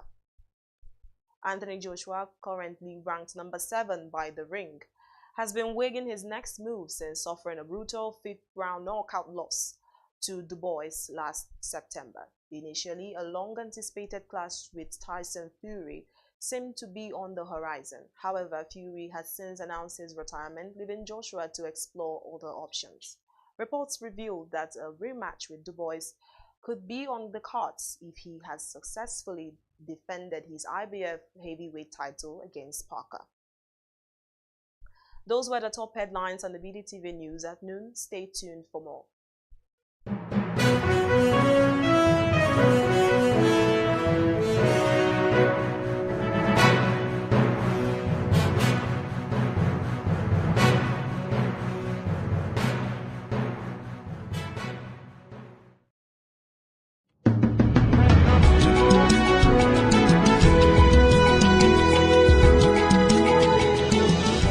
Hello, this is Bode Oshosami on Global Business Insights on BDTV, where we bring ideas and discussions on the business headlines.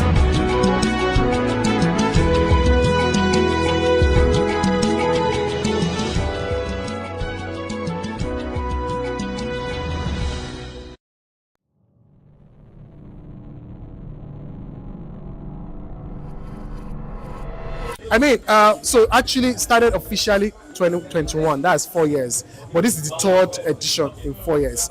And the beauty for me is the high moments, days like this, where we get to share the vision and also see that the vision is catching on everybody.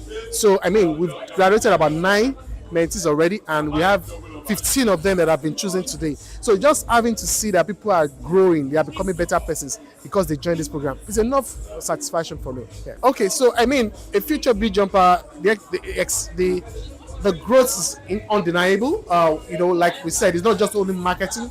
We are teaching people what it means to be mentored, in life, not only marketing. And that's, for me, is something that anyone that desires that, you can actually apply. And in applying, just follow Beat Jumpers on Instagram, on Facebook, on all the social media platforms. You will get to see the details of this. And yeah, we are going to be on TV too, so they get to see some of this. Okay, so for everybody that didn't make the list but applied, they are now in the community, and we engage them very well. So in as much as you didn't apply, we can actually still help you if you are good enough, and we know we can vouch for you. We can help you get a job, placement in different marketing firms, because we have that network.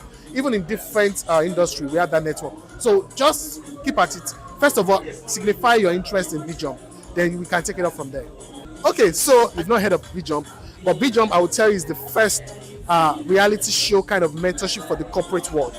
And for us, you will get to see our products than the name.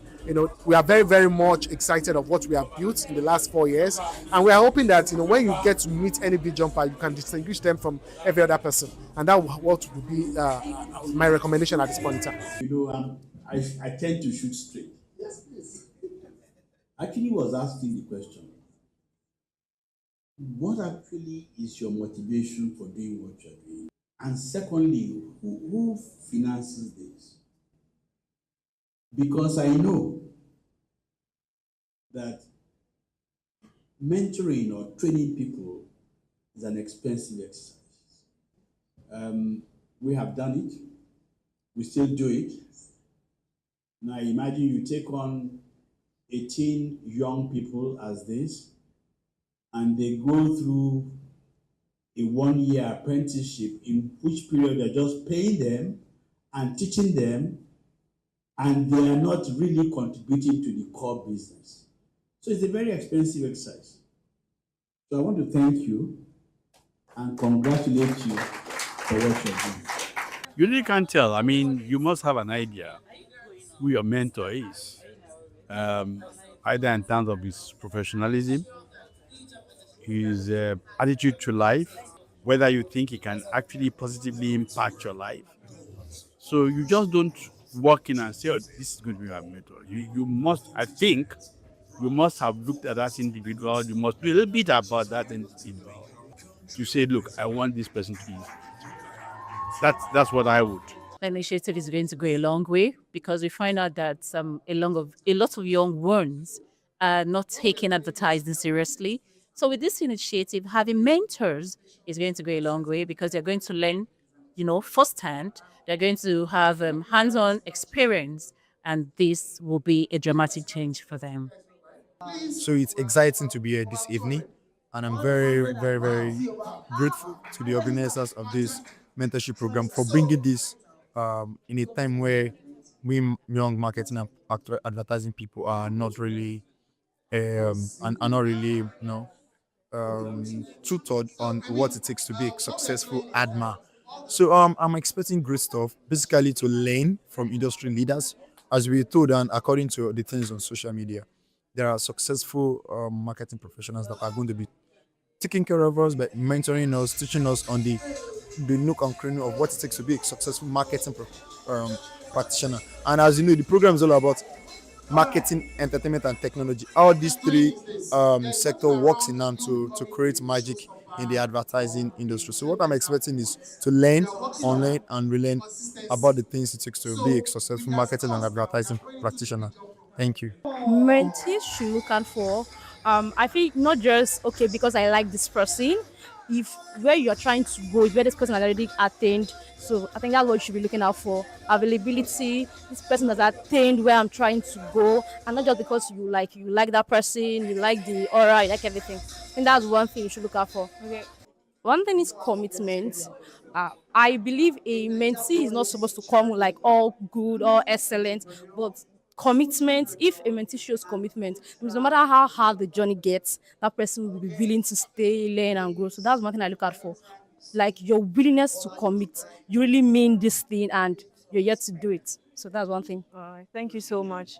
Thank you. I was one of the BJump 2.0 mentee, and the experience for me was very incredible. My career never remained the same since then. I learned so much. I was stretched. BJump is the kind of program that you come in and you look back after the program and you see yourself doing things that you could never have imagined that you can do, because Mr. Balaji personally will stretch you. We give you tasks, assessments that will really stretch you.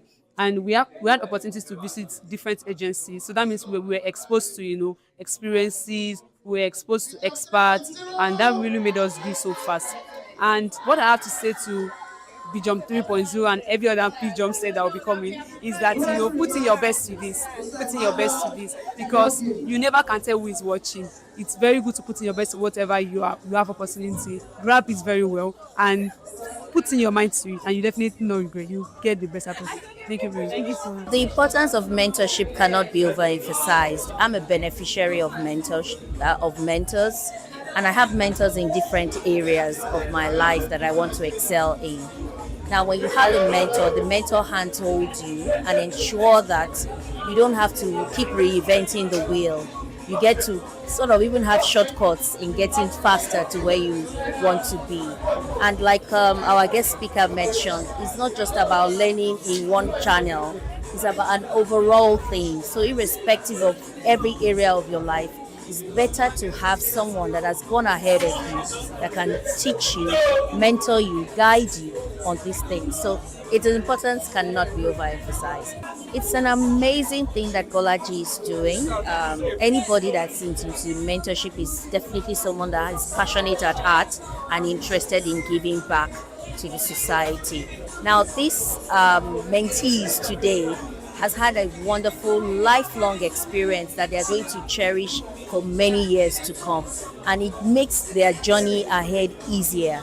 Like I've said, the importance cannot be overemphasized. I wish so many other people, individuals and organizations can embrace the act of mentorship, because it is the way to go. Thank you. My most memorable moment was the first time we met Dr. Mr. Bolaji.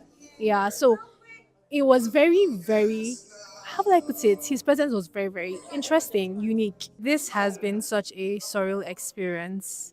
I really was not expecting it, and I am so, so, so grateful to have been chosen, because this is such a once in a lifetime opportunity. Because where else can you find the opportunity to have access to people like this? I mean, just the experience of Dr. Biodun Shobanjo being here, and then the list of the mentors, very, very impressive people. So I'm just pretty excited, and I hope and pray that I'm able to make the best of this opportunity. Okay, my expectations, to be honest, I'm going into this with an empty mind. I'm emptying my mind of what I knew before, and then I'm just going into it ready to take in everything I can and also apply myself the best I can. So I want to come out of this a way better version and prepared for like the big dreams I have.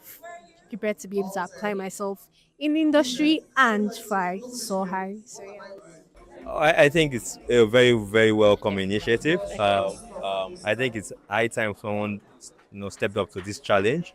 We are at a particular time in the industry where we need to deepen our talent bank, and having professionals come through this BJump program, learn the trades, tricks of the trade, become better at it, and get to learn from lots of mentors. The lineup is really mad, very cool. I think it's just very welcome and brilliant.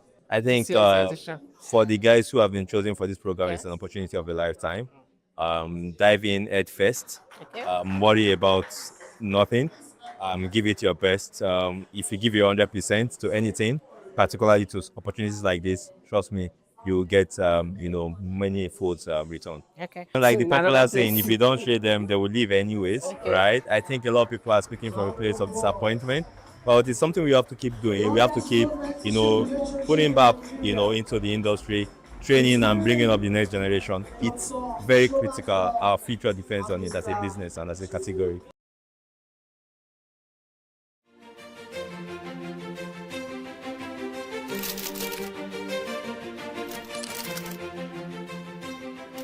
I am, of course, a great admirer of the impeccable credibility, professionalism, and business savviness of BusinessDay.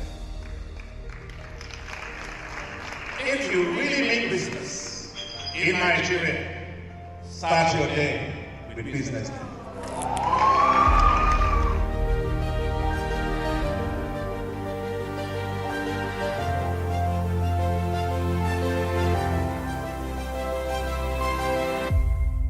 BusinessDay is West Africa's leading provider of business intelligence and information, delivering premium content across diversified media platforms, including online, mobile, and print.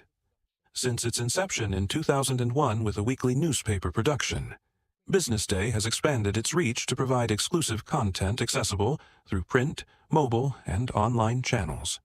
Our premium offerings are further enriched with syndicated content from esteemed sources like the Financial Times, The Economist, and the Harvard Business Review. At BusinessDay, our mission is clear: to be the foremost provider of business and financial content, empowering readers to make informed decisions in Nigeria and Africa.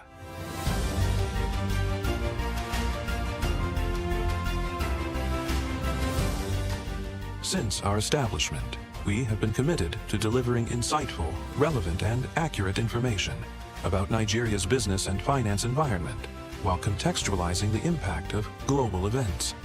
We monitor the stock market, analyze the companies driving it, and report on government policies and their economic implications. For being consistent in organizing these CEO forums for almost the last 14 years, I think this was a commendation, and I think something that will encourage them to continue. From decoding market trends to dissecting economic shifts, we offer actionable investment ideas and serve as a compass for decision makers navigating complexity. Beyond headlines, BusinessDay fosters discussions on critical economic issues through impactful conferences and events. These platforms bring industry leaders together to share narratives that drive innovation and spark meaningful dialogues. Our events galvanize connections, bridging the gap between inspiration and achievement. For businesses seeking visibility, our strong digital presence offers unparalleled opportunities, with millions of followers across social media and a dynamic website attracting visitors from within and outside Nigeria. BusinessDay is the ideal platform to boost visibility for your products and services.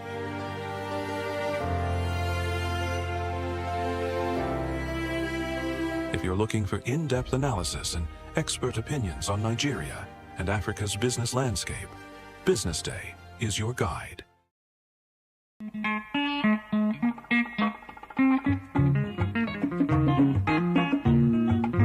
Kemi Michael here, your Yoruba named Akwa Ibom girl, welcoming you to Go Local.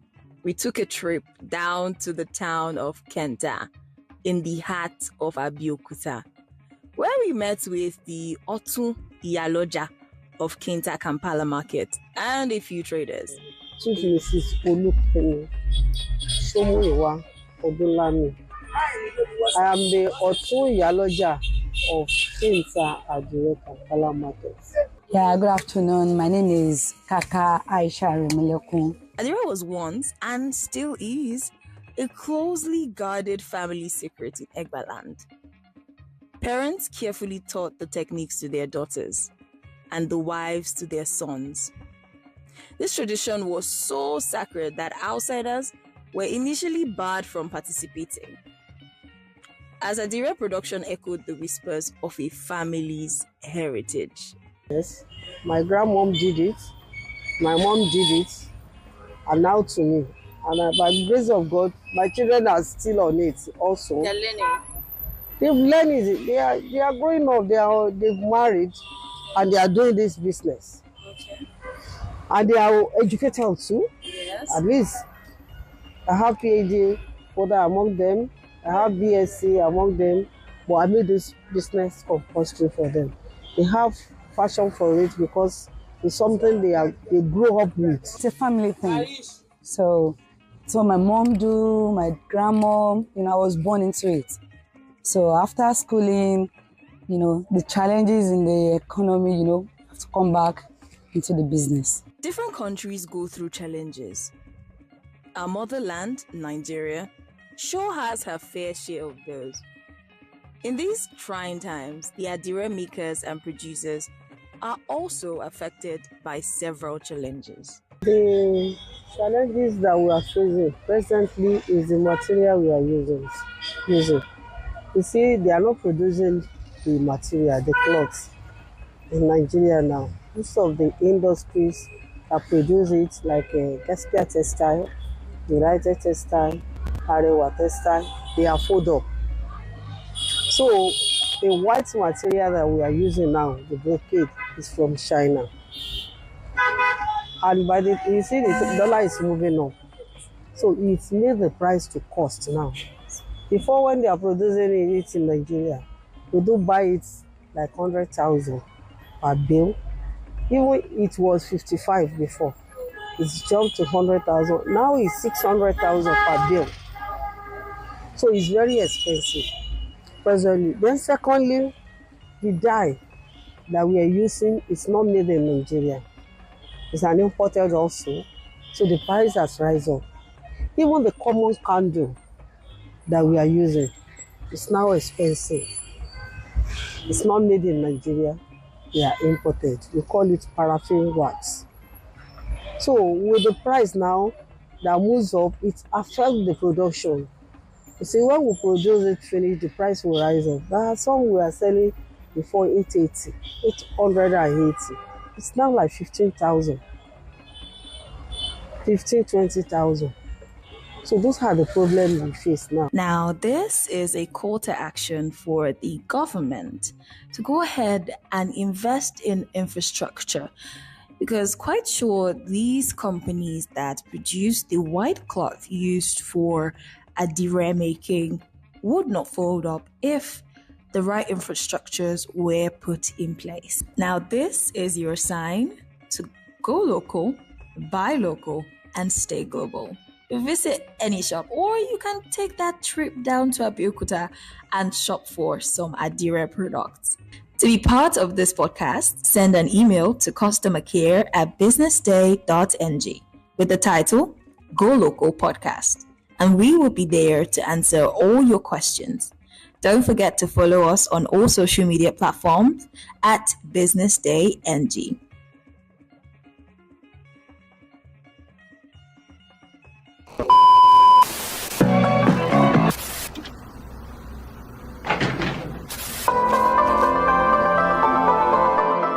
This is the Business Day television broadcast.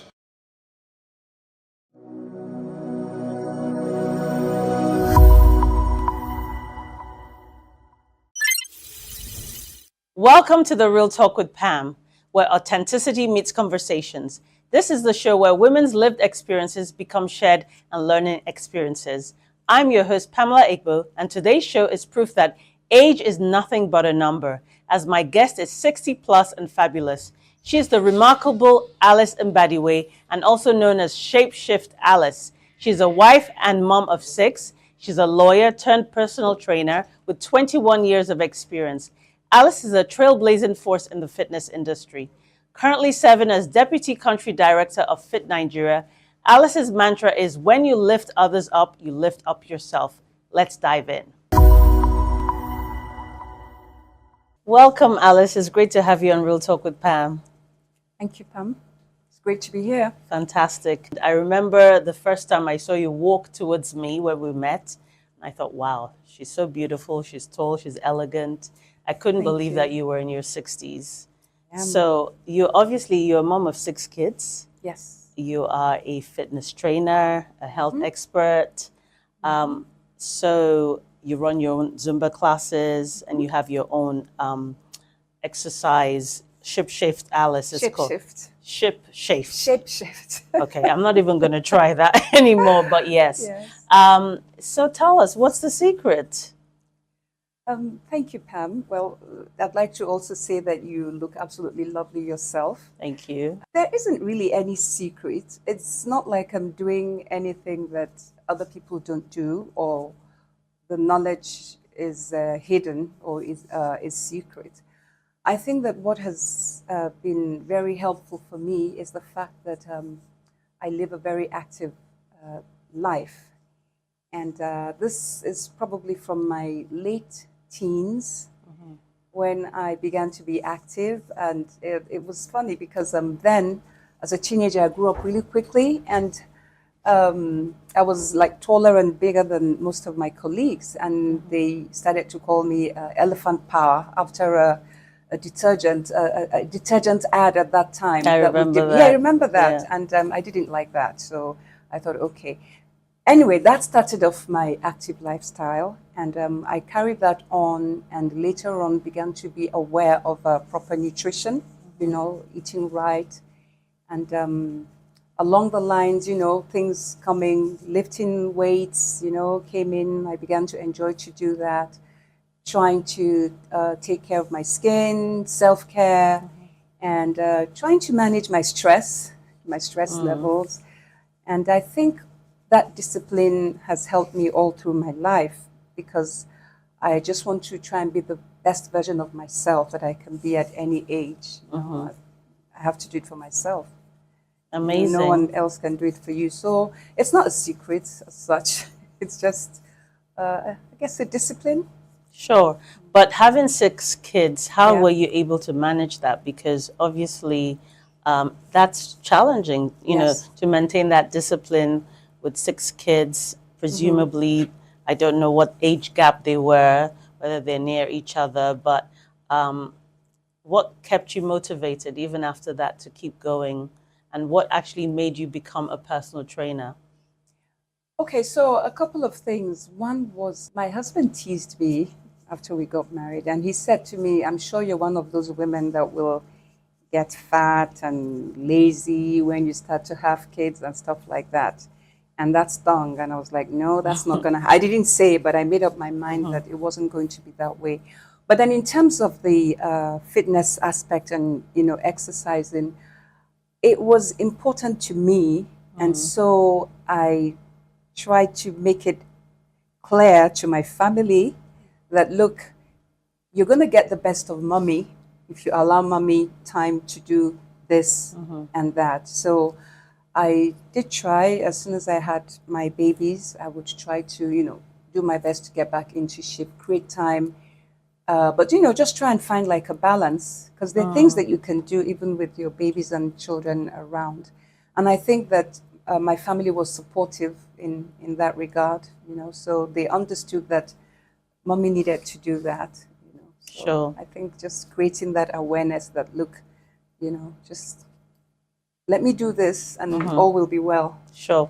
And when did you decide that it would become not just a hobby or lifestyle for you, but something that you could earn an income from? Okay, so there's a little story there, and I'm a lawyer. I studied law. At some point, my husband was posted out of the country as an ambassador, and so I had to relocate. I relocated to the UK with the kids then, and it was busy. I needed to work, and so I couldn't do a full-time job. And I thought about something that would afford me flexible hours at the time, and I thought, why not fitness? It was already something that I had a passion for. So I went ahead, took some courses, got my diploma, and then, never looked back. That was how that fitness aspect Started. started. Yes. Amazing. So I'm thinking about, the sacrifices we make as mums. I only have the one child, but I remember when my daughter was born, I was just going through a divorce as well, not Mhm. long after she was born. Yes. And I had to make some sacrifices so that I could be there for her. I decided to sort of stop working full time, take a part-time job because I wanted to be there for her. Yes. So I can't imagine what sacrifices that you have made to be able to bring up your 6 kids, particularly because you said your husband was an ambassador. That's busy as well. So what Yes. sacrifices did you make as a mom of 6 kids? What intentional sacrifices did you make? Yes. So I think that one of them was actually leaving the country at the time when I did, because I didn't have to. Right. But it's, I kept being told, well, you have this opportunity. Maybe it's a good thing for the kids to go abroad and study and so on and so forth. My mom, kept telling me that, and my husband wanted us to do that. I initially didn't want to because, I had a career here, and I had a little business that I was doing and trying to grow. But somewhere along the line, I felt, okay, let me do this, take these kids for a couple of years, or so I thought, and see how it goes. But a couple of years turned into 17 years. Wow. Yeah, I was there for 17 years. So I think that probably set me back in many ways because I just had to give up the law aspects, the business, the supports back home. You know how it is. It's easier when you're raising kids. You have family relations and so on and so forth. So all that I did without. And then I was there with the children, and my husband resided between his post and Lagos when his post finished. So it wasn't easy at all. You had to do everything yourself. And like I said, that's where the fitness aspect started. So yeah, I'd call it a sacrifice, but it's a sacrifice that, I'd make all over again if I had the chance to, because I think that it benefited the family. Fantastic. So you have 6 kids, like I've alluded to before. Yes. Which include the very well-known Mbadiwe twins. Yes. Do you get recognized a lot because of that? Yes, actually, because I think I turned into a mini celebrity when they were on the show Big Brother. All right, everybody yeah. was like, "Oh, you're the mom of the twins. Oh, the mom of the twins." And I was like, "Yeah, I'm the mom of the twins." And yeah, so. Did you go to any red carpet events with them? No. Well, I think towards the end, because they were lucky to be on the show till the semi-finals and the finals. I'm not sure I would call that a red carpet event, but it was like the grand finale. So the parents got invited, parents of the housemates who stayed to the end got invited and all that. So yeah, I've been on 1 or 2 other shows with them, because they always invite, "Mommy, come, there's a premiere, there's this, there's that." Yeah. That's nice. So with your children, what life lessons and values have you imparted to them? Okay, in that regard, I would say, Pam, that honestly, I just copied and pasted from my mom. Right. Because Would love to learn about those. Yeah, you know how it is, because your parents impart so much in you, some of which they're not even aware that they're doing, because they're mentoring you, they're talking to you, but they're also behaving in ways that you're looking and you're picking up. So the things that I stress with my children, they're pretty much adults now, but when I was raising them, I always used to tell them, I think, first of all, that the foundation is your belief in God, your fear of God, and your trust in God, because that would make a difference to how you live your life.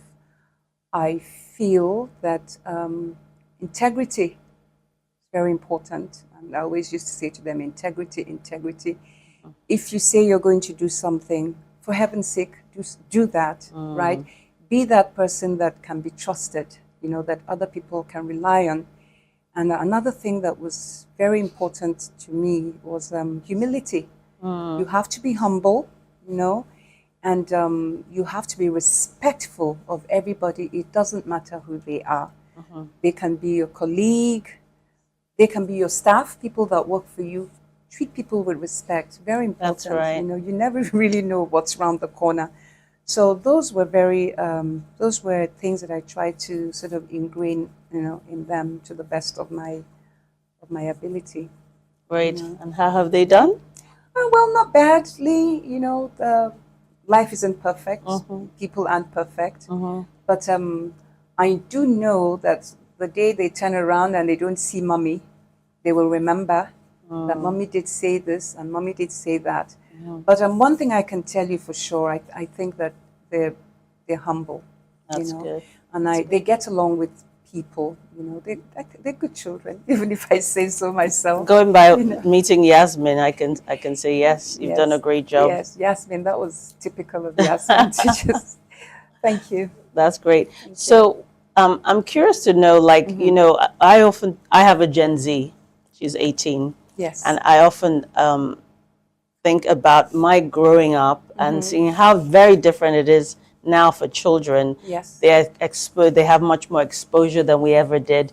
That's sometimes good, but sometimes not so good because they have all this information around them that I feel like sometimes is a bit too much for children to sort of know how to pilot that information responsibly. Okay. When you think about our generation or your generation and the kids today and what they're exposed to, do you have any thoughts on that and, how the world is going right now in terms of bringing up children?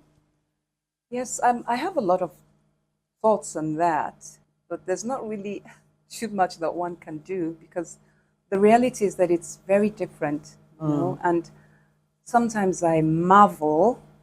And as time has gone on, I even have relaxed a little bit because it can become quite stressful trying to make somebody see things your way when, first of all, it's not their background, first of all, it's not what they're exposed to. They're out there, they're seeing all these things on TV, they're watching all these things and meeting all these people. And so they already have like a mindset. And so when you think you're trying to reason with them, it's like you don't know what you're talking about, So I think I don't want to say it's a problem because I think that it's like a cycle. And I'm sure that when we were younger, our parents felt the same way. I remember then if I wore a top with a spaghetti strap, my mom would be like, "What are you wearing? Why did it?" So now they're not wearing much. They're not wearing exactly, And so sometimes I say to my daughter, "Don't you think maybe if it was a little bit longer?" And she will totally ignore that part and ask me about, do you think the colors match? You know what I mean? Sure. Yeah, but I mean, we can only keep trying. The important thing is, who are you, who you are and, how you turn out. And then hopefully with time, some of these things will hopefully fall away.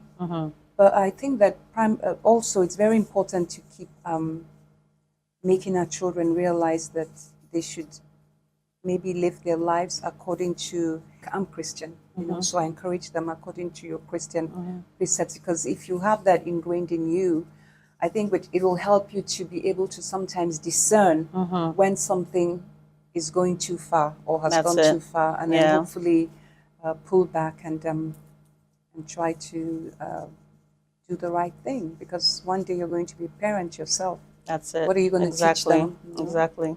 I often say that, the battle for our children is won on your knees. You have to pray. You have to pray, because I think for me, having a Gen Z, like you said, it's so different. The way they think is so different. growing up, we used to definitely see things in sort of black and white. Now there are all kinds of shades All of kinds of shades everything, you know. yes, of And you know, speaking to my daughter and sometimes having to have a conversation with her, I want to understand how they think. And sometimes it just goes over my head. I'm like, I don't get it. Yeah. But they don't see life the way we see it all, especially, you know, now that there is so much, how do I put it? There's so much tolerance for things that are not necessarily right. You know what I mean? Yes. So I can definitely relate to what you're saying. Definitely. So I always say, yeah, the battle is won on our knees. As a Christian mother, I pray a lot. Yeah, that's the way to go. You're right, Pam. Totally. Just pray and hope for the best. Absolutely. Absolutely. So we'll take a quick break right now. We'll come back and continue with Alice when we get back. Welcome back to Real Talk with Pam. We've been having a wonderful conversation with Alice, and she's been telling us all about her life experiences. So Alice, can you think of a significant experience in your life that has shaped you? Yes, there's several. Mhm. After all, I'm in my 60s, so Sure. that's quite an amount of time. But I think I remember one that was particularly pivotal and happened in my 30s. So that's a while ago. And I became unwell. You know, Right. I became unwell for a period, and I struggled because it was something that it took a lot out of me, and the illness was such that I ended up having panic attacks and things Mhm. like that, and I was all over the place. And so what it did, it made a lot of difference because that experience helped to make me a stronger person, you know, more resilient in the sense that because I was so perplexed and so confused and so frightened about what I was going through, I turned to God, you know, Sure. because I felt that was my only help.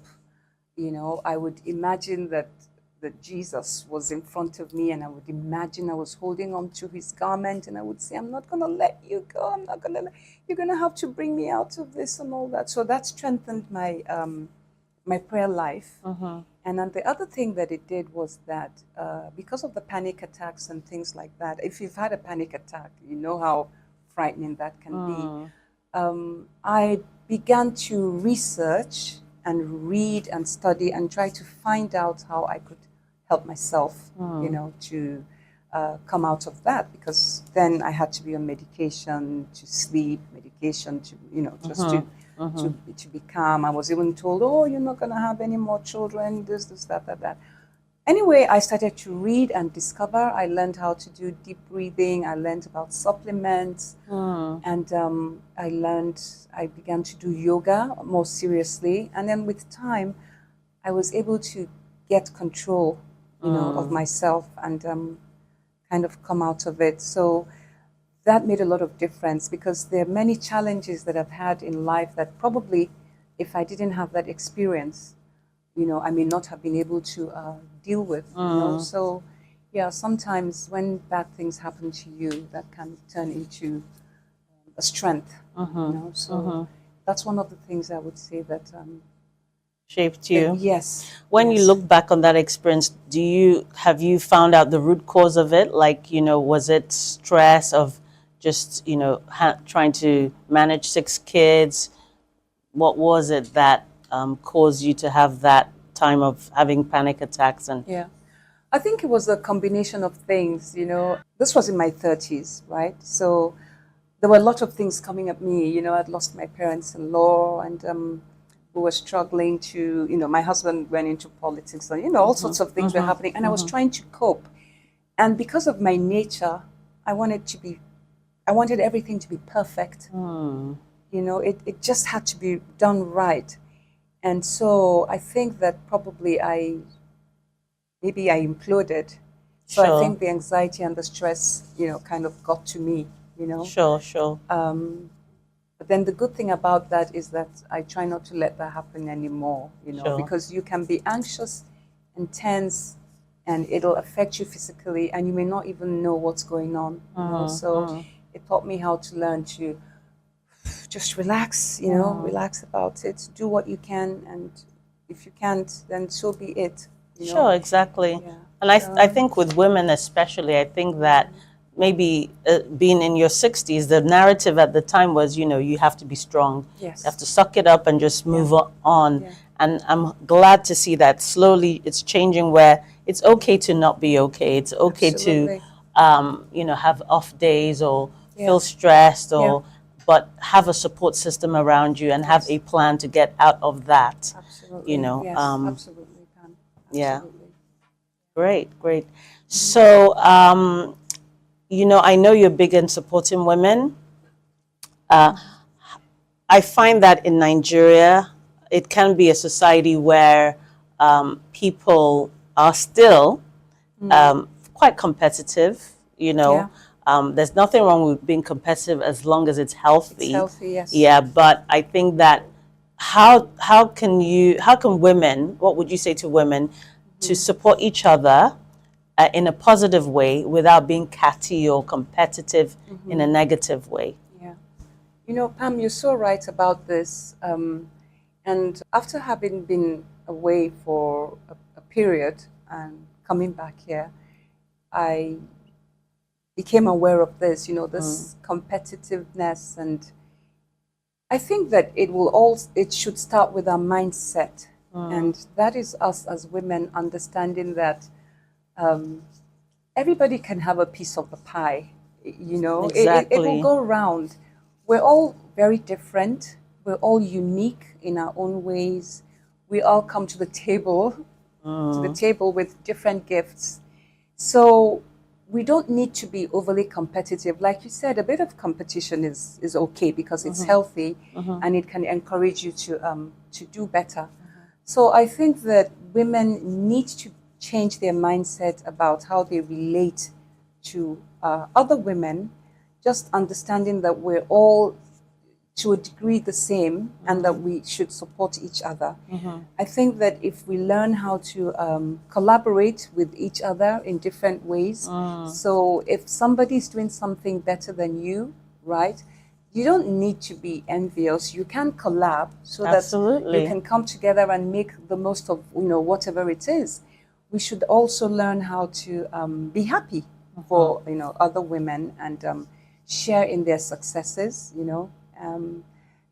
and then we should also learn how to form like genuine, real friendships, because when you become like true friends, you can share your experiences, and with those experiences, you can actually help somebody to be stronger or maybe learn how to cope in their own situation. Exactly. So I think it's a matter of minds meeting and us trying to really be genuine about helping each other.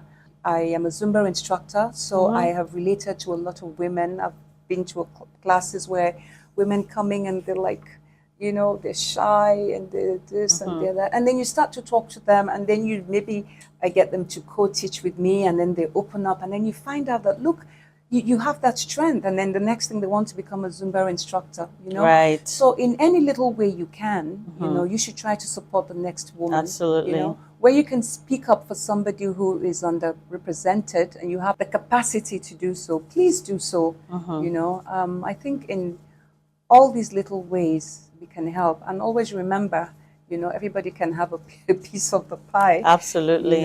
Absolutely. And the truth, Pam, is that no matter how good you are, the reality is that somewhere out there is somebody who is better than you. Exactly. Richer than you, does things better than you, so don't sweat it, just try to work with other women. And exactly. I agree totally. I feel so strongly about that point you just made.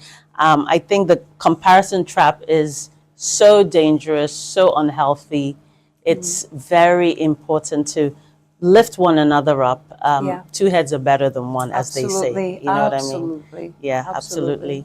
So Alice, you got married at 25, right? The traditional wedding was 24, and then the wedding 25. So what do you think about, just the current generation and did that help you getting married early, or because we're seeing women get married later and later now, and some not really getting married at all? Not that there's anything wrong with that per se, yeah. but did it help you being a young bride, so to speak?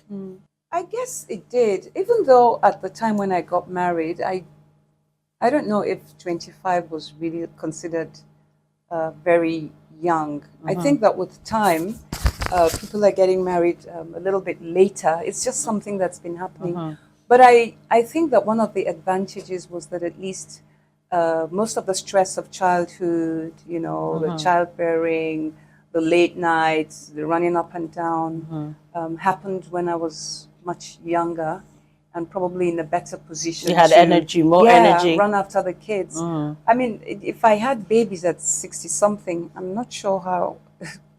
Well, I mean, you can't have a baby at 60-something. I'm just saying. Did you hear that woman who was 64 and got pregnant? No. She did. Really? In America. She was 64. Oh, wow. She got preggers and she had the baby. Oh, wow. Yes. Okay. Okay.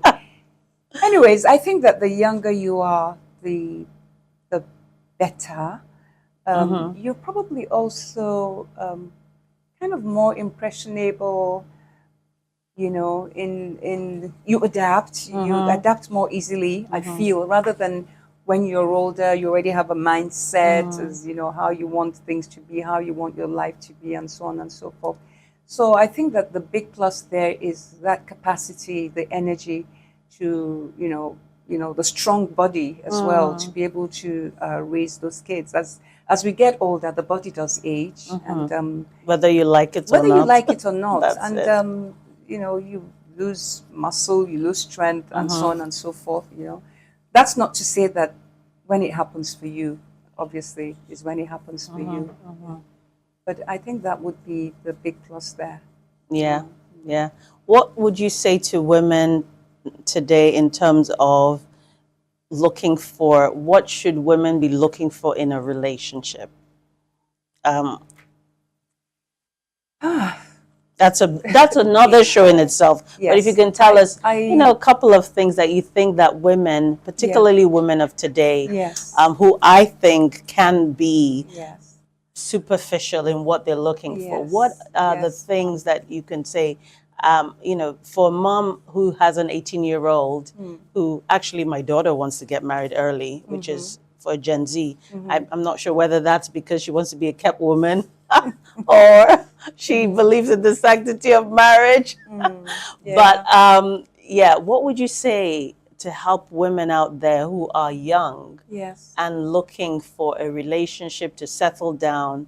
What should they be looking for? Well, I think that for me, I would say be on the lookout for someone who's God-fearing. For me, that is actually numero uno, because if a man is God-fearing, there's certain things, and you know, there's certain things he won't do.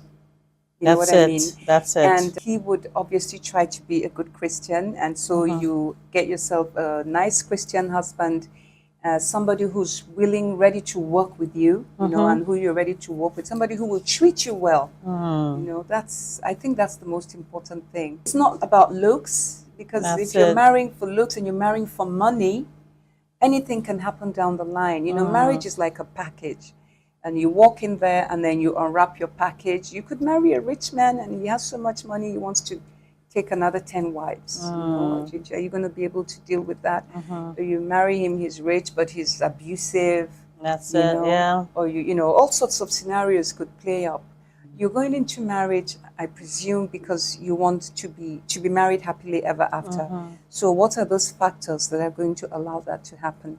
You need a man who's kind, you know, who's a good person and will look after you and your children and your family. You know? That's it. And I always say to people, figure out what is your deal breaker, because you have to have deal breakers. Yes. What are the things that you say? Yeah, my mom always used to say, if you find a man, nobody's perfect, like you said. True. You find a guy who has 80% of what you want, and you know, then you have to just learn to compromise But you have to have your deal breakers. Like for Yes. you, your deal breakers, he has to be a God-fearing man. He has to be a God-fearing man. And don't think he's going to change after you get married. No, it doesn't happen like that. Right. I mean, people can change. I mean, that for all sorts of reasons. And also never forget that you're not perfect yourself. That's you know. it, So, yeah. like you said, if you find the 80%, you try and work with it.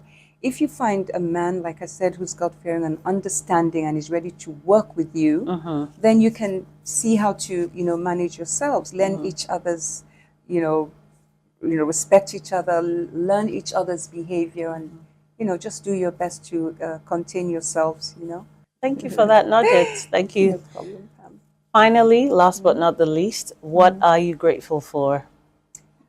Oh, I'm glad you asked me that. And gosh, I could go on and on. Pam, I'm grateful for a lot of things in my life. I think that the first one is I'm grateful that I have faith in God. That is so important because that has helped me to face a lot of challenges in my life. So I thank God that I have that. I'm grateful for my parents because I had an amazing childhood. So I'm so grateful that my parents gave me that kind of childhood because they were fantastic parents. My dad died early. He died at 52, but he was a very hands-on father. Right. We had adventures together. We had all sorts of, things going on. My mom was the type that was always organizing picnics, bringing everybody together and all that. So I did have an amazing childhood, and I thank God for that. I'm grateful for my family, my immediate family, my children, wonderful, all of them. My husband, supportive, I'm thankful for that. Amazing in-laws, I always used to say. That's a big to one, them, yeah. Yes, they are. My parents-in-law were, they're gone now, but the current ones, my husband's brothers, and they're just lovely people. And I say to them that in my next life, I'm coming, if there's anything like that, I'm coming back here, And then I have some great, what I call backbone ladies who are my friends, who have been there, from day one through thick and thin. I'm so grateful for that, Grateful for my siblings. I have 5 siblings, amazing people, supportive, always there, always helping, always reaching out, Those are very, that I'm grateful for a lot of things. I could go on and on and on, but I think that I'll stop here for now. Thank you, God has been Alice. amazing. Yes, always. I'm grateful for you too, Pam, for finding me. Yes, we found each other. I'm not Yes. letting you go.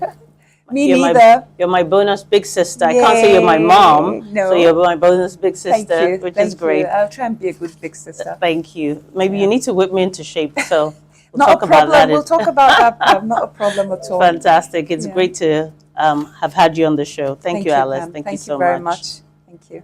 Wow, that was an amazing conversation. And I'd really like to thank Alice for being so authentic, sharing her life experiences with us. It was truly inspiring. To our audience, we hope you've had some meaningful takeaways. Join us in the next episode of Real Talk with Pam. Till then, keep being authentic.